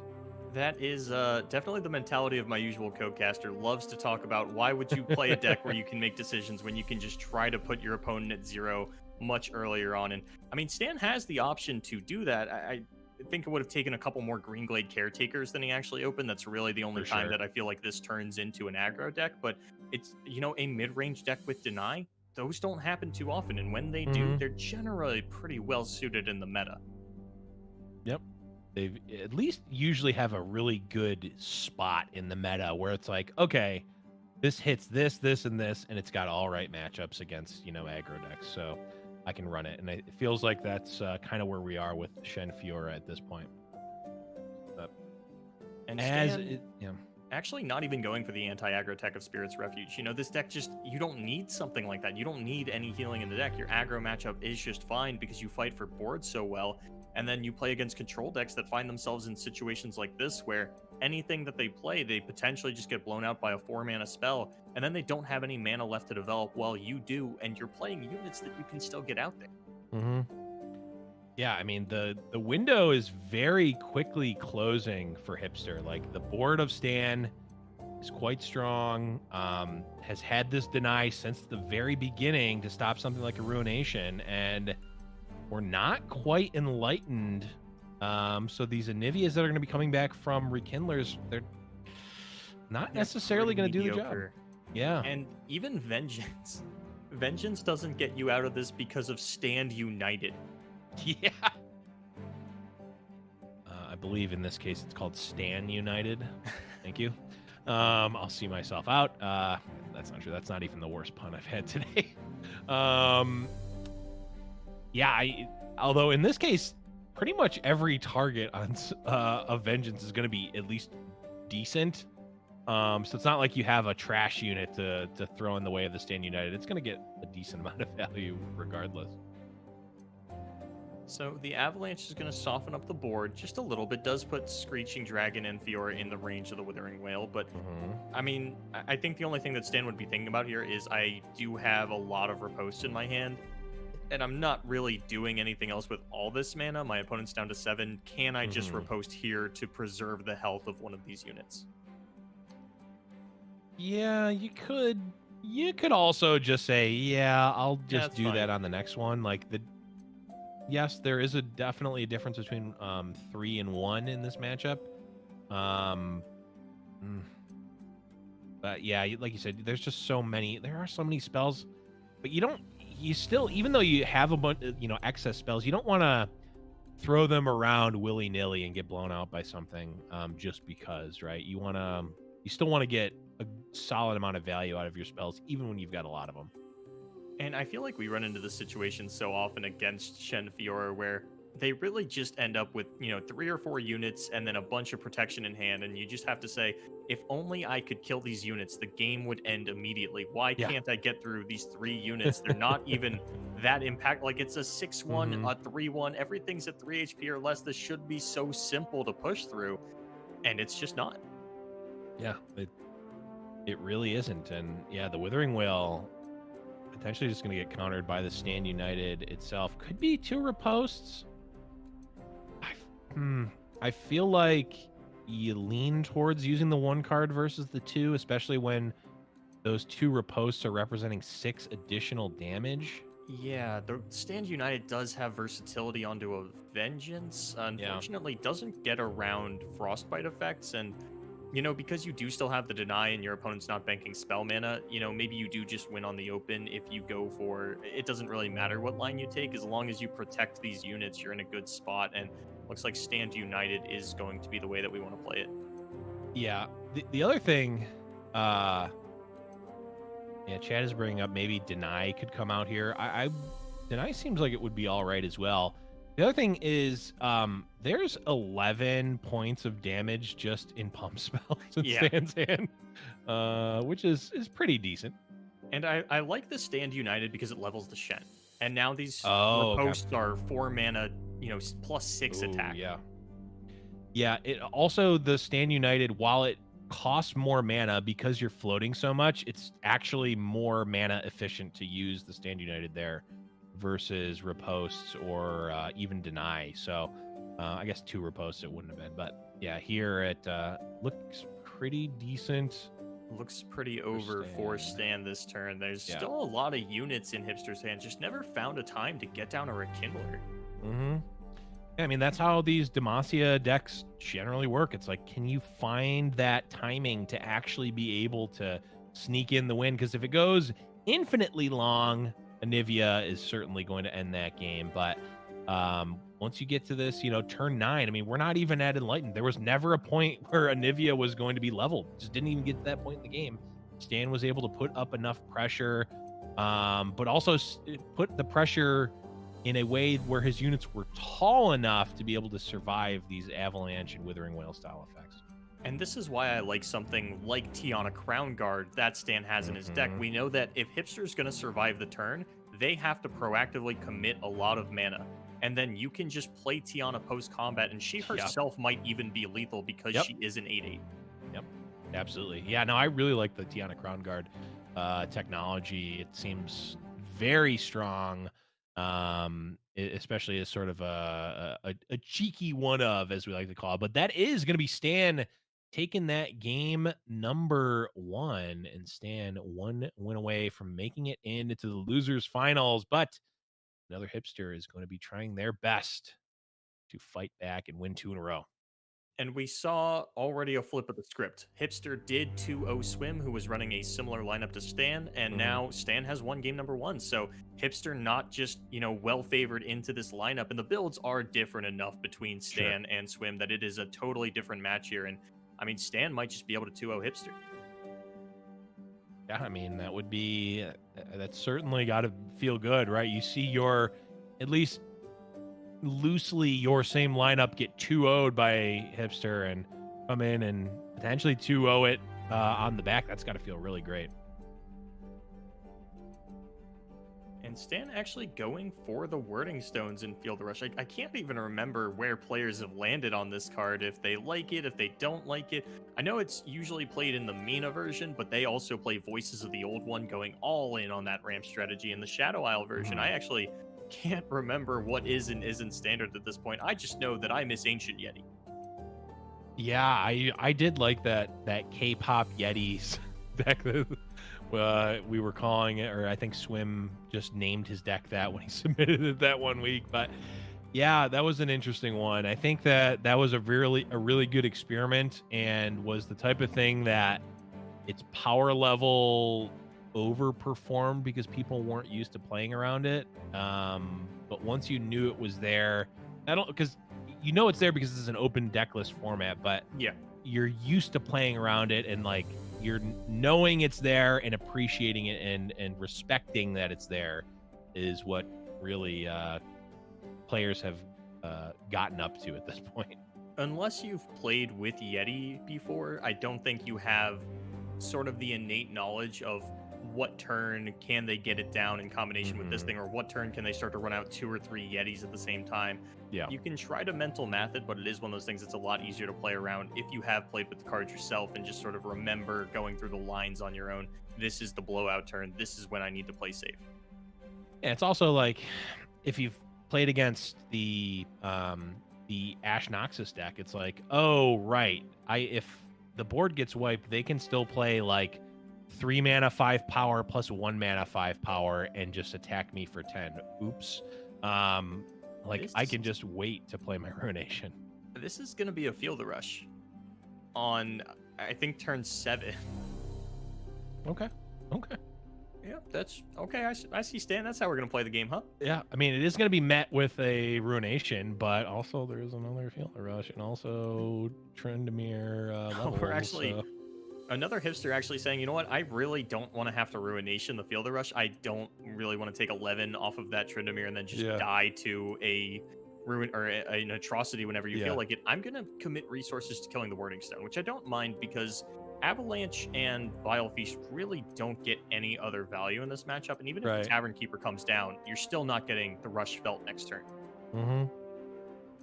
Yep. And Tavern Keeper coming down, inviting the Weirding Stones into the Tipsy Owl, which is kind of a weird flavor interaction, but I'll allow it. You put them next to the jukebox, everybody loves it. Just bring a bowl of warm soup and just dump it on some rocks, and the rocks feel better for some reason. Looks like we're contemplating still running out the Vile Feast, but is going to hold that one back, hang on to the spell mana. And this is always a little bit of an awkward decision for the Field Rush player. If you throw down the Trendemir, then your 10/10 Trendemirs are easier to deal with. You know, your Field Rush is no longer immune to Ruination, but your opponent does still have to commit a resource to kill the initial Trendemir. This would also take you off of Field Rush on the following turn. And I really like getting Field Rush down on my opponent's turn into an open attack rather than my turn, but I mean, maybe you even still play the pillar, level up that Trundle, see where you go from there. And I think it depends on whether or not Ruination is used a little bit earlier. Yeah, it's really, it starts the mind game where because Field of Rush is literally a 100% committal card, you can't cast anything else except for, I guess, a 1 mana spell, which I don't think exists in these decks. But you can let your opponent essentially do their entire turn, then cast Field of Rush, pass into open attack with it. But also, like, if your opponent is keen to that, they can like pass potentially aggressively and punish that play and still have Ruination for your sort of open develop of Field of Rush.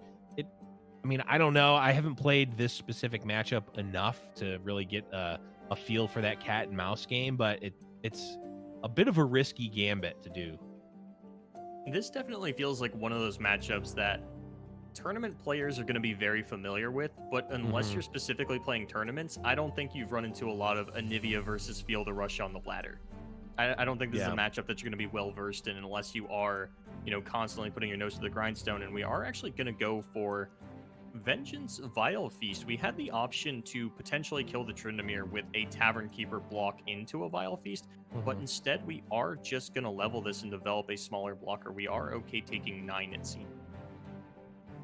Yeah, I was gonna say, isn't this just like taking a lot more, spending a bunch of mana and just taking more damage? But I guess this sets up for the Ruination for sure, to be able to actually kill the Tryndamere and also make your Ruinations stick, like you said, against the Field of Rushes, instead of just killing half of the Field of Rush. I want to say, though, that Stan is going to get the better trade on this because Hipster still hasn't found Anivia. And it's crying shame that sometimes the Anivia deck does just lose to not finding the card. But, you know, you've got a Rekindler, you've got the Entreat, but I don't know when you're actually going to get, you know, this Entreat stuff online. But it turns out the answer is right this second, actually. Gonna get that down. That means Ruination's not coming out. I would imagine we just play the Anivia from here. Well, this might even be better. I mean, Stan has got to open attack here, right? I feel like he can play a Tavern Keeper into open attack or something to that extent. You eventually have to deal with this Tryndamere, and it's going to be a big mana commitment to do it, and then once you do, Feel the Rush is going to come out. Yep. And No, I mean, you constantly have to have Atrocity in the back of your mind at all times as well. True. I mean, something like a Vengeance here for Hipster would be pretty good because it does save. It still leaves that Ruination for the, you know, the Field of Rush turn. Unfortunately, that is not drawn by them, and it is 9 damage city, and there's really nothing that Hipster's able to do about that here. Oh, I mean, at the very least, you get to block with the Anivia. That dies. It's going to go Enlighten next turn and actually level up, and you can start to cobble together, you know, a pretty decent harrowing once you get that first Rekindler down. But I don't think that you are in the sort of position where your harrowing is going to be impactful enough that it's going to be better than a return Field of Rush on the side of Stand, because you're not getting 5 Anivias out of it. You're not actually killing these very large units. Yeah, you're not even getting 1 Anivia out of it at this point. You're gonna get 1 Kindly Tavern Keeper and an Avarosan Sentry, I think. Actually, I'm not sure about the Tavern Keeper. There might not be a Tavern. Oh, no, there's definitely not. There's 3 in his hand. Yeah, you're getting a 9 mana fleeting Avarosan Sentry. Look, sometimes you have to harrowing to draw a card. Okay, that's just is what it is. I mean, that would certainly check a Fight Night bingo square for me. If you cast a Harrowing to literally just draw a card and then win that game, yeah, I'm in. That's a feat. I don't think this is the kind of game where we're going to see it, unfortunately. Oh, we do pick up another Ruination, though. That's what we needed. Something to threaten the Field of Rush that comes out. Now Hipster just has to find the time to line it up properly and, you know, line it up onto the proper attack turn that your opponent can't just open attack after Field of Rushing. Yeah. Interestingly, Hipster passes back to Stan.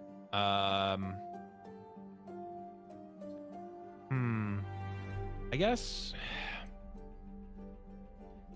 just trying to think here. How does this need to line up? I guess, okay, It's so awkward for Hipster. The Tryndamere has lived so long that if you're not representing Vengeance mana, you are dead to Atrocity at any given moment.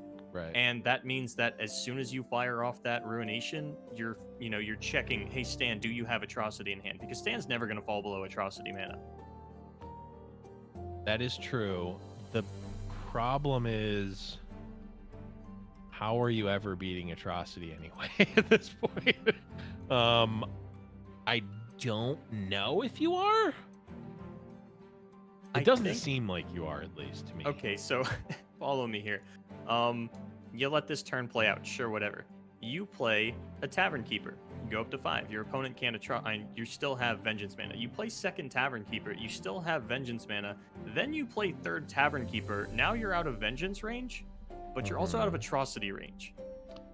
But that doesn't deal with the Tryndamere. I was going to say, riddle me this. You play Tavern Keeper, go to 5. Opponent swings with a 9/9 Overwhelm. You block with the Tavern Keeper, take 6, and you have lost the game. I think what I laid out needs to be Hipster's next turn, and then he has to top deck Vengeance somewhere along the line in order for this to actually make a difference in the longevity of this game. I think Or we either just check it right now. Yeah, it's either that or show me the atrocity and good luck in the losers finals is, I think, what you have to do for if you're Hipster. It feels like that. Here though, this the problem is that this board is going to prompt a ruination in and of itself, and then also Stan can just play Feel the Rush after that happens. Okay, we're gonna have a couple harsh winds available for Hipster though. All right, that is a start.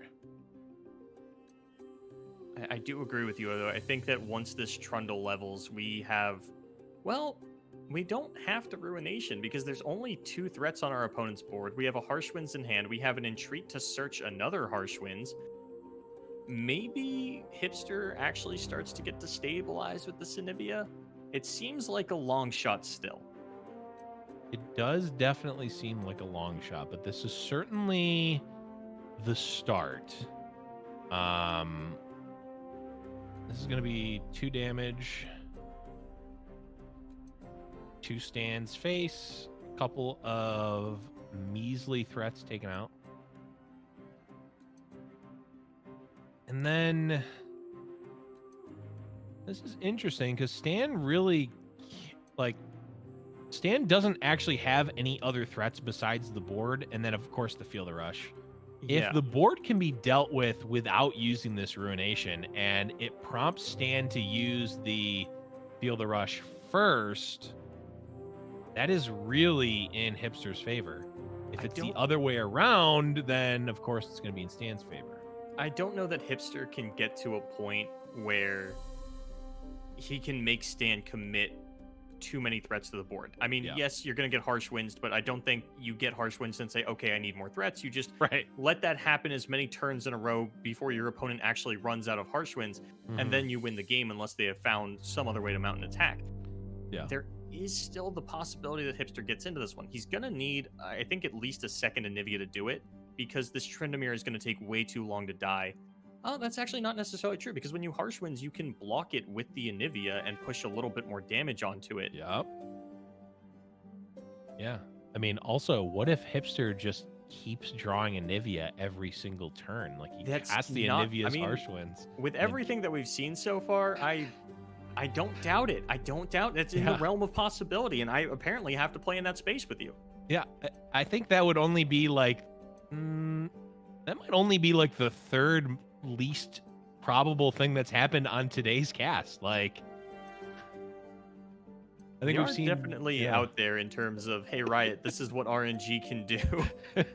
But the thing, of course, we're sitting in the caster chair where we have no stakes in who actually wins or loses these matches. Feels great. Maybe it's been really fun to watch this craziness happen. But maybe the players have a little bit of a different opinion. I don't know. Probably. And I mean, even if we Entreat here, that does still play mana efficiently. We've got that Harsh Winds lined up for the next turn. I don't know if it matters if you telegraph to Stan that he's getting Harsh Winds on the next turn as well, or if you need it to be a big surprise where you do it all in the same turn. I don't think unless you think that you're going to need that additional 2 mana, you just wait as long as you can. A, to not telegraph, but B, to also increase the chances that you draw another Anivia. Yeah. I guess the question is, do you think that Stan, and personally I don't think this would be the case, but if you Entreat here, does Stan go, oh, I don't want to lose to that, let me, put more threats on the board, let me commit a Feel the Rush, and then you get them with the Ruination? That's interesting. But you actually, oh no, yeah, you would, because it's going to be going into Hipster's turn. That's a good point, actually. That actually telegraphing it, it's a red herring. It was merely a red herring. Potentially that could be a line. Right now, I mean, Hipster at least has, a turn, or at least has another attack cycle of safety here at the very least. And maybe by that time Harrowing is lethal, or Or close to lethal? I don't know yet. I don't know, chat started calling out the Ladros. There is one in Stan's deck. And that would be, I mean, anytime you find a Ladros in a Shadow Isle control mirror, that feels like sort of the stalemate breaker. Yes. But without any additional draw, I mean, it's actually really bad for Stan if he starts top decking champions even, because then the field rushes are getting less and less useful. Yes. I don't think we're, actually, you know what? I really wouldn't hate drawing a Tryndamere and I getting was that just Battle gonna Fury say, online. I was gonna say, Tryndamere spells quite good against harsh winds, actually. Vengeance, not really progressing much here for Stan at all. In fact, I would argue is doing almost nothing. You could kill the Anivia technically if you wanted to vengeance the egg, but you can also just use an avalanche to do that. Yeah, and I don't know that. I mean, there's just no good vengeance targets in this deck, really, right? It'd have to be like a pre-attack Anivia so that you can deny the Glacial Storm. But how often are you running into a situation like that? You know, is it worth it to get the Anivia off the board? Do you really care if, for example, Hipster's turn is playing another Rekindler as long as it's only keeping them on one Anivia? Because I don't think you are losing this game to the Harrowing. I think you are losing this game to the Anivias on the field and the amount of attackers that Hipster has before you get through the amount of harsh winds that he has. Yeah, and I agree with that. I'm still like, my gut says Stan is certainly favored here, but I keep thinking, like, if I'm in Hipster's spot, like, these threats on the board aren't actually scary to you, at least not yet, right? And if you you essentially get to buy free turns every time you draw an Anivia or you draw an Entreat, which feels really good. And like Vengeance maybe buys you another turn in conjunction with Tavern Keepers. The Tavern Keepers themselves, along with your board, might be able to buy you another turn. Probably not, considering that this Trundle is getting bigger and bigger every turn. But like, and you're feeling like you got 2 turns if you're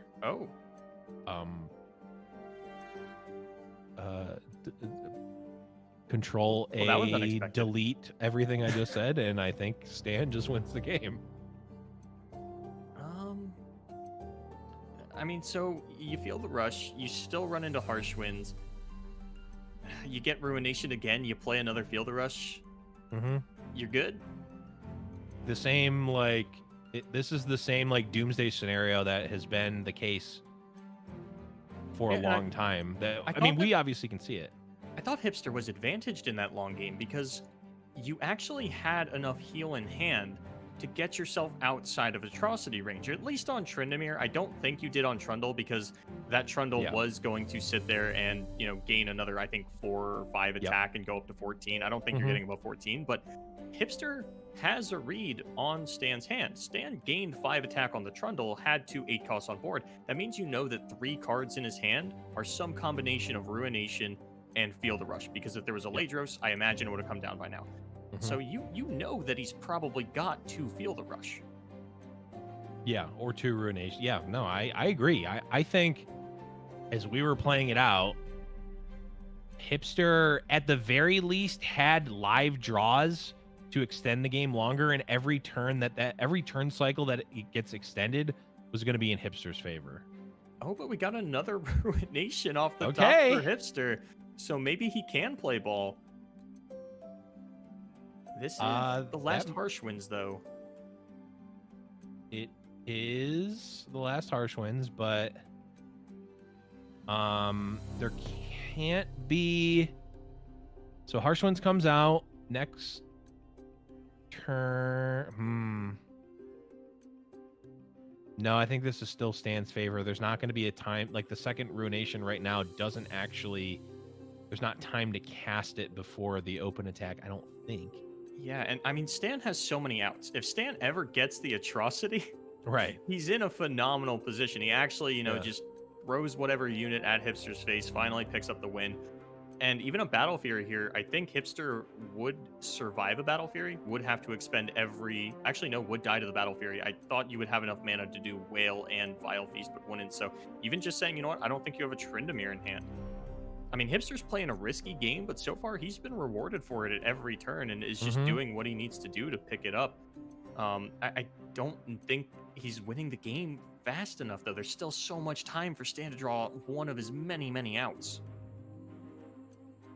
Yeah, was that that was an open attack, right? Yeah. Like there was. Okay, I'm like, if Hipster didn't cast the Atrocity, that is definitely risky, but really not much of a choice there. Now Hipster, unless they draw another Anivia, they're going to be priced into Ruination, and then the Field Rush can happen. And then we're still at the same spot. I think what Hipster's going on here, and this is a tall task, but it's not impossible, that's the last Field Rush. It's not the last copy in deck, but there are only 2 champions left. Stan has 1 Trundle and 1 Tryndamere remaining, and if you survive that Field Rush, I think Stan just scoops on the spot. You would have to deal with it. No win. There's no win. Yeah, cons, right? and with the amount of Ruinations that you have in hand, it's not impossible. There is still the Ledros, but the Anivia pressure, when you're not fearing the imminent death of the Trundle and Tryndamere, the Anivia pressure could actually, like the harrowing and the other Anivia pressure can actually just end it very quickly. So there hasn't been breathing room for Hipster yet. Yep, and I mean, Hipster does, in order to have all of that work out, does still need to draw another Harsh Winds. It has to consistently be this cadence of, I Ruination, you Feel the Rush, I Harsh Winds, I Ruination. And he's got the Ruinations to get it done, just needs to find the additional Frostbite effects, or at least heal himself into a range where he could find, you know, I don't think he can get healthy enough that he's going to survive off of blocks. That would certainly be tough. Unless Stan gets greedy and wants to Vile Feast the Anivia egg. Okay, we're going for the Harrowing. We've got a fair amount in the pool. That is 8 damage to face. This might prompt Ruination Avalanche. Okay. All right. That would maybe level it back off again, which I think is probably in all that Hipster's Hipster favor. needs. Yeah. It's and oh man, I feel so bad. Stan still has so many cards that he can just draw and end the game at any time, and he just can't find them. So 2, 4, 6, 8. Yeah, I think you. What if you just cast Field Rush? Now we're talking. Your first Tryndamere dies. Yes, that is true. And actually, I think you're... Yeah, no, if you Feel the Rush, you lose, because then you die when you block the units. And if you don't block anything, then you die. Right, that is true. Yeah, that would be bad. Ice Pillar. But if you can survive this and then Feel the Rush, which, as you had mentioned, 8, yeah, you could live it too. Okay. Block. Take 3, 6, 9 plus 8. That's 17, yeah. If somehow that extra 2 gets pushed, you have Vile Feast as a possibility. Actually, yeah. And I mean, it feels like we're back in the same position. Hipster needs to find another freeze effect. Got a little scary there for a moment, and you are going to lose the Trundle, but I do think that the Feel the Rush... Well, the difference for Hipster, and I actually really like this play now, is that, like, if you find the freeze now, you just win on the swing back. Whereas if you found the freeze before, you got to live again. The victory was like many turns down the line, but here the is imminent if there's another Anivia drawn. Yeah. And you even open yourself up to, I mean, a Vengeance top deck should be enough because you can Tavern Keeper up to 8 here. Tryndamere is only ever Yeah. representing 5 damage when it's blocked by an Anivia. Right. I think that Stan's Vengeance is going to be needed to actually push through lethal on these Yeah. attacks, but I mean, Stan can still draw Atrocity. It's still in the realm of possibility. I was trying to Yeah. figure out how high Hipster's life total can actually go because he does still have room to get down a Kindly Tavern Keeper Yeah. and then has Whale Vile Feast on the following turn. You know, how this Trundle is not going to be as big as the previous Trundles because you have used that Feel the Rush. I think this Trundle is actually only going to come up at 12 attack. Well, the funny thing is that the Atrocity can be drawn, but it's still dead to the same things that are killing him anyway. The Nivea's Harsh Winds is just as good against Atrocity as it ever was, right?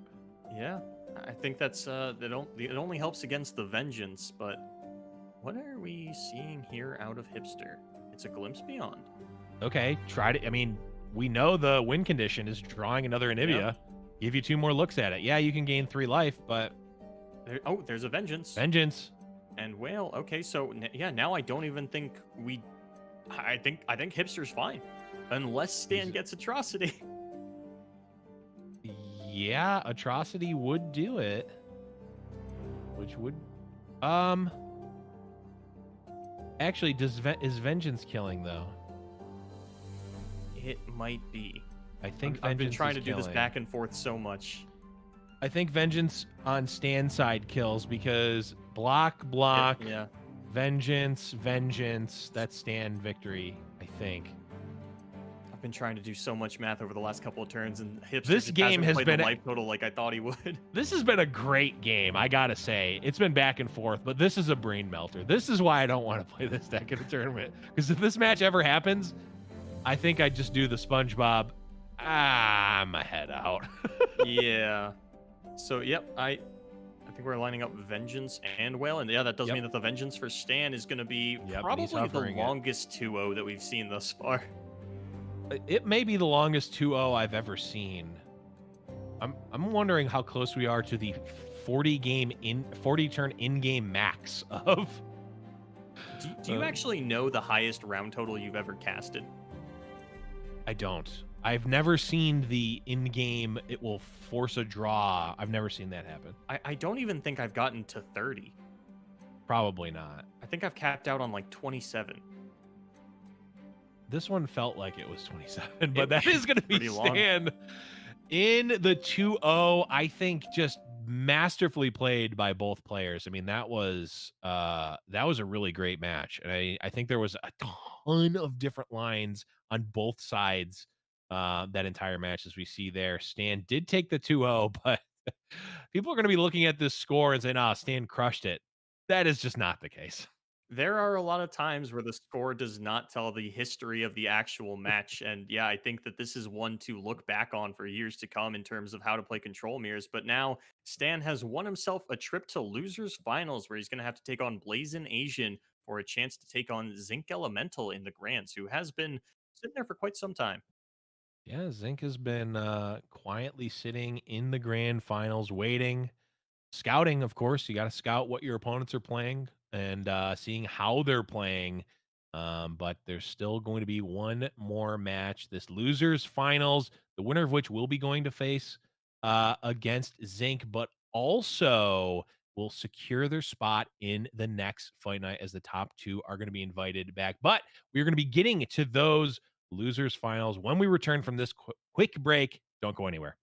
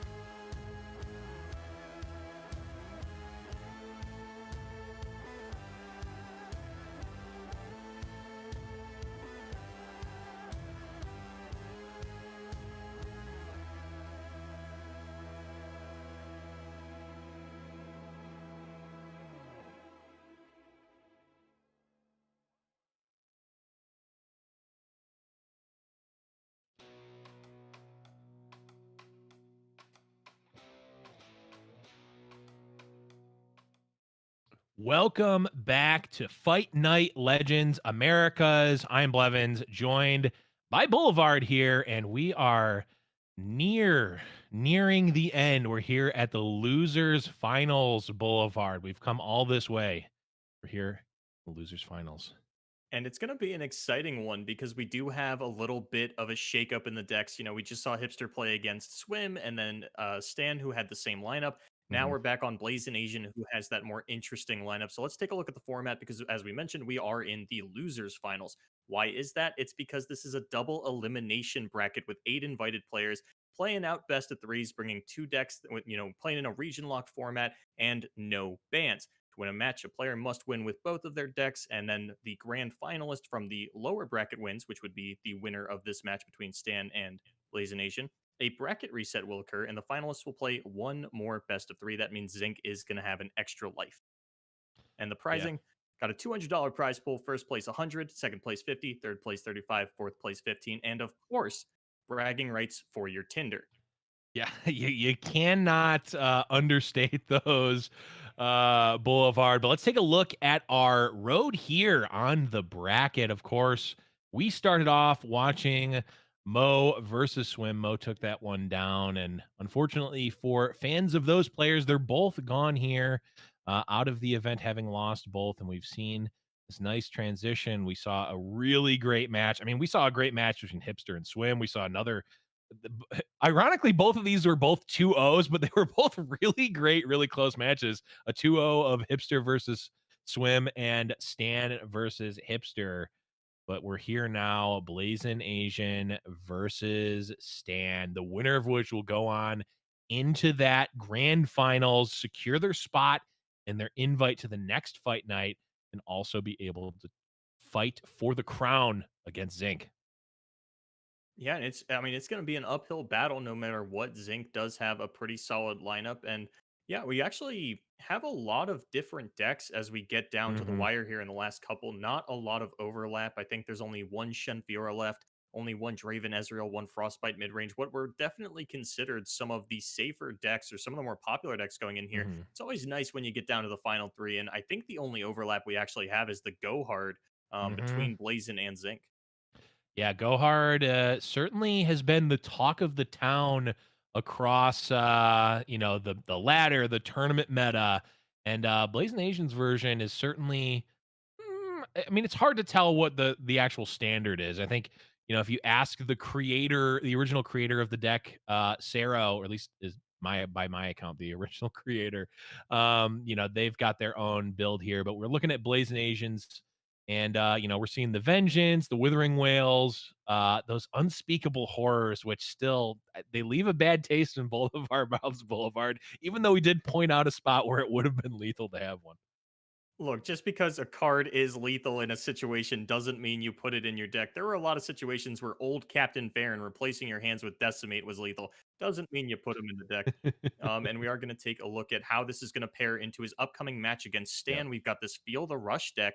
I know this is a pretty popular deck as well. It's not necessarily. I have like this standard of there's like 5 decks that are definitely going to be in just about every lineup in pretty Hmm. much every tournament from here on out, at least if they're 3 deck. And Feel the Rush feels like the 6th or 7th deck along that vein. And the box, unfortunately, not going to be as useful for the remainder of this tournament as it would have Hmm. been if you had run into Mo a little bit earlier. Yeah, I think, Feel the Rush versus Anivia. It's a meta call. It's also, it's a bit of a preference call because they do play similarly, but they also have they, they play very differently at important parts, right? Like you're doing different things. We saw that last match where it was just lining up. Can you get the Feel the Rush after your opponent has to Ruination versus can I overload the board with Anivia's before having to play the Ruination? And those styles, while, maybe 60-70% of the cards are the same, they end up playing out very differently. And if you're watching at home and you're thinking of your last deck for the seasonal tournament and you've got both these options available and you're thinking, is it better to bring Anivia? Is it better to bring Field of Rush? The answer is, do you want to run Commander Ladros? It's Yes. that simple. Is that a card that you like? Do you value it? You know, that's sometimes it's Yeah. that easy. You can just come bring it down to that. Yeah, I mean, Ledros has certainly been a big impact on the meta itself in a number of decks, but we're maybe going to be seeing one here. The Stan has that Feel the Rush deck versus Blazing Asians. Mostly standard Ash Sejuani deck, of course, has that shampoo. Gotta love it. You gotta love the shampoo. I gotta say, I was a little surprised at the Frostbite mid-range recently. After we saw it sort of fall off after it had that really hot week, we saw a lot of players actually returning to the Reckless Trifarian Kato the ARM version, which honestly, Blevins, I thought we had all tried that one already and said, nope, this isn't it, save it for a rainy day. And I didn't see a cloud in the sky when everybody started to bring it back out. And it looks like everybody's umbrellas are out anyway. We have put it back and we've gone for, I don't want to say that Shunpo's the new standard, but if he wins here tonight, maybe it is. I bring it up so much every time it gets brought. I wouldn't be, maybe I'm tooting my own horn too much. I wouldn't be surprised if Blazing Asian just brought it out so that I would mention it, or that it would get mentioned on the stream. Because if you bring Shunpo to Fight Night, it's getting mentioned if you're on stream. I guarantee that. If I have anything to do with the cast. But I think to address your question, I think the rainy day may have been TF Go Hard. When we talked about it before, when we saw that matchup, outside of an Ash level up, like things like the Pool Sharks and these Dreadway deckhands actually just stall the aggression of the Ash Sejuani deck outside of its most expensive threats. And that's why I'm so surprised to only see one Reckoning in the deck of Blazing. Right. Now, I'm not gonna lie to you, Blevins. I can be sold on Shunpo. You wanna give me that one? I'll take it. But I don't think I can get on board with Shunpo if it's replacing a Reckoning. Yeah. I mean, I think I don't want it replacing a Reckoning either. I want two Shunpos. Reckoning was never on the table. It's not replacing it. It was just never there. Are we going to rebrand it to Fight Night Shunpo when you guys have the bigger ones? I mean, I'm all for it. That's what I want. I want Fight Night Shunpo. That's going to be the wacky Blevins format. I don't know what it's going to be. You have to submit a lineup, and all the decks have to get approved by me. They have to be zany enough to be approved. There's no region lock. It's zaniness lock. If it doesn't hit a certain threshold, I'm not allowing it in. Let me know when that happens, because I would not want to miss it for the world. Oh man, that would either be the best or just by a country mile worst tournament that had ever been run in any game at any competitiveness level. But back to the match. Yeah, Blevins, are you seeing what I'm seeing? We have confirmation. What's that? I'm hearing it now. Stan actually does run Atrocity. It was MIA for a majority of that last match, but he has managed to find one in arguably one of its worst matchups. The Frostbite effects really make this an ineffective win condition, and when we started to see, I mean, now Flash Freeze and Harsh Winds in every Freljord deck is commonplace, but it came up because Atrocity was just all over the place, as well as Lee Sin, but I like to think it was more Atrocity. Yeah, Atrocity certainly... not at its best in a deck against a deck where your units can be reduced to 0 attack instantaneously. But still could be useful. I mean, you can certainly set up a scenario where it can be good. But yeah, at face value, not really wanting to draw it here. Yeah, not necessarily a bad board on the side of Stan, though. He does have, and this is why I'm not the biggest fan of the one of Reckoning in a deck like this that Blazin has brought. His Ash actually is going to die here. That's going to make my point a little bit less relevant. But outside of Crystal Arrow, you really need Reckoning to push through large attacks. And the Crystal Arrow is like such a combo-oriented phase. And honestly, there's not a lot of punishes for the Reckoning these days. There are a lot of hardy 5/5s like this Ancient Yeti. And, is this Ancient Yeti? Or is this just Yeti? That's a great question that I definitely know the answer to off the top of my head, and I'm not stalling to look up what the card is on Mobalytics, but no, it is Enraged Yeti, of course. I knew that. I didn't say it earlier because I wanted to say more words instead. Yeah, no, Enraged Yeti here. I don't think I've ever called this Enraged Yeti in my entire life. I'm going to be honest. I think that we may have just heard the first time I've called it Enraged Yeti. But it is certainly enraged. If you think about the sounds it makes on its attack noise, it's like It does make sense. it Yeah. sounds enraged for sure. And the Ancient Yeti has more of a grandpa voice. Blevins, if you want to give us the Yeti grandpa voice, go.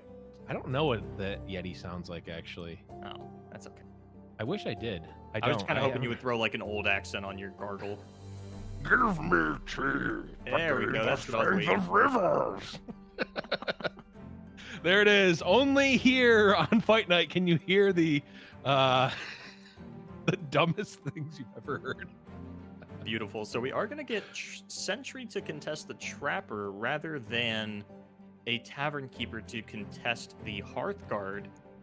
And I don't think you worry about some kind... Well, maybe you are still worried about Brittle Steel. We know that there's no Troll Chant in Blazing Nation's hand or even the Elixir of Iron, because I would imagine that one of those would have been used to save this Glory Seeker, the first Glory Seeker rather, from the Avalanche. Right. And actually going for the kill on the Wording Stone rather than the Trundle, I believe this is a hard telegraph of a Brittle Steel. That makes sense. But I mean, doesn't Brittle Steel work if you pull Trundle? Yeah, I guess you just didn't want to use it proactively for one reason or another, or maybe just wanted to keep your opponent off of the Tryndamere turn alongside the Pillar. That is a possibility. That is certainly a legitimate possibility. I'm trying to think. Was there even like a punish that Stan There's only could have one mana on the had? side of Stan. Yeah, there No was one mana card in nothing the that deck. could have been played. So that is a Trundle in play that did not need to be in play and could have been completely wiped away. But Trundle's Icequake going to come down, wipe the entire board of Blazin' Asian, leaving this Trundle in play. And boy, I would have to imagine Blazin' is thinking, maybe thinking twice about killing that. That is Stones something instead. that you need to consider. I mean, in terms of champion spells that impact the board, sometimes you need to remove Trundle to play around Icequake. Yep. I have made the mistake of not doing that too many times, and I generally tend to kill the Trundle.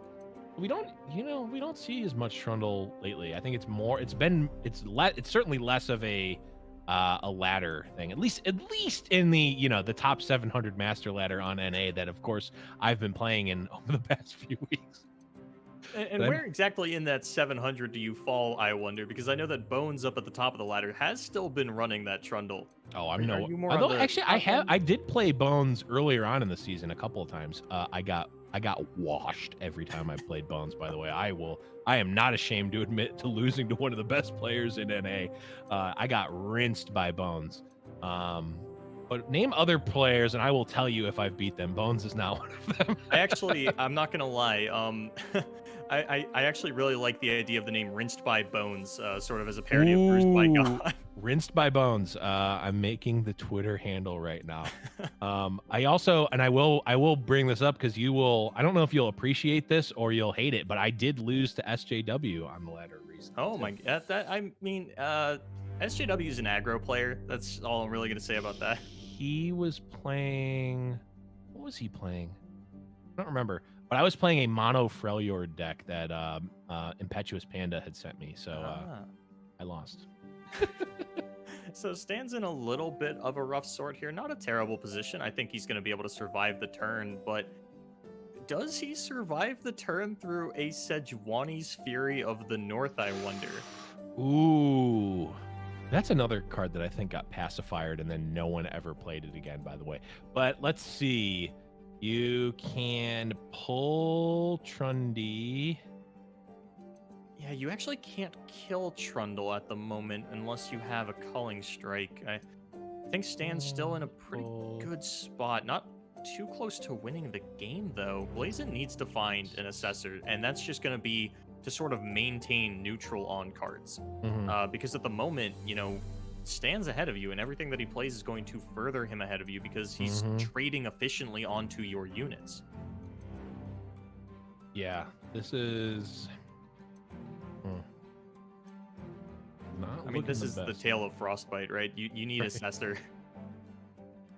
You need Assessor to make up for the card disadvantage that happens from playing, 3 mana, just reduce the attack of something.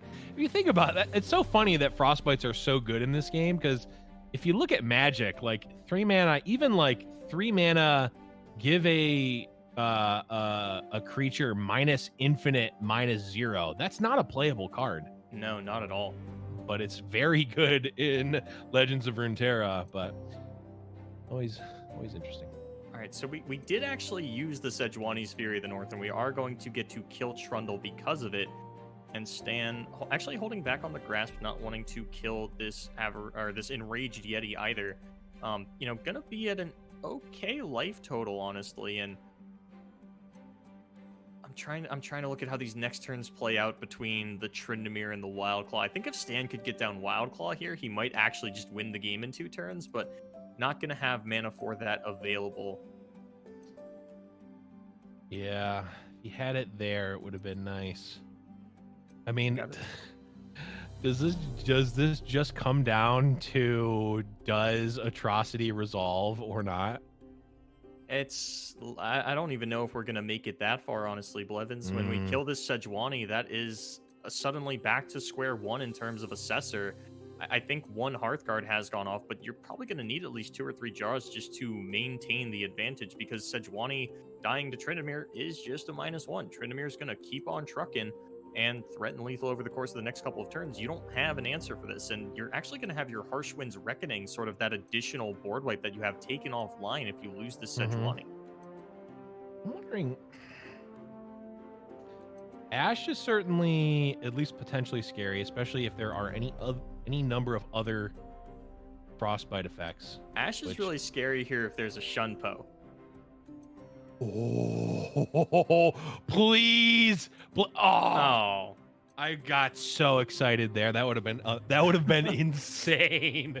I would have went crazy, but unfortunately we did not get that, and Stan lives to fight another day. Though we did see the card drawn off of Assessor here, which is good for Blazin.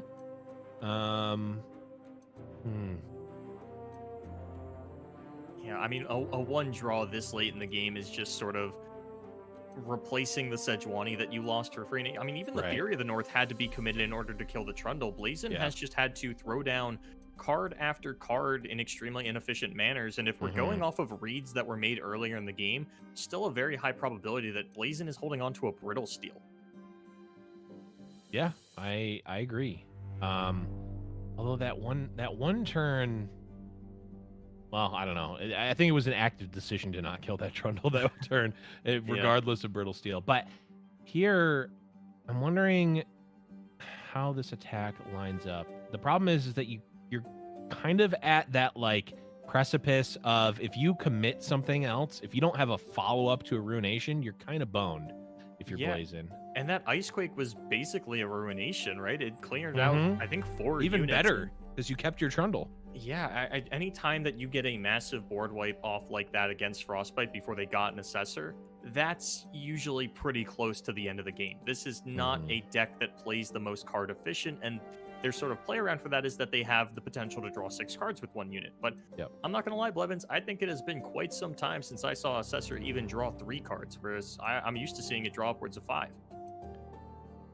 Yeah, I feel like I just haven't played against the deck enough to even see that in recent memory. It just seems like, the Assessor nerf just kind of put the deck itself on the downswing a little bit, but it just, it hasn't happened in the same capacity. I think, at least in some part, because a lot of lists have been cutting the Hearthguards, but we'll see.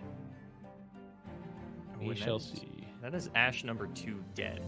I mean, the chances of that lethal happening are so low, and because only 1 Hearthguard went off, we are just staring at a board of things that do not draw cards when a Trifarian Assessor is played. Yep. Oh, there's at least another Hearthguard. Still got a chance, especially if I don't know how much damage we push here, but I would have to assume that if we Vengeance something that is blocking to push through the full damage, then we've got a really good shot with that atrocity on the following turn. If we can avoid, if Yeah. Stan can avoid that frostbite, which of course, you know. Yeah, I don't think you can actually vengeance for damage here. I think because Blazin is much wider than you and you are down to 5 HP, probably need to vengeance something like this Hearthguard on the next turn. Well, the consideration is that you can, if you vengeance the 4/4, it's kind of like vengeancing the Hearthguard, because the 7/1 is still going to be alive and can block the Hearthguard next turn. It's just the difference is that you're actually pushing 2 extra damage here, or you're pushing 4 extra damage. It's a little bit risky, but that's at least the, like, you're actually kind of not losing out on a vengeance target because you're -1, you know, -1, but that's not the one I thought we were going for. Me I either. liked the Trapper preserving the unit, not keeping the Tryndamere leveled. I guess this is so that 3 + 8. No, I mean, so at the moment, Troll Chant is enough to save Stan. I think that's about to change because Blazin's going to play some cards, but and the Ash is going to turn off the atrocity, and you can see Stan. I mean, that means that Blazin Asian drew all 5 champions. That is the 3rd Ash, and we saw a Sejuani Spirit of the North come down onto a Sejuani earlier, and Stan. Oh no, the oh man, that just feels. And and that's even going to level up Stan. That's even going to level up Ash here. Yeah. Oh man, Blevins, this has been quite the event. Yes, it has. And Okay, the brittle steel that you Brittle called 100 turns ago that was not played ends up coming up clutch here, and that's gonna be game number 1. Going to Blazin Asian here. None of these units can block. I gotta say, I did not have, you know, drawing every champion in my deck on my bingo card when you play a deck that draws 2 cards. Yeah, that's true. There was only what? I don't even know if there was there even 2 additional cards drawn? Probably a Sentry and the 1 Assessor, but yeah. That is, I mean, the chances of that, I don't blame Stan at all for sort of not playing around 3rd Ash. That's right. There are a couple of things where if you run into me, I'm always going to lose to it. The one that I always talk about is if you have 3 pump spells in hand, I'm not playing around that. No. What kind of fool do you take me for? What kind of sap do you think I am? I mean, also, I'm trying to think. I don't know if you can play around 3rd Ash there. I don't know if there was a sequence of play that makes that different. I guess saving the Vengeance. Yeah, I think the preservation of Vengeance would have done it because, I mean, all that we did was make sure Tryndamere didn't level as well as push damage. Yeah, I'm not gonna try to think. Yeah, it's too far gone there. It's that game is gone. Let us know in the let us know if there was a different line that could have been taken. Yeah, when you like, comment, and subscribe, leave a comment down below. Was that the right play? Let us know what you would have done in that situation, and we will maybe talk about it. I don't know. I'm not gonna outright say ignore it because someone might actually comment on it. Do you have a podcast yet where you sort of respond to this is the line that I would have taken in this one situation? No, I have too many podcasts. I need fewer, not more podcasts. All right, so we are gonna get Go Hard versus Feel the Rush. I mean, these are sort of the 2 KDA cards that have been sticking out in the meta. Go Get It's, it's on thin ice. It's there, but it's on thin ice. Can't say much for the other 2, but these are definitely the 2 that have defined the meta since they came out. I've been seeing some Give It All decks happen. The Poro Heimerdinger decks. Is that in normals or is that in top 700 ladder? To be honest, I don't know because I actually was playing a lot more normals because I was camping. I was camping for a while in top 700 ladder. But I think it was actually a mix of both. I legitimately saw and legitimately lost to Go Get It Poros at least one time on ranked top 700 master ladder. I can say that with at least 90% confidence. I know that they've been unleashing Porobot as your 7th win expedition final boss, and a lot of players have been running into him. Have they finally unleashed Porobot onto ladder? I remember back in the old days of League of Legends, the Rise bot was just insanely good. I don't know why. I don't know why I remember this, but we would wake up in cold sweats. My group of friends would think like, Rise bot, it got me. He's gonna get outside of the game. He's figured out how to exit League of Legends. Don't worry, Blevins. Risebot's not real. He can't hurt you. No, Risebot grew up and became Faker, literally the greatest player of all time. It was Risebot the whole time. It reveals the mask. So we've talked a lot about how the Go Hard decks don't pair phenomenally into Freljord Control. Avalanche is a really great tool. I mean, you just look at this deck and it is full of things that die to Avalanche. Literally, everything in the deck not named Gangplank or Commander Lazros just gets wiped by that card. Yep. I mean, technically Betty Croker could live if you don't use the trigger. Did you know that because of you, I have to constantly quiz other casters on the name of Fortune Croker? Because we have all forgotten. We only call it Betty Croker. Hey, you know, I've got a lot of misses, and I'll be the first. Well, I might not be the first because a lot of people like to point out that I have a lot of misses, but I will certainly be in the top few people that will point out that I have a lot of misses. But I got a couple of hits too, and Betty Croker is definitely one of them.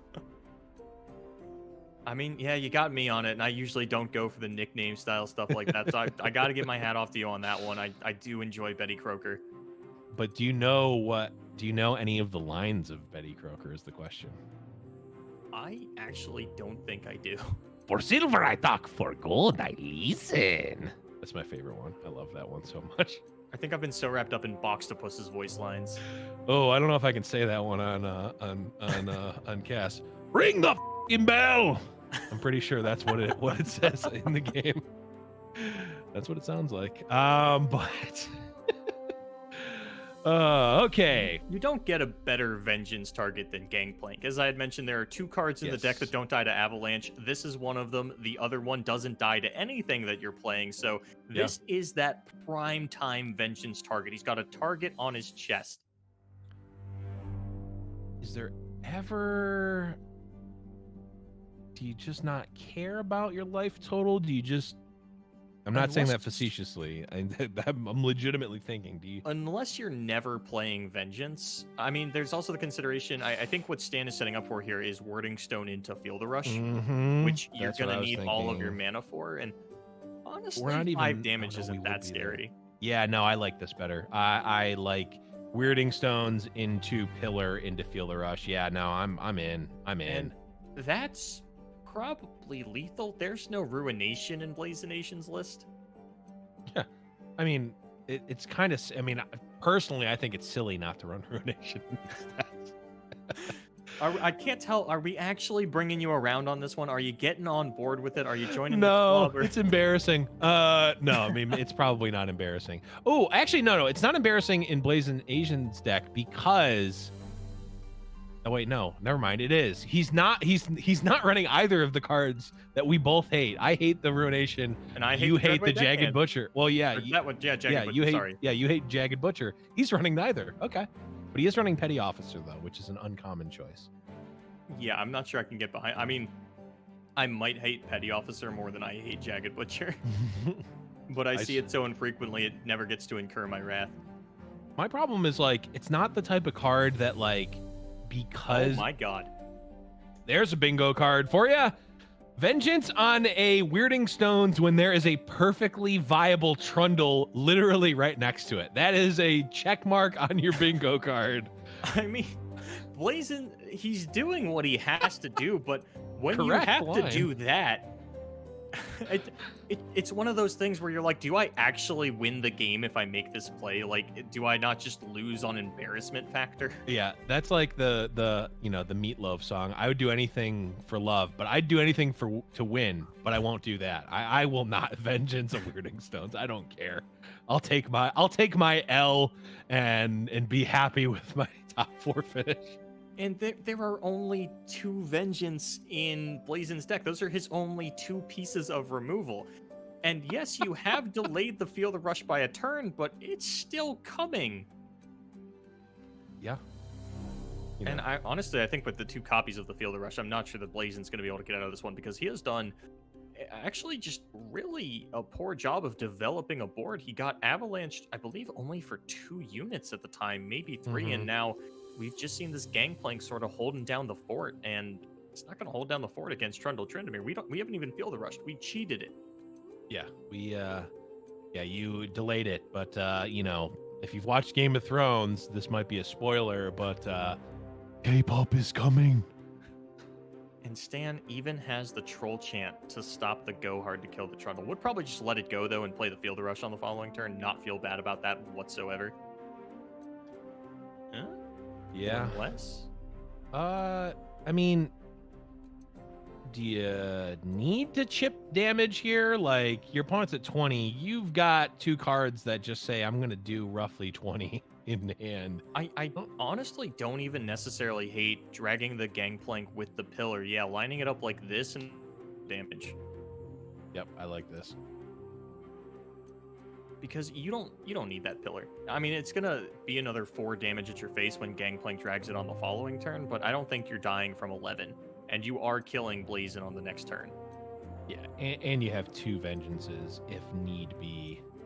Yeah, I think Blazin hovering the go hard there and then realizing, you know, maybe it's actually not optimal to kill the pillar. Maybe I do want to drag it with the Gangplank.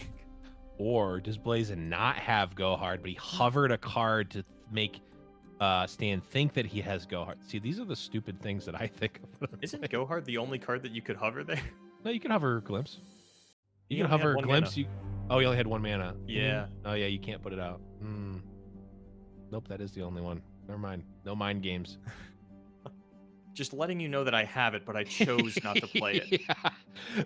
That's an actual thing. I feel like for tournament play, you should be able to disable the hover, but it's probably a thing that you like would actually be a lot of technical behind the scenes that would not be worth the time to do. I'm actually surprised that they implemented the hover. I feel like that would take more work to get it in there in the first place. The hover is nice and it looks cool. I'm really glad that we don't have. I'm really glad that we don't have the hand hover like we do in MTGA and Hearthstone. I hate that so much. It's like, not a fan. Well, I guess I just never get to look at my cards because it's a tell sometimes, you know. Oh, and speaking of a tell, I think Stan is telling a tale of lethal here on the following turn. Blazin, you got 8 mana left. Do you have enough go hards to... You don't have enough go hards to do what you need to do. There's no universe where you do. You would have to pack your bags and get down like triple Doom Beast. 4, 5, 6, 7. Yeah, even if he all of his cards in hand were go hard, it wouldn't be enough, I don't think. I mean, double pack your bags would clear the board. No, it yes, wouldn't. That is true. It actually wouldn't even kill the Tryndameres. Oh, no, it would. Wait. You kill the first Tryndamere. Yeah, there's going to be an 11-15 still alive, yeah. Well, you could kill the first one with 2, and then the... Oh, it's 11-15. No, you're right. Nope, it would not even clear the board. Jeez. Yeah. When your hand could be 7 go hards and you're still not winning, it might be time to pack your bags. Yeah. It looks like we might get the pack your bags this turn. He is throwing down some go hards, softening up the Trundle into range of it. Yep. And I mean, Stan's just saying, you know what, you got your pick of the litter. There's nothing in your deck that's actually going to deal with this. You can throw out as many go hards and pack my bags all you want. I'm still taking home the W in this game. Yep. And it looks like Blazin might not even have those yet. He's throwing away the Bull Shark. Just to see. Stan. Yep. Come on. Give me the attack token, please. I think we're even still 1 go hard away, or yeah. This Still now we have pack your bags online. Yes. And doesn't. It didn't have it. Okay, we were all holding our breath there for a second, but no, now Stan is going to have lethal on the open. We were holding go our in with breath that, for no reason. Yeah. I mean, you could be You could be representing the 3rd Tryndamere in hand. Yeah. You 100% should attack with the Weirding Stones. Also, just send the message every time. Absolutely. What are you gonna do? Block it? Ooh, vengeance! The 2 targets for the vengeance. Now this is what we call sportsmanship, folks. Take a lesson here. When both players are in a high pressure game, they both take the time to just, you know what? we see each other here. We know what's going on here. Vengeance my own unit, and to counter that vengeance with a vengeance on your unit for no reason. You love to see it. I mean, what a game that was. I mean, it felt Yeah. pretty cut and dry from the get go. There was a lot of ramp on the side of Stan. Blazin really never found his footing after that first avalanche went off. But now we are going to get Shen Fiora up against the Go Hard deck out of Blazin Nation. How are we feeling about this one? I know this is definitely one of the premier matchups of the format. You are going to see this so much on Sunday. I think that a lot of it is going to depend on that card right there, Nopify. That's going to be a good one. It not only prevents the Go Hard from doing the damage, which is potentially going to be relevant in a lot of these boards, it also stops the shuffle and does not progress the counter. So theoretically, if you can just stop the Go Hards from ever happening if you counter them all. The amount of times that I had to sit here and deny Go Hards to try and stop them from shuffling all of them in before I said, you know what, I'm not running into anything but Go Hard on ladder. It's time to put in the Nopifies. I'm tired of wasting my denies on this when there are Ruinations and Vengeance that I need to be playing around. Yeah, absolutely. And I mean, like we've said before, you know, Fiora does really well into these sort of like little weenie decks. And like, this isn't necessarily a, well, I mean, it really is a weenie deck, right? Everything has 2 power except for Commander Ledros and Gangplank. Fiora literally eats this deck alive. I guess Doom Beast also, and Petty Officer. Okay, there's a lot, but there's also like kegs and you know, pool sharks that are actually a liability for Blazin to even play. Yeah, this is a matchup that I'm pretty well versed in, and honestly, I'm still not sure if it's correct to Nopify the Go Hards and try and just run your opponent out of those, because I feel like every game that I've lost on the Shen Fiora side was because I got Shen Fioras up to 3 out of 4, and Glimpse Beyond just kept stopping me from winning the game. And, you know, there is something to be said for stopping that draw and getting to kill the unit, but Stan is going to start off on the cancel Go Hard plan. I actually agree, and I've been on, I've mentioned that I've been playing a lot of the Go Hard deck, but I actually did play a stint of Shen Fiora, and I tried the, I'm just going to counter every Go Hard, and I didn't have a counter for one of them, and it just didn't matter, right? Like, if you don't have a counter for all of them, you kind of only want to counter the Pack Your Bags itself. But I might not be right. That's very limited sample size anecdotal for sure. It's definitely something that I need to dig my mitts into just a little bit more. I'm just scratching the surface, and I really got to get down there. What I will say, though, Fiora gonna do a phenomenal job at getting through these free kills with the barrier, because there's actually, I'm gonna bite my tongue here, because there are unspeakable horrors in Blazin's deck. He actually have a way to pop barrier. Oh, okay. Stan knowing, of course, Blazin Asian is the madman that's running the unspeakable horror, and that would be a punish. Not even going to put it as an option, just takes the free, you know, the even freer kill. Yeah. But the fact that that happened, though, is kind of awkward, because now it will involve a riposte or the now drawn Shen to actually get this Fiora to eat another unit.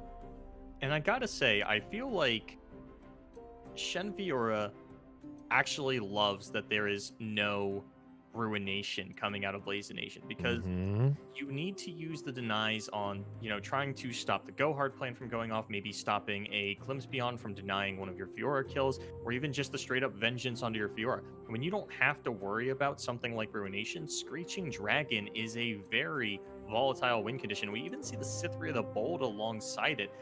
Not a lot of fearsome blockers in Blazin Nation's deck. You don't have to play for the Fiora win con in a matchup like this when your opponent doesn't have the Ruination and you know it well and good. You can just go on the fearsome plan.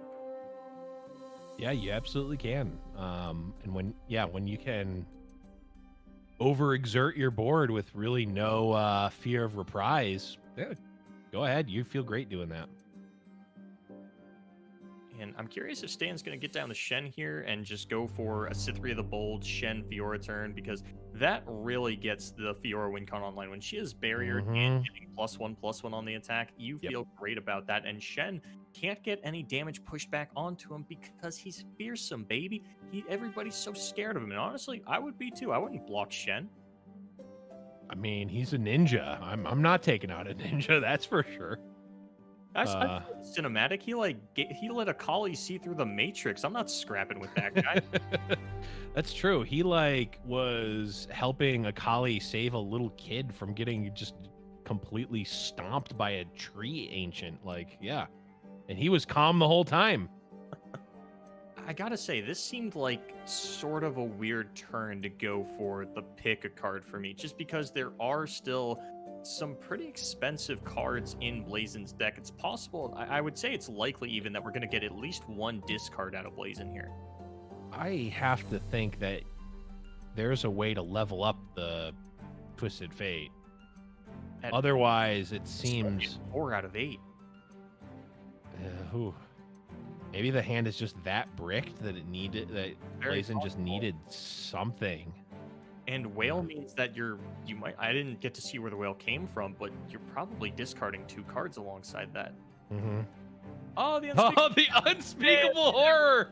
I think that one did come off the pick card if I saw the placement in that in hand right. So we are going to get a free random card here, and a Fiora kill, which is not that is not nothing. Blazin is actually still at 20. Nexus HP. The Fiora win con was on track to end the game quicker. That was a Dreadway deckhand and I think a Pool Shark. Yeah, I missed the first card, but I caught the deckhand. Definitely nothing you're upset to lose, though. You know, we didn't discard any champions or Ladros or Zapdos Raven. Yep. Oh, no. Stan has Tiana Crown Guard. Sure does.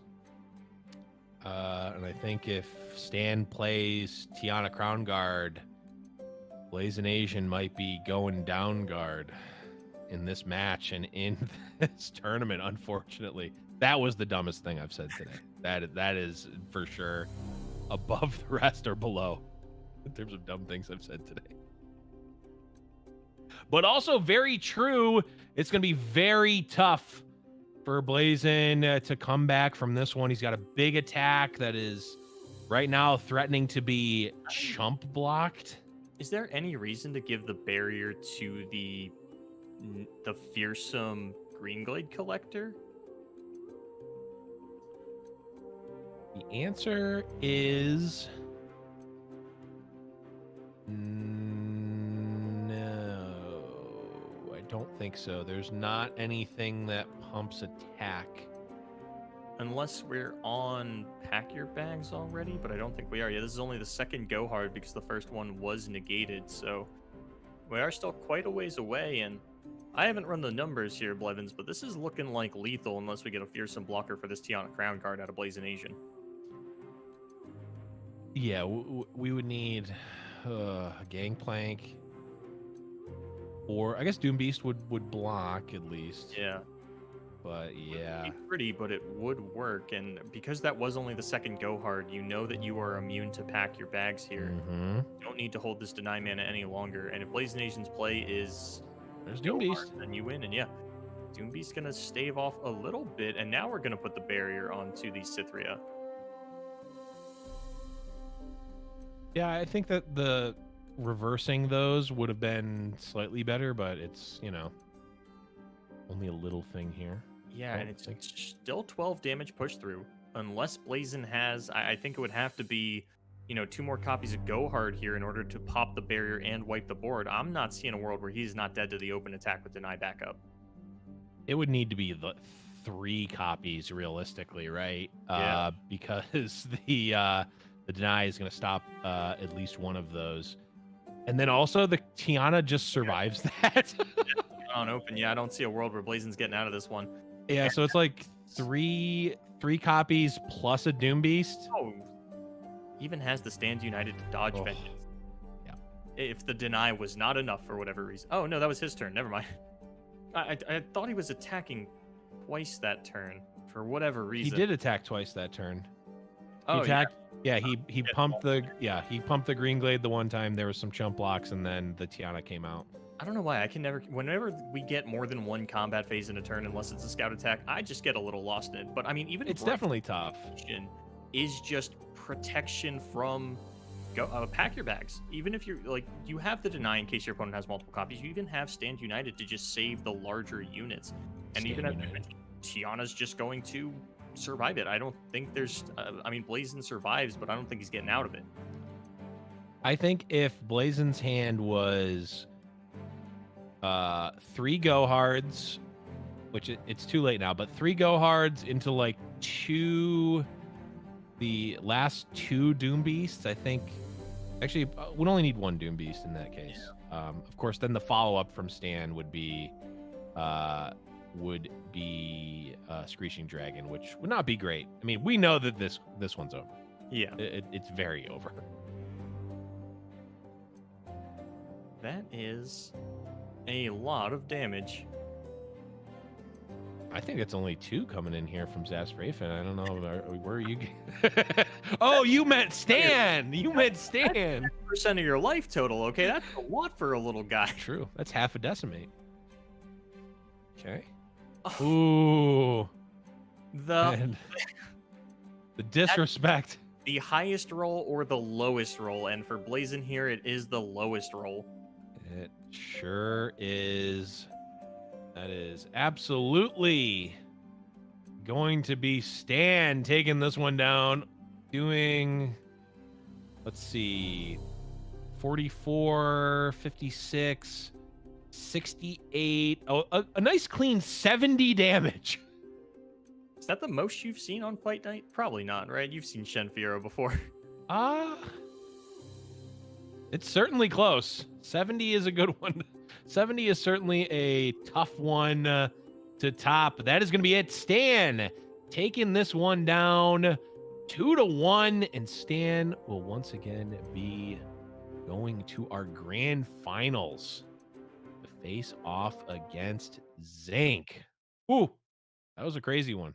And I know we were optimistic about Blazin's lineup, but unfortunately it doesn't work out for them here. And as you had mentioned, yeah, Stan going to take on Zinc in the final. And I do think that means we're not going to have any mirror matches going into this one because Blazin was eliminated with that go hard. We saw pick up a win in game number 2 after, actually, no, never won a game with the go hard. It was Frostbite midrange taking out that Feel the Rush, then Feel the Rush and Shenfiora 2-0ing the go hard for Blazin. Yeah, I mean, it seems like maybe it was a conscientious decision from Stan to target the TF Go Hard. I think that was probably a pretty good call coming into this event, or just going into any event. In this week right now, it's such a prevalent deck right now. Yeah, and if that stands to be the case, then he's gonna have a pretty good time on the finals as he gets to play against another go hard player in Zinc. Yeah, it will certainly be, if that is the deck that he's targeted. That's going to be great, but of course, Boulevard, Stan is going to need to win 2 best of 3s because he is coming from the loser side bracket. Zinc only needs to win the 1 here to finish it off. But we will be seeing that conclusion to this fight night right after a quick break. You're not going to want to go anywhere.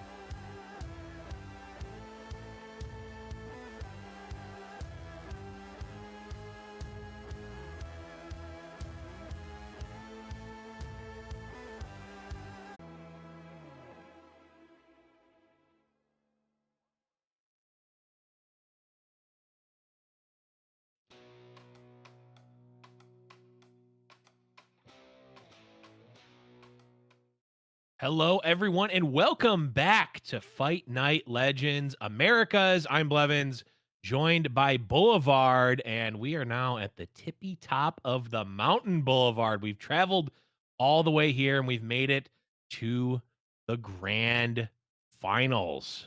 Ooh, Feels good to say, huh? And there can only be one winner, and tonight it is either going to be Stan of Team Leviathan Gaming or Zinc Elemental of Team Aratuza. yeah, it is going to certainly be one of those two. But Boulevard, before we get into that match, let's take a look at the format. We are looking at a double elimination bracket with 8 invited players playing out in a best of 3. Each player has brought 2 decks in a region locked style format. To win a match, a player must win with both of their decks. That's right, everybody, no bans. Now, if the grand finalist from the lower bracket wins, that would be Stan. A bracket reset will occur, and the finalists will play one more best of 3 match. And of course, there is the $200 prize pool that these players are playing for this weekend. First place 100, 50 for second, 35 for third, and 15 for fourth. And of course, Tinder clout for everybody. Tinder clout for all players involved for sure. But, playing the $50 money match, I mean, it doesn't get any more raw grassroots than that. Throwing down the 50 on the table and saying we're playing for this right now. So you love to see it, but like you said, Stan, coming from that losers bracket, is going to need to win 2 best of 3s. Zinc only needs to secure the one to do so. And I mean, you talked about it before, Boulevard. We're not going to be seeing any mirror match whatsoever. We've got 4 unique decks in this final. Yeah, and that's just kind of indicative of the kind of format that we're going into. If you are playing in the seasonal this weekend, good luck because you are not playing in the kind of format like we have here in Fight Night, where you are on a very limited number of decks, and anti meta is usually the name of the game, trying to counter what your opponents are bringing. In the wide open format we're going into Sunday, it's going to be a total mess, but it's not going to be a mess here tonight. We've got a pretty stacked finals for you, though. It's going to be Draven, Ezreal, and Go Hard up against Feel the Rush and Shen Fiora. None of those decks should sound like a surprise to anybody. Yeah, not a surprise whatsoever. And I think, one to take a look at is just been this TF Go Hard deck. I mean, it has been really the talk of the community for quite some time, the last couple of weeks since the KDA cards came out. We've really been seeing, the main core of Twisted Fate plus Go Hard, sometimes with Elise, in this case with Gangplank.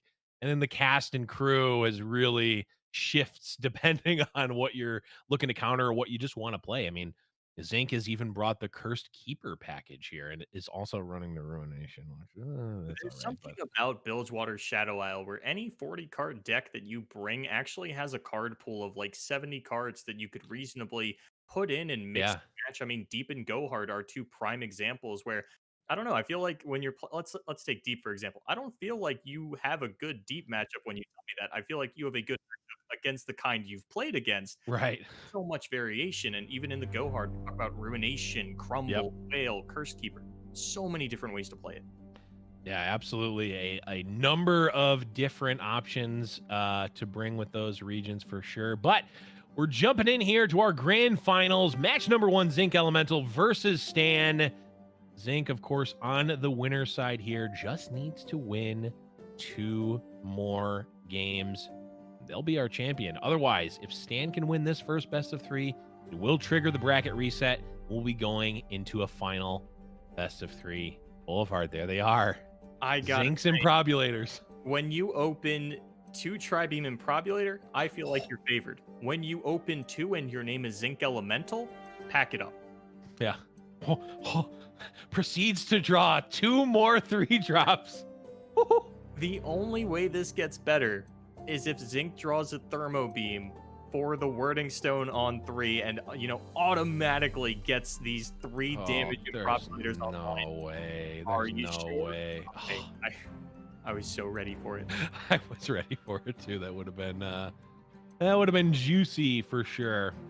But yeah, it's not going to be a tall task on the side of Zinc to actually get these in the range of killing a Trundle. Yeah. I mean, they might not quite be killing a Nautilus like SJW claims to have done. But killing a Trundle, that's a really big swing for sure. Yeah, I mean, it's not even unreasonable to kill the wording stone with it on the next turn. It's not the best play in the world. I mean, I don't think we're quite at the level where you vengeance one of them in order to Feel the Rush on the following turn. But Feel the Rush is still a card that Draven Ezreal doesn't deal with particularly well. Those large units, especially Tryndamere, can be very difficult for you to deal with. Now, Zinc is running Noxian Guillotine, but he's only got one copy. And it can be awkward to line that up in a way that you need against the Field of Rushes to actually kill every single unit. It can definitely be very awkward, especially since you can only play one during combat. It's the type of card that feels like it should have been burst if you're casting it, and you are very happy that it doesn't have burst when you're playing against it, because the card would be very, very good if that were the case. Yeah, that one might be a little bit much, but honestly, I want to see the guillotine, if for no other reason than to tick up these improbulators. Zinc's luck with this card has been running so hot. Yes, but no, it wasn't. Stan didn't bring the deck. Who was it that pulled the? Oh no, it was Hipster who got the Tiana Crown Guard off. Yeah, I mean, what's a higher high roll, Tiana Crown Guard or the Crocolith? Well, someone in chat was saying that it's actually an 8% chance to get Tiana Crown Guard, just given the lack of 8 drops. So it's actually not that uncommon to get it. I'm sure that it's probably a lesser chance and a bigger disparity of power to get the Crocolith. Zinc's definitely felt like it had more impact on the outcome of the game that he did get to drop it in as well. But oh yeah, unfortunately, we haven't drawn a lot of 3-cost cards beyond the initial opening hand. And while there's no Feel the Rush for Stan, he does just have, sort of the good old-fashioned play my champions strategy. Yep. Yeah, sometimes you just do it the old-fashioned way. You don't need this fancy K-pop band to pull these cards in. You can just play them right from your hand. Yeah, it's not illegal or anything. You can do it. Yeah, I mean, it feels, it feels like less value. And a lot of times I'd rather lose than not get full value. But, these high-level competitive pro players, they would rather win. Which is why we see vengeances on Weirding Stones in previous games. All right, so we are going to finish off the Weirding Stone. This is going to stop us from getting into the Tryndamere turn, but actually, we're going to commit a Troll Chant. We really want Tryndamere coming down next turn. Okay, makes sense. I mean, this was a pretty aggressive tempo play from Zinc, and I think that was pretty strong. I mean, it does seem like can you go Improbulator into Sentry? Yes, you can. Yeah, it is 2 damage on the Improbulators at the moment. It would be a shame to see it, but I mean, you gotta do what you gotta do.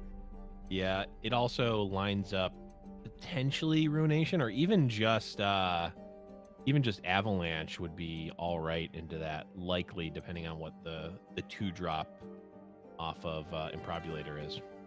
Looks like we're gonna open with the Mystic Shot instead, just some kind of 2 damage spell to test the waters.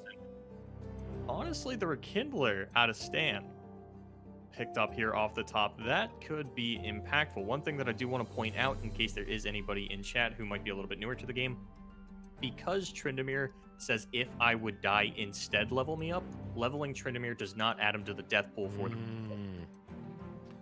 That is a very interesting note and quite relevant as well. I do really like the play of Trundle from Stan. It leaves up the Avalanche here, which is going to be great at combating this this Sentry play.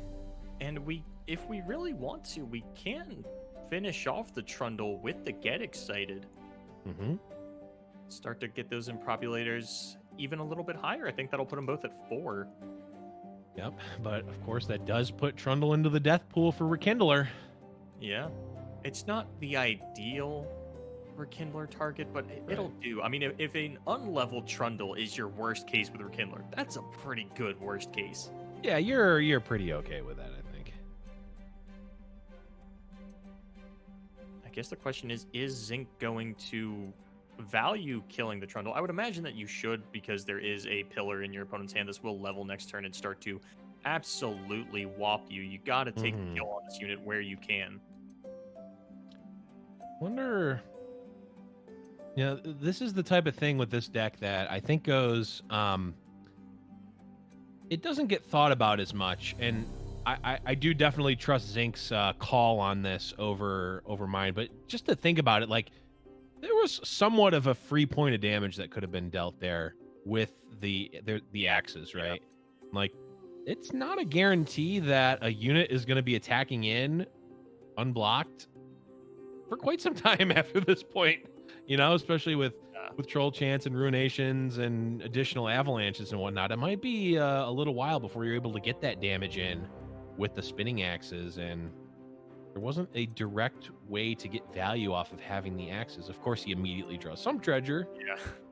But even so, besides, yeah, even if you did use the axes there, you do have mushrooms to discard. I guess it's a matter, because theoretically the Chump Wump does represent 10 damage with those mushrooms, and if we've learned anything from Blevins, it's that you can count on that 10 damage. It's gonna happen. Almost certainly in this specific fight night. It is I don't know what it is. There's something in the air or on the server today that is just spiced up the RNG, and I'm absolutely loving it. Okay, we are going to get the Rekindler for the Trundle. That's going to give us another pillar. And, I mean, Zinc can get these sentries up to 5. Or these, the improbalators are already 5. 5. Yeah, the Dredger put it at 5, so we can potentially get a Trundle kill, but that is going to get countered by this troll chant. Yeah. It's going to be big. What 5 drop's going to come out? Is it an Swiftwing Lancer? That's what I'm calling. I'll go Screeching Dragon. Ooh, we picked the 2 different sides of the Demacia Challenger coin. What it's actually going to be is Ministoke Henchman. Oh, Jack the winner. Okay. I don't hate that. I was actually going to say this is a card that could be difficult to get value off of, but we have a House Spider in hand. And let me tell you, I don't care about that Spiderling. Launch it out of Jack's cannon at my opponent's face every time. Yep. Man, if only Sleep with the Fishes cost 3 mana, then we would have infinite value for the Tri-Beam Improbulator. How great would that be? It would be significantly worse for the record, but it would be great in this situation specifically. Forgot that everybody can't see my cam. I look like a puppy right now, where I look really disappointed. And it's like, yeah, but in this situation, like my tail's wagging. So right. Protect the Trundle this time, though, and this is good because it does still prevent the Trundle level up. It's kind of weird when you're trying to play around Field of Rush. The best thing you can do is prevent the Trundle level ups and force the Tryndamere level ups. Yep. It is stable Voltation. Okay. We don't 5 mana 4/4. Yeah, there's no. See, if we had played Progress Day, we could actually turn this into an 8/4 quick attack. True. Now, this is Unstable Volatition is the weird wording that they kept where it only. Does it only trigger when you play it, or is it like the other ones where it just statically, if it ever happens, it will become an 8/4? I want to say it's the second one, but I'm not 100%. Unfortunately, it's not going to. Yeah, it doesn't matter anyway. The most expensive spell is going to be the 5 mana Decimate. Yep. Unless the next Improbulator gets a Stone Silencer to make our Decimate 6 mana. Yes, I love it. I absolutely love it. I think that's what's going to happen. I'd put money on. And if it does, you can mark off your Fight Night Bingo cards. I'm not going to lie. I've been writing the most impossible scenarios down on my Fight Night Bingo card, and I've checked more boxes than I really thought I didn't choose one. Today, we're giving out a lot of prizes. Surprised aren't actually real. In the Fight Night Bingo game that we play every single week. Really, there's no prizes because no one made the board. I believe it was Morpadorp who said he was going to make the board and never did. So you can blame them. Just saying. But the attack comes in for Zinc. We pushing potentially 8 here. I would love this if we had Farron. If Farron were here, this would just be so good. It looks like we're gonna push 6 instead, but I mean, Zinc has a little bit of refuel, not a lot of digging, but a little bit. And if he can find Rummage, that's gonna feel so good getting rid of these axes. And Yeah. it's not a great position, but Zinc really feels like he's playing to his top decks at this point because not attacking this turn felt so incorrect.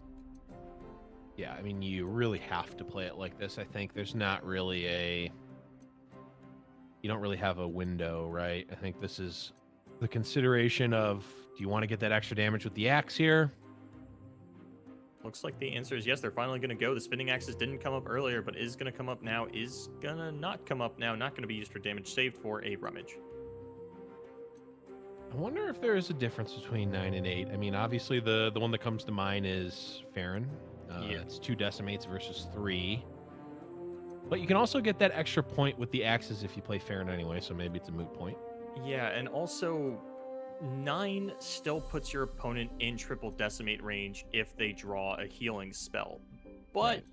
Stan instead drew a Battle Fury, and that represents a not quite lethal amount of damage, but very close to it. It is lethal if Stan pulls the Dredger with Pillar and pumps the Tryndamere because it has Fearsome. Oh, we have axes. Oh, we do have axes, you're right. We also have Arachnoid Sentry. Yep. Are we going to be seeing Angry Pillar? I love Angry Pillar. I remember when the set came out, not Rising Tides, Call of the Mountain. Yeah. I played a lot of Trundle Swain, and Augur of the Old Ones on the Pillar, giving it regen and overwhelm, actually felt pretty insane. Yeah. It's pretty strong. Okay, Chumpwump could create that, of course, guaranteed 10 damage. It looks like Zinc's going to play for it. I mean, how many cards does Stan have in deck? What is it? No more than 27, surely. The Right. odds are in Zinc's favor here. I mean, I think you gotta go for it, right? Play to your outs. Of course, the game isn't quite over yet. This is going to be a nice 5-er pushed. Get down to 13 here. So still not lethal, even with Atrocity. But I mean, Zinc doesn't have a phenomenal open attack. You are going to get to push through 3 damage, but, well, I mean, maybe that's all you need. There's actually no healing in Stan's hand, and I don't know that he's necessarily going to be willing to commit a Vengeance to a... Actually, no, you don't have any damage getting pushed through. I don't know why I thought that unit was going to live or something along those lines. I ran my numbers at the wrong time. No, this is looking dire for Zinc. Unless... Oh, it's not a Farron. Unless? Who needs Farron when you have Chumpwump? Farron would have been so good. It would have gotten Vengeance, and you probably die on the next turn. But you would have died alongside a friend. Yeah, but now you can die alongside 2 friends in the Chumpwumps. Do we know Chumpwump's first name? I've been doing this thing lately where I try to get on a first name basis with all the cards in Legends of Runeterra, just kind of bypassing Riot as a whole and getting friendly with the actual intellectual property. And Charlie, Yeah, actually. production is saying Charlie, and I think I have to agree with that. Chumpwump Charlie. That makes sense. I like it. I like it a lot. He also, he's chipper, like I would imagine a Charlie would be. Chipper, Chumpwump Charlie. I really like it.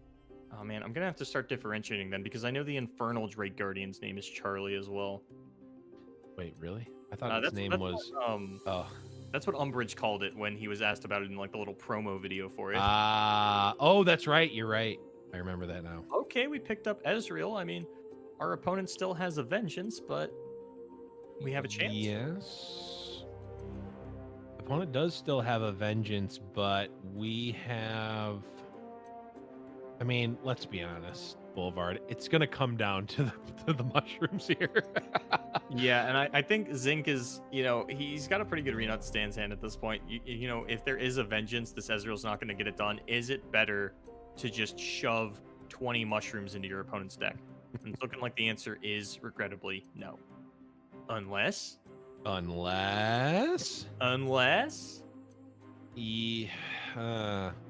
Well, if you go, I guess the Vengeance would probably come out here. Maybe not. I think you wait for attacks in case Zinc has another Ezreal. Right. But I mean, I would assume that Stan is going to play the interaction properly, and unless he top decks an insane amount of mushrooms. Which he certainly could. We have seen it happen today. Yeah. I mean, at the very least, you are going to get to push 4 damage on the side of Zinc if you want to respond with all of your burn in response to the Vengeance, which I don't see a reason why you wouldn't. I mean, you want to plant the mushrooms anyway to give you that shot, unless you're planning to draw a card with Dredgers, which is probably better. But, I mean, come on. Let's see the mushrooms, please. Thank you. I think you have a much better shot at putting your opponent at 4, top decking and get excited, and really just hoping that they draw at least 1 mushroom. That actually is not an option because there's only 1 get excited, and we already saw it played, I think. Did we? Just only play 1 get excited. Only plays 1, yeah, which I was just looking to see that same exact scenario, and it is actually. This might actually be the 2nd or 3rd copy of Mystic Shot as well, so that is... It's looking grim here for Zinc. Yep. Just gotta trust in the mushrooms. Yep, there goes mushroom number 1. There goes the Mystic Shot, gonna get to deal the full 3 thanks to the Ezreal. Yep.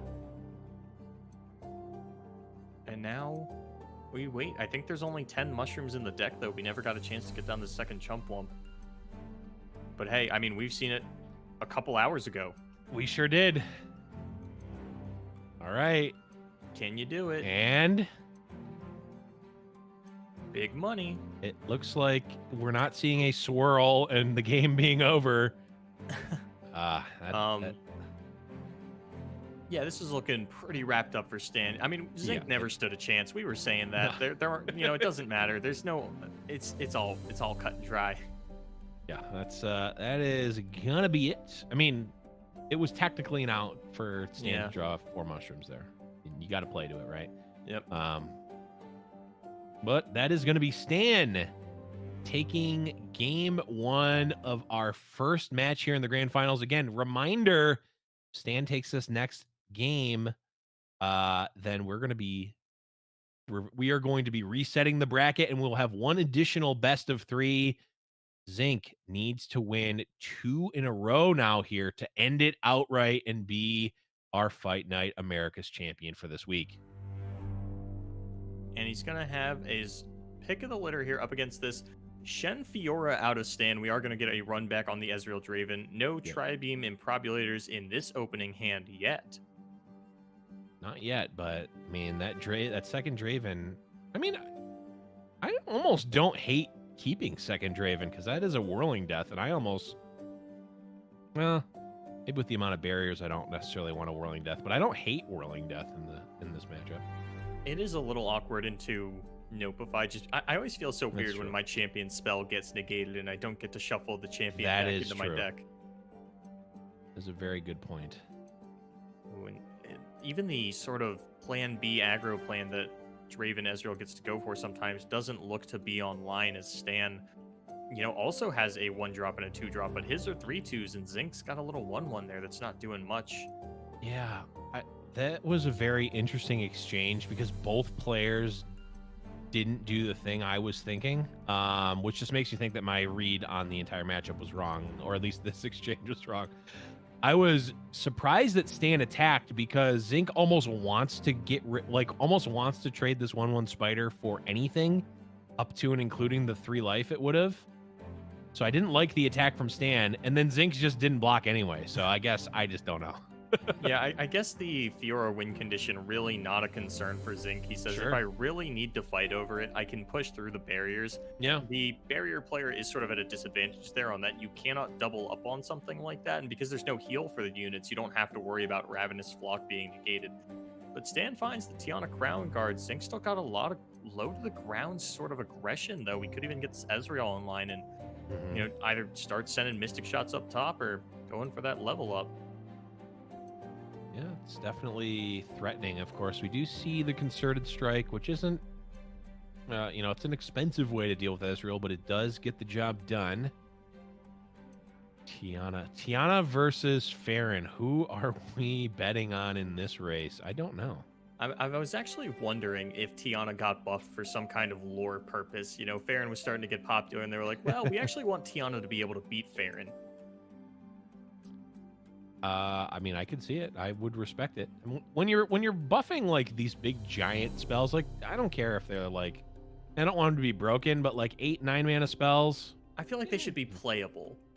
I like them being playable. It's very fun. Ledros is a very fun card. It's the type of card that would never see play in a game like Magic the Gathering because it's just so expensive, but you get to see it played in Legends of Runeterra, which I think is part of the charm of you know, a game like LoR. All right, Zinc, he's only got the one Get Excited, and this is not the ideal kill onto this Greenglade Collector. And yet it's just going to pass, saying, you know what, the chances of Notify here are a little bit too high, and without an axe in hand, I don't have a free discard. Yeah. Protecting, like, it's not even protecting my Draven, it's just getting a kill onto it. I can do that at any time. I could just throw out the Thermo Beam here. It doesn't really change anything in that regard. Yeah, and also, again, notably, the only Get Excited for Zinc in this version of the deck. Tri-Beam Improbulator, a little bit late to the party, but really only missed out on, I think, only the Draven in terms of 3 drops. Sounds right to me. So we do have it early enough at the very least. It seems like in this matchup, it's pretty strong. It notably dodges Notify, which is quite good. Oh, and speaking of noticeably strong, here comes Cythria the Bold. I mean, something like a Arachnoid Sentry does look pretty appealing here, but I think what Zinc is considering is, yeah, if you go for the Sentry and then go for Thermogenic Beam, you get blown out by Sharp Sight. And he wants to guarantee the kill onto this Cythria. Doesn't want to play any kind of weird mental games. Yeah, it's a type like that, like losing that exchange, like you mentioned, that's a game losing exchange. Like it puts Stan on the front step the entire rest of the game. Zinc will be playing from behind, and that's not something that this deck generally wants to do. It wants to be able to control and play the tempo game in its favor. So it falls behind on something like that, it can really get out of control. And I actually like this attack from Stan, forcing, you know, Zinc has the axe, that's public information, but he doesn't have a free discard alongside it. There's no second axe, there's no mushrooms. You're going to have to discard a real card. Yep. And that means that whatever that card is getting traded for a Greenglade Collector, and it is going to be an Arachnoid Sentry. Yeah, that's, I mean, like you said, that is a real card that has real value. And yeah, Greenglade Caretaker certainly did get a lot of value there. I mean, it ended up with 8 power at that. Oh man, I think this is going to come down to the Farron War. Stan has drawn a really healthy mix of units and spells, but without finding any of his champions or without finding River Shaper. And honestly, I want to say that this is the 3rd or 4th time we've seen Shen Fiora play today, and Blevins, I don't remember seeing a River Shaper. You know what? That is weird. Now that you say it, I don't think we've seen a single River Shaper either. And I do want to confirm for chat, they're in there. They've been in everybody's deck as a 3 of, and he's just shy today, I guess. That is a really good point. We haven't seen 0 River Shapers in play, and yeah, it is absolutely the type of card that is you know, it's called Shen Fiora, but it's like Shen Fiora River Shaper. Like the R in Fiora stands for River Shaper. Yeah, I mean, Shen Fiora is in all caps, and then, like, you know, you reduce the font a little bit, put it to lowercase, and hope nobody notices. But River Shaper's name is in there too. We just whisper it at the end. Yeah, you just can't hear it. It's inaudible. River Shaper. There it is. Beautiful. And now Zinc, I mean, you don't with this attack token, there's no super appealing play here. You do want to get down some kind of blocker and maintain at least a little bit of spell mana, and 2 is actually the perfect amount. Generally, you want to maintain 1 spell mana going into the Farron turn so that on 9 you can play the 2 Decimates, and 2 lets you flock this Screeching Dragon on the next turn. Yeah, and we're seeing the Darius emote from Zinc. Wondering if it was just, why did I play this sentry? Didn't really do too much there. Yeah, it just develops a blocker, but if you're going to get I mean, there's no way that Stan challenges it with the Screeching Dragon because then he would be forced to proactively play some kind of spell to protect it. I don't think Stan Right. is willing to make that trade. And we are going to get the Brightsteel Protector to block it. I mean, if Zinc plays Farron here and Stan plays Tiana Crown Guard, I think that favors Zinc. It probably does. I wonder if Zinc was going to stun the dragon and then tri-beam, or sorry, not tri-beam, thermogenic beam for 2, the 3/2, and then push 3 there. I don't know. Not It was out at of least the realm of illegal possibility. play. It was at least a legal play that seemed Yeah. like it did more than the play a 3-mana 3/2 past the turn. I mean, Flock is cool, but it's not a high priority notified target. I mean, one thing that you always have to consider is like, is this getting set up for an execute? Is there just another Ravenous Flock? It's a little bit more of a consideration when you're playing against Swain, when Swain's Ravenous Flock is on the table, and it looks like we do care enough about this Screeching Dragon that we're willing to play mana inefficiently for it, and all it does is even up the mana totals. Stan had the mana advantage going into the turn, and is now just going to pass if Farron comes down here. Does Stan play Tiana? I mean, it pushes 8 damage. Yeah. Could. Yeah, I mean, it pushes the 8. There's, I think, no way that Zinc is blocking the Tiana. I mean, I think that in order to deal with the Tiana, it behooves Zinc to block it. There it is. It's coming out. The battle of the... I actually don't know what their titles are. I'm just going to say the generals, even though they're probably not generals. Yeah, I feel like, I mean, Captain Farron's a captain, but I feel like he's in need of a promotion. And I would actually love to see one of those, like, continuous storyline kind of cards where, you know, a couple sets from now we get, like, 10 mana General Farron or something along those lines. I like it. I mean, we saw that with Cytherea, right? And there's a couple other cards, too. Tiari Traveler also. Or no, that's not what it's called. I forget what the card. The 2 mana 2/2 grant +0/+2 on support. My Blevins, while you were stalling for time, I'm here to tell you that it is Tiari the Traveler. Oh, there we go. All right, so Static Shock gonna target the Tiana just to get us closer to that Ezreal level up. It's not actually gonna do anything to her health total. But I mean, the Ezreal was pretty far away the last time that I looked at it. It doesn't look like this was enough.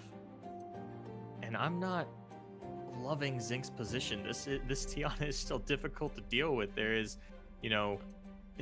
Zinc doesn't have the cards for it. There's a deny to protect. There's single combat to get value if you do actually manage to push through a kill. Yes, the single combats they're fine. I mean, the units that Zinc has, he doesn't necessarily care that much about. Yeah. This is one of those situations that I brought up earlier where if you can just manage to clear the board of Shen Fiora, you feel like you're in a much better position. Ooh, that's a good one. I think with the get excited, Zinc can at least kill her, is probably going to lose his unit, but honestly, I don't think he's the most concerned about that. And it might even just be a concerted strike because, I mean, we have the units. Also, thoughts on just take 8 here, let this dragon die, and then try to kill the Tiana. I do like that a little bit more. I mean, there has not really been a good single combat or concerted strike option, so yeah, you got to be putting Stan on at least one of those type of effects, I think. And like, yes, you don't necessarily want to take, frivolous damage, but also like you can stand to take a little bit. I guess the question is, which piece of removal do you open with? are you more okay with the tri-beam getting denied than the get excited? I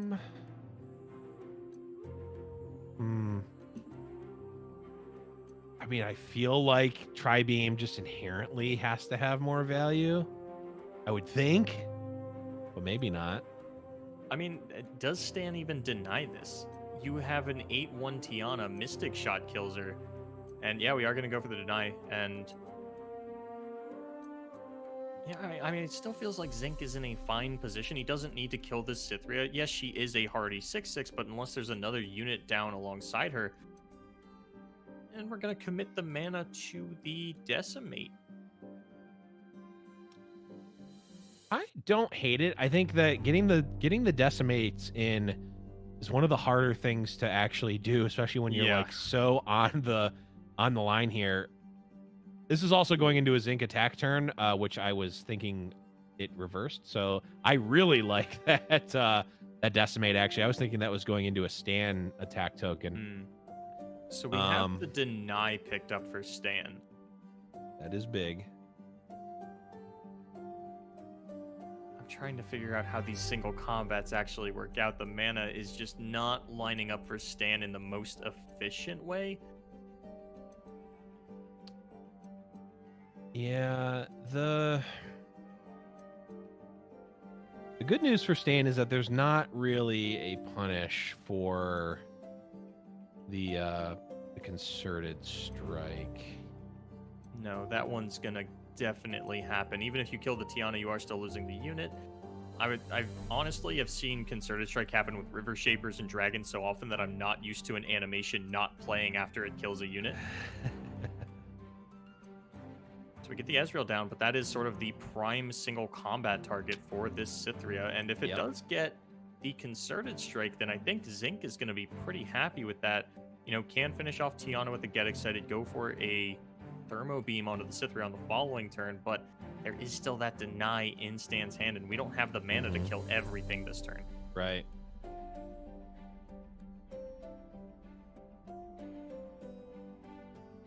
Ooh, unless he goes for, just goes for the double single combat plus deny. That is enough mana. Yeah.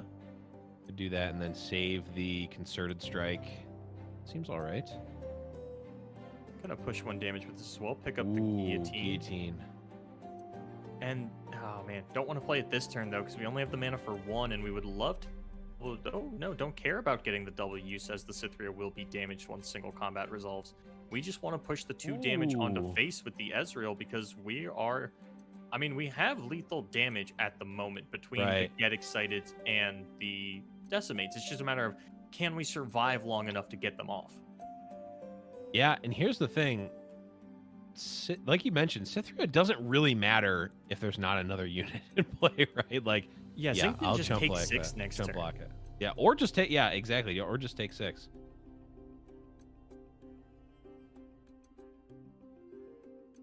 Stan debating the deny here.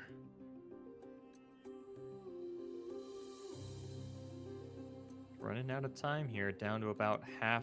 This is actually moving at a snail's pace, honestly. I thought it was going to get the halfway point much faster, this rope here.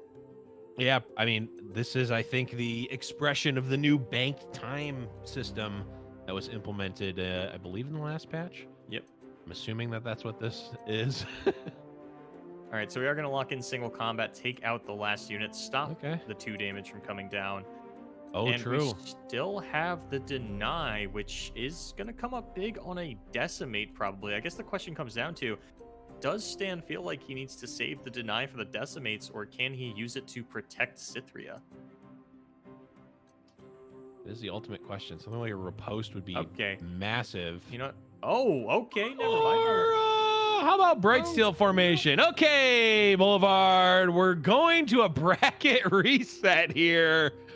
Right? No, actually, no, not. Man, what a great Farron top deck. But no, it was, oh man, what a great Bright Steel formation top deck. I mean, Zinc is still technically not dead, right? Yeah, he's not dead here. He is going to take 6, but I don't think he has an opportunity to kill Stan. I don't think so either. Yeah, not through deny. Are we back on the shroom plan? I was going to say, unless... If there's a shroom, there's a way. Is no one ever has said, and or will ever say Every again. Teemo player ever has said. True, or at least thought. I mean, you don't need to play it there. Playing it there doesn't really change anything, except it gives Stan an extra draw to draw one of the mushrooms. Yeah. If Stan draws a mushroom here, okay, no, it was totally irrelevant. Yep. Oh, and Nopify even picked up to have the additional way to stop extra damage. I would imagine yeah. Stan denies this. Yeah, saying that is a little bit too low to fall. Even with this copy of Nopify, I'm not totally comfortable falling down to 3 damage. Yeah, I would not want to. Yeah. Although, I don't think there's nothing that I can think of in Zinc's deck that kills you outside of a hand that's like full of Mystic shots, but I think enough resources have been expended that there's no actual kill, but I don't know that there's a better deny target either. There's not really. Yeah, we can't even kill the Cythria and get down the House Spider in the same motion. And even if we could, there's a Concerted Strike to clear out the board. Yep. Or a Nopify to stop, whatever. It's just... Actually, yeah, that Mushroom plays against Zinc in a big way here. Because if you had that 1 mana, you would still have the 4 mana Thermo for the Cythria. Yep. Yeah, I was a little surprised by the mushroom play there, because it actually didn't. The only thing it did was give an extra draw for Stan to draw the mushroom, so it would play around the randomly generated mushroom going to the exact top card of Stan's deck that turn. But I don't think that changes your, like, playing it a turn later. I don't think changes those odds. In fact, they're probably better if you wait. Zinc's not even bluffing anything here. He only runs 1 copy of Noxian Guillotine. Right. So also, Cythria is already damaged. Yeah, I mean, you could just block this with the formation if you cared that much, because now actually... No, I mean, because we are able to protect this with the Nopify, even if we get excited it on the attack, it is still going to be a fearsome Brightsteel formation coming in at us, and we just do not have a blocker for that. So, yeah, it looks like we are going to get this bracket reset. Unless we hit 7 mushrooms on this card. That would probably top our charts somehow for today. Yeah, craziest things. I definitely didn't have that on my bingo card. Not at least not this many times in a row. Yeah. It's true. We only need 4. We only need 4 mushroom hits, because Get Excited would do it. That tap the deck. How many mushrooms? Oh. And the answer was none. And Rummage not going to be able to draw anything. River Shaper. There he is. There he is. We found him. All right, what do we get? Mystic Shot and Static Shock. Not going to work out. I mean, weirdly close, but not quite. If we had gotten off the guillotine with the Ezreal still around, it might have looked close, but even then, it's still... At the end of the day, Stan never drew any mushrooms, and that was the plan that we had to default to. Not quite there, but that is going to be the bracket reset. Stan taking that first one down 2-0, and now it's all bets are off, Boulevard. It is 1 more match to go, but this one, Stan got that first win with the Field of Rush versus the Ezreal Draven, and then took another win with the Shen Fiora. That's Demacia, not Freljord in that second one. The Shen Fiora in the second game was the win versus that Ez Draven, and Ez Draven not performing in that one, obviously. I am curious as to whether or not that sort of micro decision of playing that mushroom actually did end up costing Zinc the game. Not being able to Thermo Beam to kill the Cythria, because that actually would have been out of Nopify range as well, because it would have been 4 mana. And I'm even more curious to know if Zinc is going to open with the Go Hard after we get the bracket reset, because he did just get 2-0'd on that Ezreal Draven. We could have a completely different match on our hands. Yeah, I mean, it's tough. I mean, if you just got 2-0'd with the deck, I mean, regardless of whether you open with it or not, you still have to get the W with the Yeah. deck against one of the 2 decks you just lost to, right? So, I mean, maybe it's just a preference thing, maybe it's a mind, a psych up type of thing, but I don't know. I think maybe just get Zinc Okay. is saying, I gotta get my win with it. All right, I'm gonna do it. I'm at a mental roadblock until I can win a game with this. I don't deserve the go hard just yet. That one Yeah. is a little bit more of a free win. We'll deal with that when we get to it, but we're not quite there yet. Yeah, no, this was a discussion on Twitter, and I think I came to a conclusion that if you have a deck, the question was, you have deck A and deck B. Deck A has one good matchup, one bad matchup. Deck B has 2 good matchups. Which one do you lead with? I think you lead with the bad matchup, the one with one bad matchup first. Yeah, because if you lead with the 2 good bad line matchups and you beat the good matchup for the other deck, then suddenly you're Mhm. in sort of a weird spot. Yep. I agree. So we do see the Improbulator opened up again for Zinc, and does have the opportunity to get a just sort of play aggressively with the Ezreal in a matchup like this. There's not a lot that kills it, and things that do are mana inefficient, like that Yep. Grasp of the Undying that we see in Stan's hand. But if he wants to grasp Ezreal next turn, that means you are at least delaying the Trundle. Yeah. Delay the Trundle a bit. Get a nice little open attack off. Yeah, you love to see it. Of course, the chip damage isn't as useful in this matchup because Stan has a bevy of life gain options here, but still nice to get it. And this is still going to be just an uphill battle for Zinc. Does actually have a pretty decent hand into what Stan has prepared here for him, though, because if you don't go for the Grasp and you go for the Trundle instead, Zinc has a Thermo Beam. You want to try that again next turn? Here's another Thermo Beam. And we can just keep doing that for exactly 2 turns until both these players are out of cards. And then there's only one Field of Rush that you really have to worry about for Stan that's going to grab the total 2 champions. Everyone from there on out, by no means is grabbing a 10-10 Tryndamere a small task, even if it does cost you 12 mana. That's still difficult for Zinc to deal with.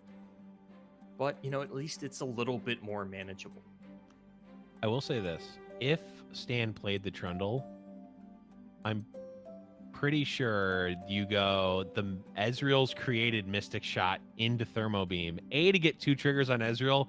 B, to get that 3 mana Thermo Beam, that juicy 3 mana Thermo for that Tri-Beam Improbulator. I do always love the Mystic Shot into the Thermo Beam to tick up the Ezreal evolution just a little bit more. It is definitely not called the evolution. Absolutely it is. That man goes through a million years worth of evolution. True.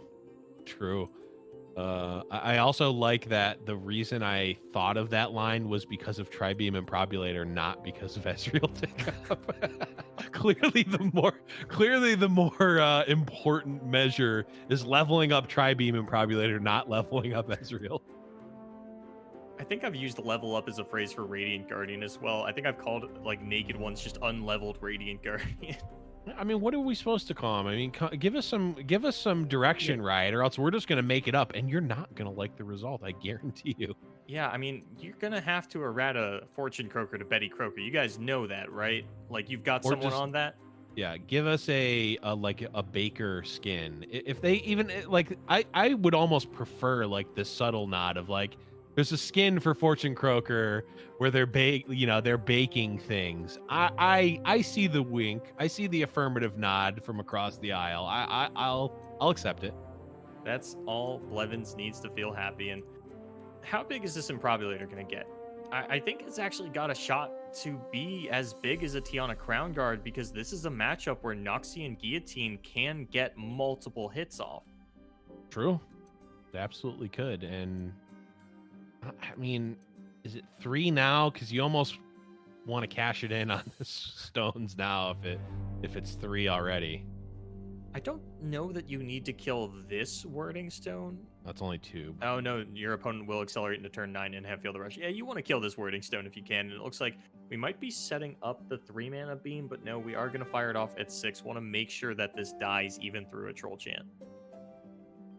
Play the sentry, you coward. Play the sentry into 3-mana beam. Do it. He didn't bring emusives. He's already a coward in your Yeah. eyes. He's gonna play the safe play and get the 6-mana beam. Ooh, playing the correct play instead of whatever. That's fine. I mean, you're playing Tri-Beam Improbulator. Just go all in on it. It's not the Ezra Draven deck. It's the Tri-Beam deck. Zinc has secured his invite to the next fight night, but his invite to the sort of Kangaroo Court Blevins tournament is on thin ice. It's true.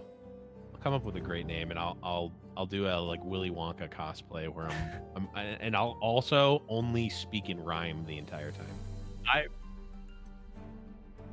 The Blevins beatdown has been suggested, and not whimsical enough. Well, we'll workshop it over the weekend. I'll tweet at you just like every hour on the hour. I'm gonna send you a new name. Just remember that I will be wearing a top hat, a suit, have a cane, and be speaking only in rhyme when you're thinking for inspiration.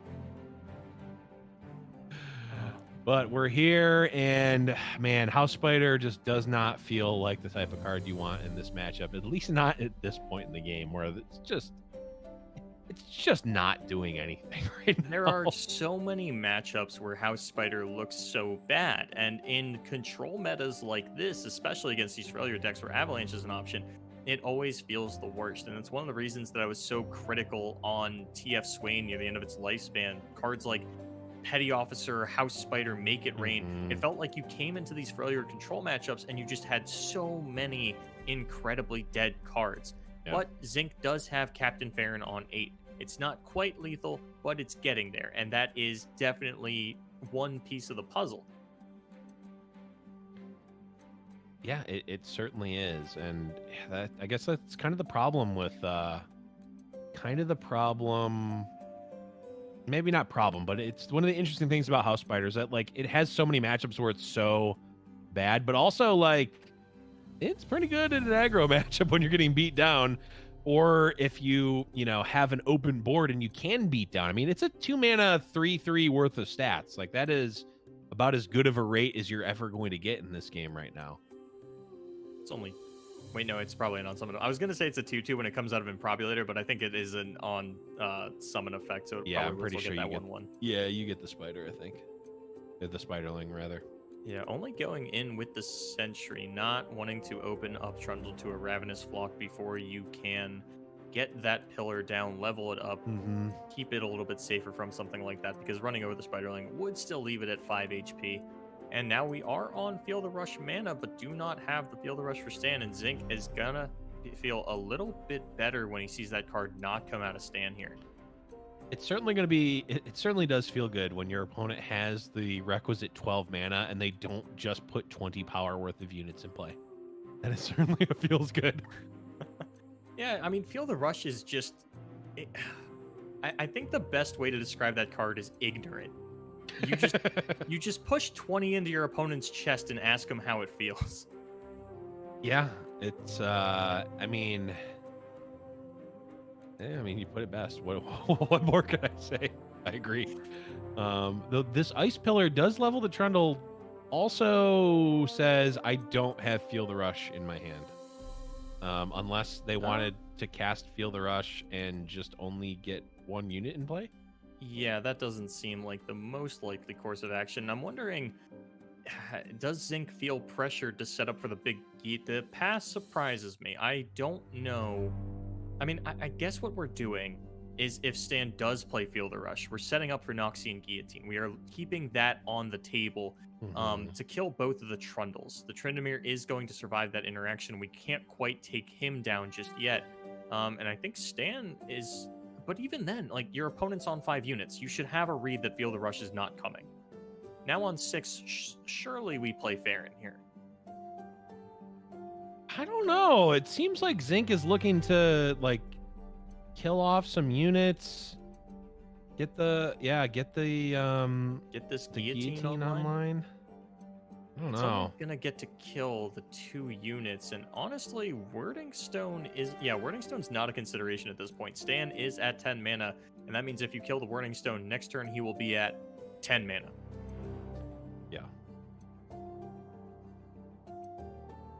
Yeah, it's also the like, oh, I can just kill the Spiderling and then not have to use a guillotine if I don't want to. Yeah, it looks like we might go for the double guillotine, but even then, you don't have to push damage onto the pillar with the static shock. You can just attack it. Mm-hmm. I do like keeping the Spiderling on. I really, if Zinc can, keep as many units on Stan's board as possible. Keep Feel the Rush off the table. Yep, I agree.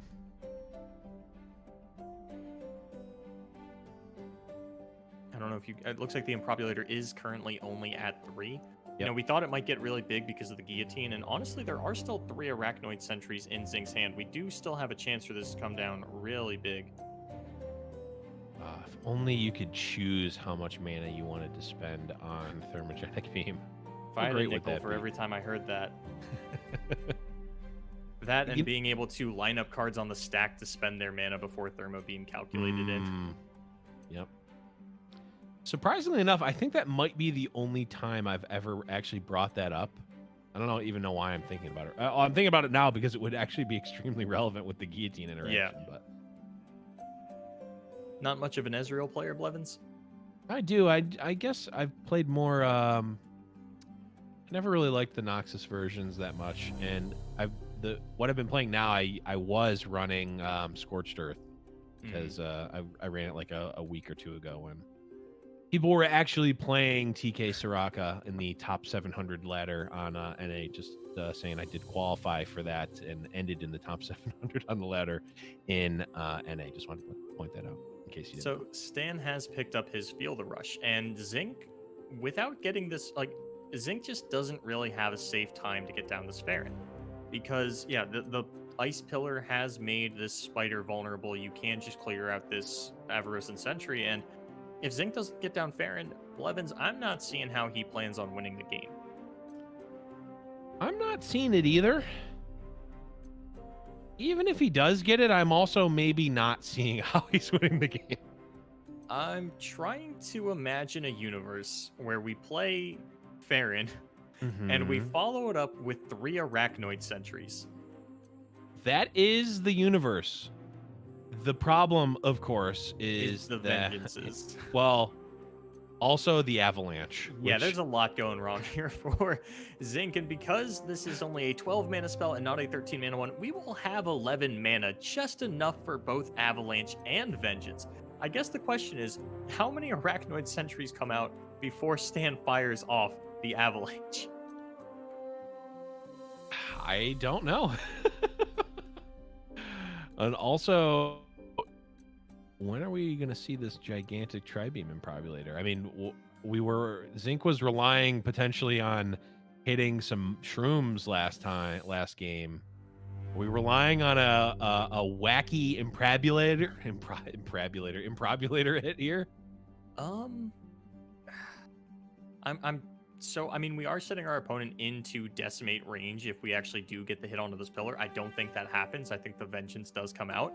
Definitely. But even if you get to hit the pillar, what are you doing about the 3 units Stan still has that are bigger than your life total?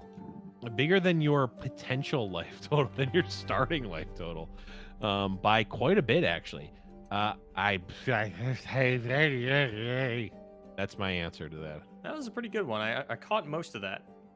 Your accent's a little off, but I made it. Yeah. I have not picked up enough Portuguese yet. We'll get there. That was probably offensive. I'd say I'm sorry, but I'm too tired. Moving right along here, back to the match. The double sentry into Improbulator on Wildclaw. I mean, it's going to be an Improbulator for 6. Do we have what wacky 6-drop card can we get? Let's look in the roulette wheel. Here we have loading up. Cytheria of the Bold. Go to 6 cost. We go to unit. Jamadarda. We've got Chief Mechanist Zevi doesn't seem terrible. Chief Mechanist. Okay. I mean, if you draw Get Excited, that's kind of interesting, maybe. Outside of that, I mean, Horns of the Dragon. Minotaur Reckoner is Okay. probably good if you can manage to pick off the Weirding Stone. Okay. Oh, but we got Armored Tusk Raider. Armored Tusk Raider. All right. I mean, that's probably close to the middle. That's certainly, I think, in the upper levels of the well, I guess the middle levels of the bell curve. It's in the bell, I think. Yeah, somewhere in there. Unfortunately, not pairing super well into this board that, not No. taking damage from things with 4 or less attack doesn't do much when everything's a 10-10. And this is where the Avalanche gets to come out. How much attack does Avalanche have? Enough to, I guess so when I read this card, I was like, there is actually a way that you can read this that it can't be damaged by spells. But Legends of Runeterra rules disagreed with me and says, no, this will be damaged by spells. Oh, gotcha. Oh, it does take damage from spells. Huh. Guess that just means that spells have attack that's higher than 4.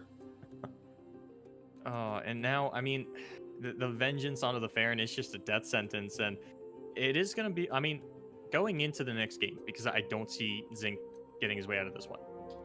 Does The Zinc switch to attacks- go hard?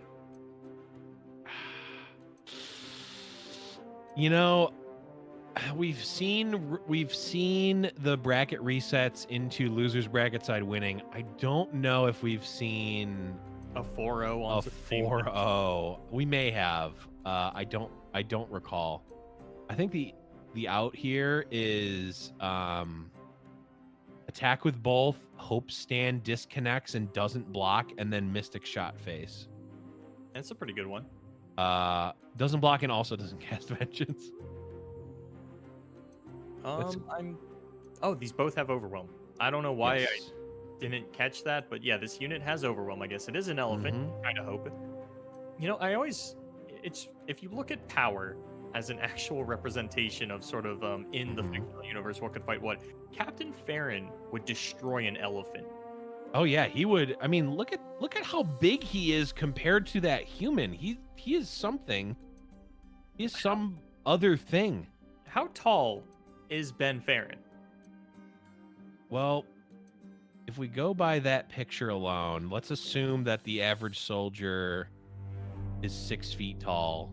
That's putting Farron at, like, I don't know, 10 feet, at least 8 or 9 feet tall. We were boasting about over 12 feet of casting action here on Fight Night tonight, but Farron might just have us beat even if we got on each other's shoulders. And He might. trench coat. He might. It's I mean, I certainly wouldn't want to cast with Farron. And that is going to be lethal for Stan. 3-0 so far against Zinc Elemental's Draven Ezreal deck. Zinc, do you run it back? Do you switch decks? We're going to find out here in a minute, folks. Yeah, I mean, again, you got to get the W with that deck eventually, or you don't, and it's over, right? Stan is now 1 game away from being crowned our Fight Night champion, being one of the select few that have won from the loser's side, but it's not over yet. Zinc still can win. If he can get these next 2 games, he will be our champion here. Yeah, 2-0ing a Shen Fiora is a little bit of a tall task. It is Yeah. considered to be one of the safer decks in the meta, and you haven't brought something that would generally be considered a counter to it. Yeah, I mean, again, according to Alan ZQ, this deck has no bad matchups. So, really, you can charge all of these losses to Alan ZQ's account, right? Like, unfortunately, yeah, that's one way to read it. Yeah, unfortunately, I think in at least in terms of fight nights, I don't know how many wins Alan has to give you back. I guess the question is, are we going to get into a situation where, like, Mogwai clips this and sends it to Alan? I mean, yes, because I'm sending him the clip. No, I love Alan, and I love Mogwai too. So, I mean, Alan gets berated by his chat maliciously all the time. I think he can take a nice in-jest joke, right? I would hope at Probably. least. We'll So we see. do finally see River Shaper. This card is actually, I mean, we saw someone Oh. draw it right before the game ended, but now Right. we might actually get to see it at least touch the board before it is Wow. obliterated by a Mystic Shot. Wow. Okay. I mean, again, forgot that that card existed. It And, feels like a very viable backup win condition. If you're in a situation where you're in a matchup where Fiora Shen doesn't get it done, there's not enough small units for you to run this out. River Shaper is suddenly Shen's new best friend. They love holding hands into combat together and just grabbing spells out of the field saying, look, Shen, look what I got for you. Yeah, I agree. The River Shaper this tournament has felt like didn't Yu-Gi-Oh used to do this thing where they would like short print commons for some reason? Yeah. It feels like the short print common where it's like it's not actually a rare, but it's rarer than all of the rares. I do remember the days of $25 Vanity's Emptiness. Yeah. I think what was it? There was one like this like weird like dog thing that wasn't even a good card. It was just randomly short printed for no reason other than, you know, scarcity, etc. Yeah. It's weird, but we do still have the kill onto the River Shaper. Unfortunately, he is not going to shape any rivers today, as he will still die to Sentry into Flock. And that does tick up the Tri-Beam Improbulator, or at least the first one. First one gets ticked up a little bit, but there's really just to get excited right now in terms of fuel. That all-powerful Improbulator. I'm going to have to go back and check the VOD, because I want to say that Zinc has drawn this one of Get Excited in all 4 games. Yeah, you'd have to go back and check the VOD. For some reason, I was thinking there was one that they didn't, but I'm actually not sure. I can't specifically think of it now. And Zinc is actually so tired of seeing the card that he discards it to Stump Dredger. Get it out of here. I don't want it. And that's actually a really good sign for Stan. You know that one piece of 3 face damage is offline for Zinc. He wanted to trade it for another card. You can play a little bit riskier with your life total. And honestly, things are still looking so good for Stan. We've got a board that's tough to deal with. We've got some mediocre removal on the side of Zinc. And we've got a nice curve of Screeching Dragon into the Tiana Crown Guard. It's really going to come down to, can Zinc find good uses for these axes? Can we get a rummage soon? You know, can we get, we're going to get a decent amount of Static Shock value here. Yeah, we sure are. Also, how dare you call our Tri-Beam Improbulators mediocre removal? They're going to be fantastic here. Look, there's already 2 more 3-drops drawn. You know, we're potentially getting in for quite a bit with these Improbulators. They could kill the first one can kill a Screeching Dragon, and dare I say it, the second one will kill a Tiana Crown Guard. I'm calling it now. I'm gonna stay down here in the real world. I think this is at like 2, maybe 3. The first one is at 3. Yeah. I'll give you the kill on the Screeching Dragon, and if I want to say it doesn't count if this Tiana like kills a Captain Farron and then gets cleaned up by all I said was that it would kill the Tiana. I didn't say a full health Tiana. Read the fine print. Also, a 3rd Draven draw.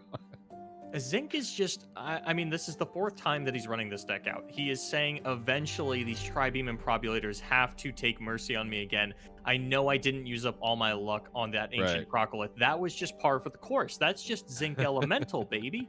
I still have more luck in the tank. Yep. That's just what Zinc does, but maybe not. We'll see.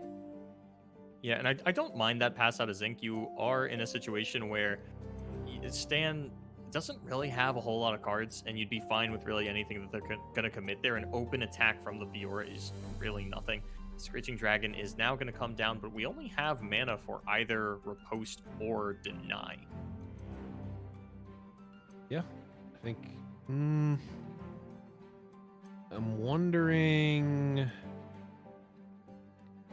You can go, let's see, you've got 7, so you could go attack with Draven, wait and see what happens. If there's a barrier, you've got the Draven spell plus Whirling Death. Yeah, we've got Whirling Death plus Static Shock to break through there. Feels like a pretty good attack with Draven. Yeah, it's going to feel pretty free, and I mean, getting the axe out, or just getting an additional axe doesn't necessarily feel bad either. We are going to get the Screeching Dragon. I guess the question is now, if you're... I mean, Stan's fine to just block with the dragon and say, do something. What does Zinc do? Because honestly, I don't hate letting the Draven die and just playing another one. I think that the Whirling Death puts you... It gives you a higher upside, right? What are the punishes? I guess, like, single combat is a pretty big punish. I guess the question is, when Stan plays this deny or riposte, are you committing the third? I guess the question is more specifically about the deny. You know, would you commit the other Whirling Death to... Mind you, this isn't saving the Draven. Oh, actually, Stan's just going to let it go. He says, I don't care. Oh, Draven has quick attack. What am I talking about? Yeah, Draven has quick attack. Yeah, that's why I like the attack most. Yeah, it's because of the quick attack. I think, like, the deny, you're probably playing the third Draven. Like, it's fine, right? Like, again, like you mentioned before, like, if you can just deal with the board of Shen Fiora, like, it doesn't really matter. Like, the game will be... You can win the game eventually, right? So yeah, I really like that attack. And even if the line dragged out the third Draven, I think, you know, Zinc is mostly okay with that. I'm surprised to see the Improbulator on Fiora rather than River Shaper. I feel like River Shaper is the much scarier card in this scenario. Yep. And Zinc 5 minutes ago heard us in the future. Of course, Zinc with the well-known future sight ability. And I mean, this is a pretty juicy deny, and it looks like it is going to get fired off. Yeah, I liked the 5 damage Improbulator onto Fiora. I liked the 4 damage Improbulator onto River Shaper because of Sharp Sight. I don't know that you needed to throw out the 5 damage one first if you were targeting the River Shaper there. Yeah, I guess we were just going for sort of the most possible value, getting that actual 5 drop out, and then we would get a second 5 drop once this Whirling Death comes out, and I guess a 2 5s is better than a 6 and a 4. I mean, it's possible. Maybe. But we don't have a great way to deal with Tiana Crown card. Technically true, but also, like, you don't really need to deal too much with it, right? Like, yeah, you can... I mean, any blocker is fine. Like, House Spider very much deals with Tiana Crown Guard for quite some time. Might start to actually find a situation where we're okay with that. And I feel like there's not a lot of reason for Stan just not using any riposte, losing both of his units. And now, I mean, are we just really all in on protecting this Tiana with ripostes? Because Zinc still hasn't used his Noxian Guillotine. If we ever touch that Tiana, the riposte will not save her. Yeah, also, like, Zinc is only 4 3-drops away from being able to kill the Tiana. And it would only be 3 if he played the other one first. Just putting it out there. I cannot wait for this Improbulator to come out and just get denied by a riposte. Yeah, but you'll still get the unit at least. Yeah, that's true. You will. And the static shock can stop it, so I think it's gonna happen. Oh man, I was about to say the static will be gone by then, but then he top decks another static. I don't see both of them being utilized by the time we get this Tiana down. But that does mean he's, you know, he doesn't have any 3-drops in hand, which isn't a big deal. These statics, I mean, do you ever just throw one at your opponent's face to cycle? Not yet. Because right now, Zinc, well, before the Tiana, Zinc was happy living the high life of just passing, right, until Stan does something. And unfortunately for Zinc, Stan did something. Yep. This is the effectively throwing a static shock at Stan's face, because with Tough, that doesn't do anything. Ooh. Huge draw. I've never been so excited to see a rummage in my life. And Boulevard, I think you know what this means. Is I that this think, Tri-Beam Improbulator is going to kill this Tiana Crown Guard. Actually, I'm not gonna lie. I'm looking at the Ravenous Flock. Yeah, it probably will be. I mean, whichever one gets cast first is going to obviously get the riposte out on this turn. So we'll see if it lines up or not. If Zinc can line these up. Looks like, I mean, it is a pretty enticing block. You know, you are going to take 8 on the open, and you just have to accept that. You don't, oh no, you do have House Spider. Hey, House Spider finally coming in, pulling your weight, paying rent. Huge. Glad to be here, bud. Huge. House Spider doing work against Tiana Crown Guard. Of course, not going to be as good with the Cythria there. And, oh, the deny for the Tri-Beam Improbulator. Rest in peace, Blevins. Well, yeah. I If mean, he's opening with it, then yes. Yeah. And I would imagine this is going to be deny over riposte. It probably should be because deny can't be stopped by anything, and Yeah. riposte gets stopped by any ping. You do still have the Thermo Beam to kill one of these units, sort of post-attack, but that does mean you're going to take 9, and I think it's got to be the Thermo Beam because it's just going to be 1 over on killing the Tiana. Sharp Sight actually would prevent the death, but I think you want to... Actually, you could kill both here with the Ravenous Flock. Yes, you can Ravenous Flock and Tri-Beam. Also could have used an axe to block the Tiana. It wouldn't have set up for the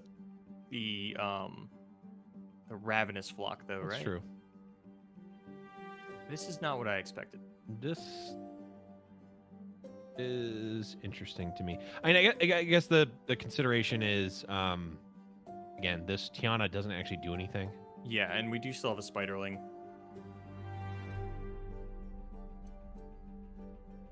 There's a lot that Zinc can draw to sort of close this one out. We're just looking for, I mean, Ezreal. Oh, there he is. Oh, there And he what did we is. get? We got Oh, Sight. no! This could be disaster Oh, for no! Zinc Elemental. I mean, I imagine you probably test the waters with a Thermo Beam, right? Oh, it's Stan doing the Maybe- strategic. nope. He did the strategic sand portal.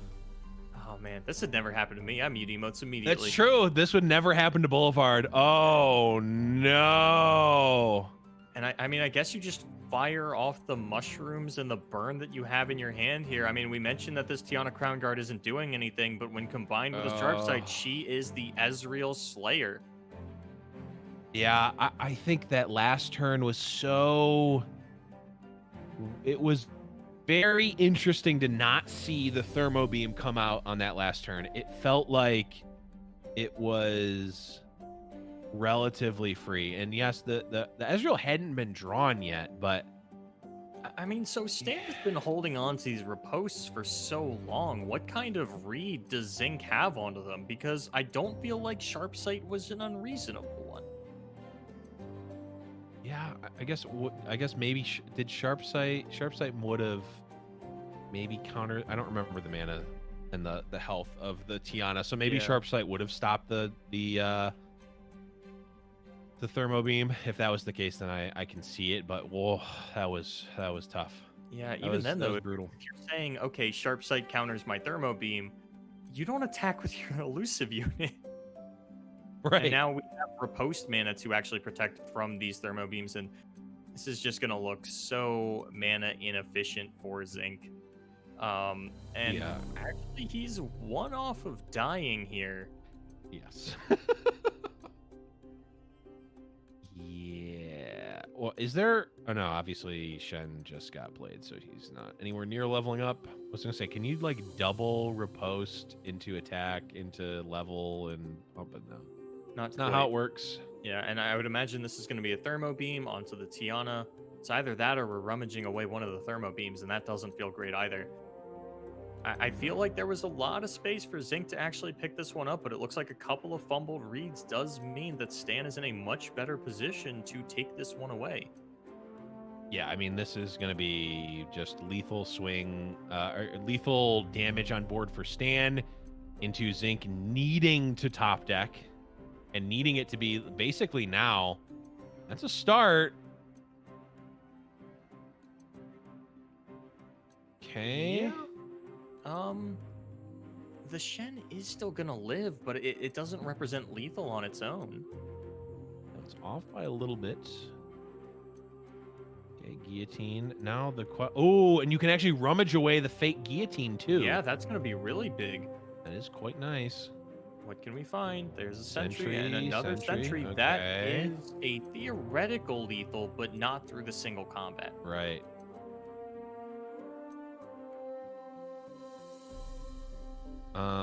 And I mean, if Zinc wins this game, we haven't seen him play the Go Hard deck yet. We don't know how that fares into Stan's lineup. We have no idea. I will say that we did see Shen Fiora take out Go Hard a little bit earlier on. Okay. Attacks Zinc. come in. Zinc prepping the Shen emote for the good game, but is going to get shut down. Has to wait just a little bit longer on that one. But this is nice because it does mean that the riposte now must be used on the Shen in order to protect it from the Arachnoid Sentry. But Sharp Sight. Yeah, House Spider actually is a pretty good top deck here, actually. Buys a lot of time. In terms of stalling. Buys you a lot of time here. And I have to think pound for pound, Zinc's top decks are more lethal in general, I think. Yes, Stan still has a monotony of like concerted strikes and single combats and just a lot of combat tricks that aren't going to do. Actually, no, it's really just concerted tricks at this point. He's still got quite a few units in the tank. But I mean, Green Glade Caretaker wouldn't be the worst here, but doesn't really punch through anything and could even just get cleaned up by the original house. But I mean, Zinc's got Ezreals. He's got Dravens. He's still got Dravens in there because they all got shuffled back as Whirling Deaths. That is true. Of course, that Sharp Sight is still going to stop the Ezreal, but that at least could be a lethal open attack unless... Nope, that's a lethal open attack from Zinc if he wants to go for it. Sump Dredger doesn't change anything because the two weakest attackers are still going to be lethal. So there's no way for Zinc to fumble this one. He is going to manage to get the win with this Draven Ezreal. And Blevins, we are going to a Game 3 of the Bracket Reset Grand Finals. Yeah, this is a crazy one. Could we possibly see the 0-2, not even just the 0-2, the 0-3, the get 2-0'd into lose game 1 of the next set, into the reverse? I don't care. I'm just building up dramatic. I'm building up drama. Nobody 4-0 Zinc Elemental. Not no way, not no how. That's gonna be it. And Stan just says, "Yeah, no, there's no mind games here. We're going in to the final game of this set. No matter what, winner take all. The 50 spot is on the table. I'm playing it for all the marbles here." And this is where we run into something that I have observed, where you have this really dramatic build-up towards this grand finale, and the build-up is the climax. The grand finale is actually just going to be a complete wash, one way or another. Yeah. This is going to be rinsed by bones. Yeah, rinsed by bones. We'll see. The double Dreadway deckhands getting thrown away, but Cursekeeper Glimpse, that's a good... nice little way to keep your hand filled and have a pretty annoying threat.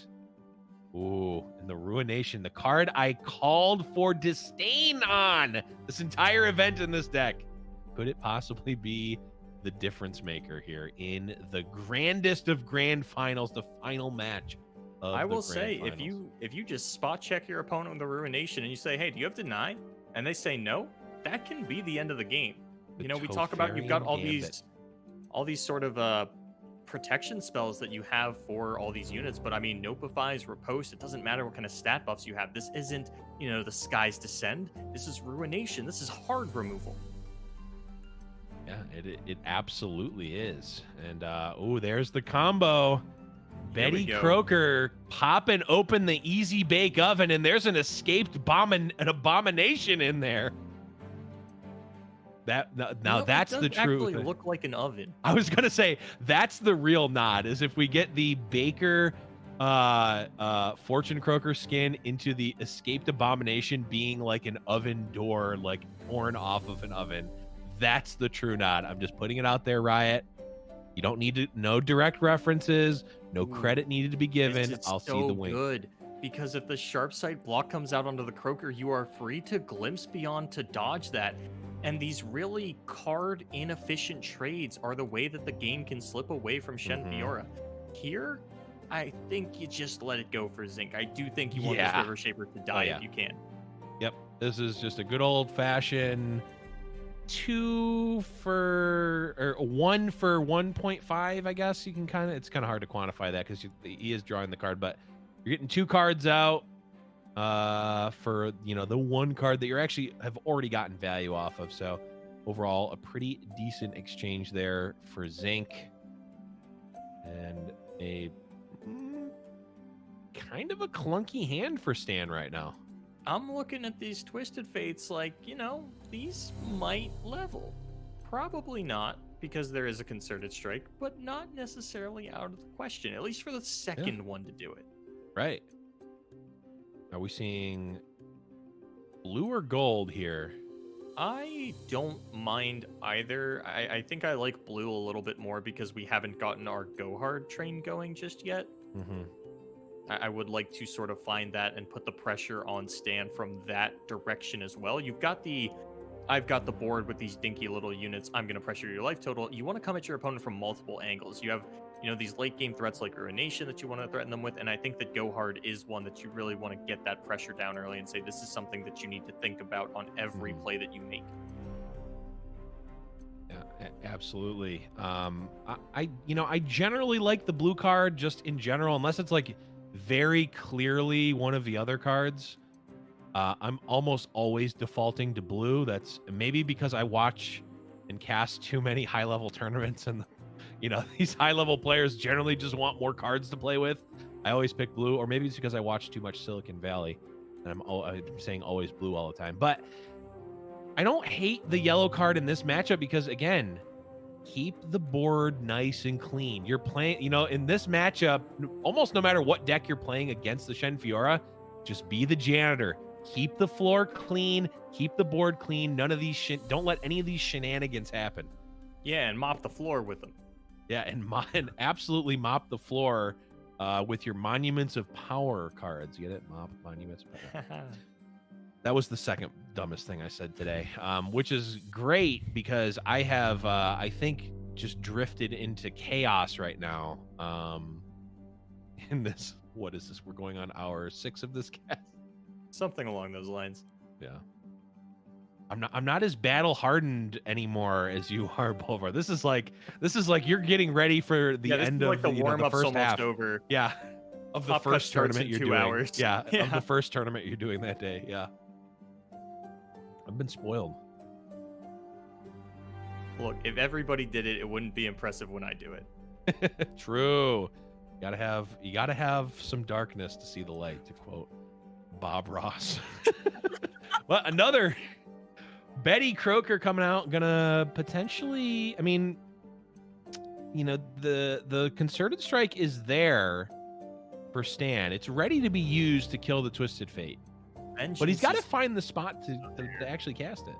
And I think if you're not getting a River Shaper proc off of this Concerted Strike, and I think Zinc's going to be more than willing to Vengeance the River Shaper. It's kind of weird the amount of low HP units that you need to end up vengeancing with this Go Hard deck, but I definitely think that stopping that train in its tracks would be a very good line. And we're seeing an unwillingness to attack with the River Shaper, and this should let Zinc know that there is some kind of plan for it on the next couple of turns. We're approaching Bright Steel formation. We're not quite there yet, So maybe it is going to be a Shen or some kind of combat trick.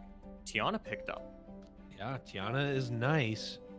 Where are we at on Twisted Fate? Are we like in response to double? I think we're at least 4, right? So we might be able to level Twisted Fate in response to something here. Do have the Notify though. And I would imagine we're actually probably going to glimpse the Twisted Fate to dodge the River Shaper. Unless so level. And we do have another TF in hand. We do have another TF in hand, and we have the salvage too. So even the Notify, even if Notify comes out here to stop the glimpse, the salvage will do it. And Stan just lets it go. Another Twisted Fate. Okay. Ah, man, this is not a spot I want to be in as the Shen Fiora deck, having to face down. I mean, it's not on the board yet, but potentially having to face down a leveled up Twisted Fate is not the bet I want to be making. Absolutely not. And I mean, you probably have to Notify this go hard. And I think that's what Stan was saving it for in the first place, is just trying to play the you don't get to go hard game. Yep. But we are sort of getting to a point where, you know, Tiana's going to come down. We're not. Oh no, we are going to be at Ruination Mana next turn. So if you know you go in for these attacks and the Tiana comes down, Zinc can just wipe forward, present a level Twisted Fate, and see where that takes him. Yeah, and if that gets dealt with, there is the second one in hand already. And I mean, these Zap Spray Fins, Blevins, these are doing so much work. That was 20% of Stan's life total that he just. And you know what the best part about these Zap Spray Fins are, Boulevard? The fact that they're never drawing unspeakable horrors. I must say, that is a bit of an upside. I do prefer to draw Glimpse Beyonds and Go Hards. I mean, I was playing the Alan ZQ deck that was Ionia with Deep Meds, and the only spells in the deck were Go Hard and Deep Meditation. So even drawing the Glimpse sometimes is a bit of a mind. It messes with my mind a bit sometimes. But I gotta say, Blevins, I think that Zinc has this one. There's no removal for the Twisted Fate in Stan's hand. No challengers, no single combats, no concerted strikes, nothing to stop Twisted Fate from doing his thing. Yeah, the interesting thing here, though, I got nothing. This is probably just wrapped up. I was trying to think of something about how, you know, Zinc can't get to gold card this turn, but who can? Oh, and actually, Stan is just pulling the keg. Yeah, this is okay. That one I like putting that one back and saying, yeah, you're gonna have to block with a zap here. Yeah, you put that one back for sure. I mean, this is pretty standard. I mean, just play cards forehead, and I think Zinc might have this one. I mean, this was the wild card for the matchup, right? The Go Hard was the final boss, and he said, no, Stan, you've won 3 games, but you must win 4. If you make it to the final boss, this is for your sake. I'm trying to play at a handicap here and only run out this Draven Ezreal. Yeah, I mean,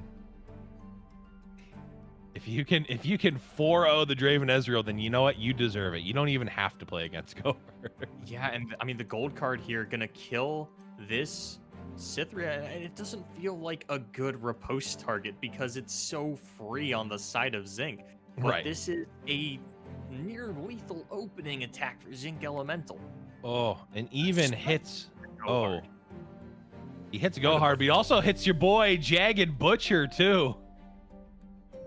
Pumped up as well via the red card, and I think this just is 3, 6, 7, 8, 9 damage coming through. The Go Hard is going to open up, start the Gambit. And I mean, this is just it, right? Developing and even get to gold if he really wants to. Yeah. And that's just a surrender out of Stan. Knows he can handle that. And Zinc Elemental, after the bracket reset and starting off 0-3, is your Fight Night Legends champion. Wow. The ultimate run back. yeah, I'm coming in at winner's bracket. Nah, don't want it. I just want to play a regular match. And you know what? I want to play it down a game too. I want to be as back against the wall as possible. Then I'll start winning. And Zinc does it in spectacular fashion there. Maybe, not giving us the highest hopes on the Ezreal Draven deck, but that Go Hard deck, that matchup seemed dominant there, Boulevard. I never doubted Zinc for a second, other than the minutes that I doubted him constantly throughout that 0-3 run. If you throw all those out the window, Zinc, I believed in you the entire time. And credit to Stan as well, who was able to go very far into this just Oh, shy of yeah. the win. I mean, it is kind of Stan's MO to get second at Fight Night. That is kind of his thing. But here are your results from that final best of three. Of course, Stan won with the Shadow Isles Freljord control deck there in the first match against the Ezreal Draven. But then Zinc was finally able to get that Draven win versus Shen Fiora and actually 2-0'd the Shen Fiora with Draven and the TF Go Hard. Let's take a look here at the bigger picture here and look at the bracket and how we got there. Boulevard, talk to us about this journey. So Zinc had absolutely not an easy time. Had to go through Macon Jackson into Mr. Emotional, taking out Blazin Asian in the winners finals. Then fell down to face Stan in the losers after he took out Blazin Asian or actually lost to Blazin Asian in the first round. 2-0'd returning champion Finny, moved on to Zinc's leftovers in Mr. Emotional, then took out another Hipster. Actually went on a little bit of a 2-0 tear through the losers bracket until he met Zinc, 2-0'd him as well, and then unfortunately fell in the bracket reset finals.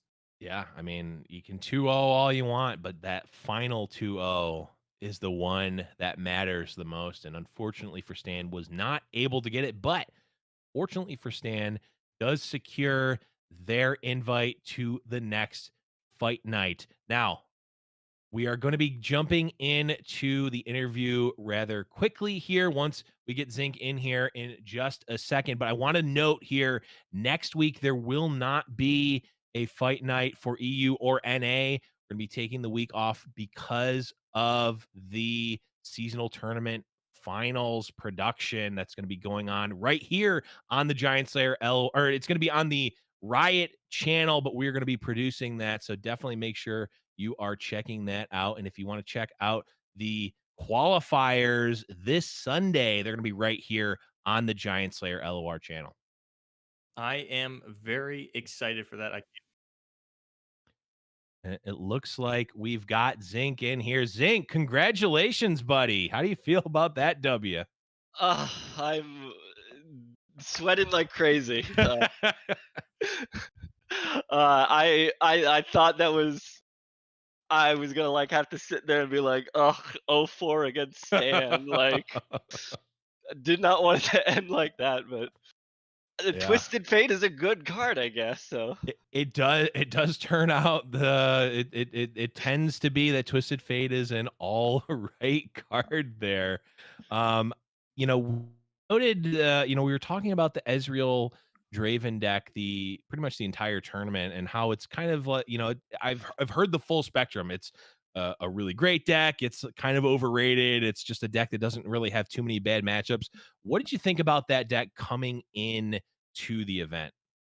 So I'll be kind of honest with you. I picked up like Swain like when the Ezreal change first came out, and I've just loved playing the deck, but I thought it just wasn't that great, and that seemed to be kind of the consensus on Swain. And then like honestly, it was just a few days ago. Like some of the guys were just saying like, oh yeah, no, I think Draven's in a real great spot, and I just heard that from so many different people. I'm like, okay, this deck is fun. I gotta learn it. Like it's close enough to Swain. I could probably pick this up in a few days, and I guess I did okay. So yeah, definitely did okay. I think taking first is probably all right, even though it was definitely close there. One thing that Boulevard and I we remarked about the Tri-Beam Improbulator. That was one that we called out as potentially we weren't really sure about its performances, but of course, the first thing we saw you pull was a 7/7 Crocolisk. How did you feel about that card coming in?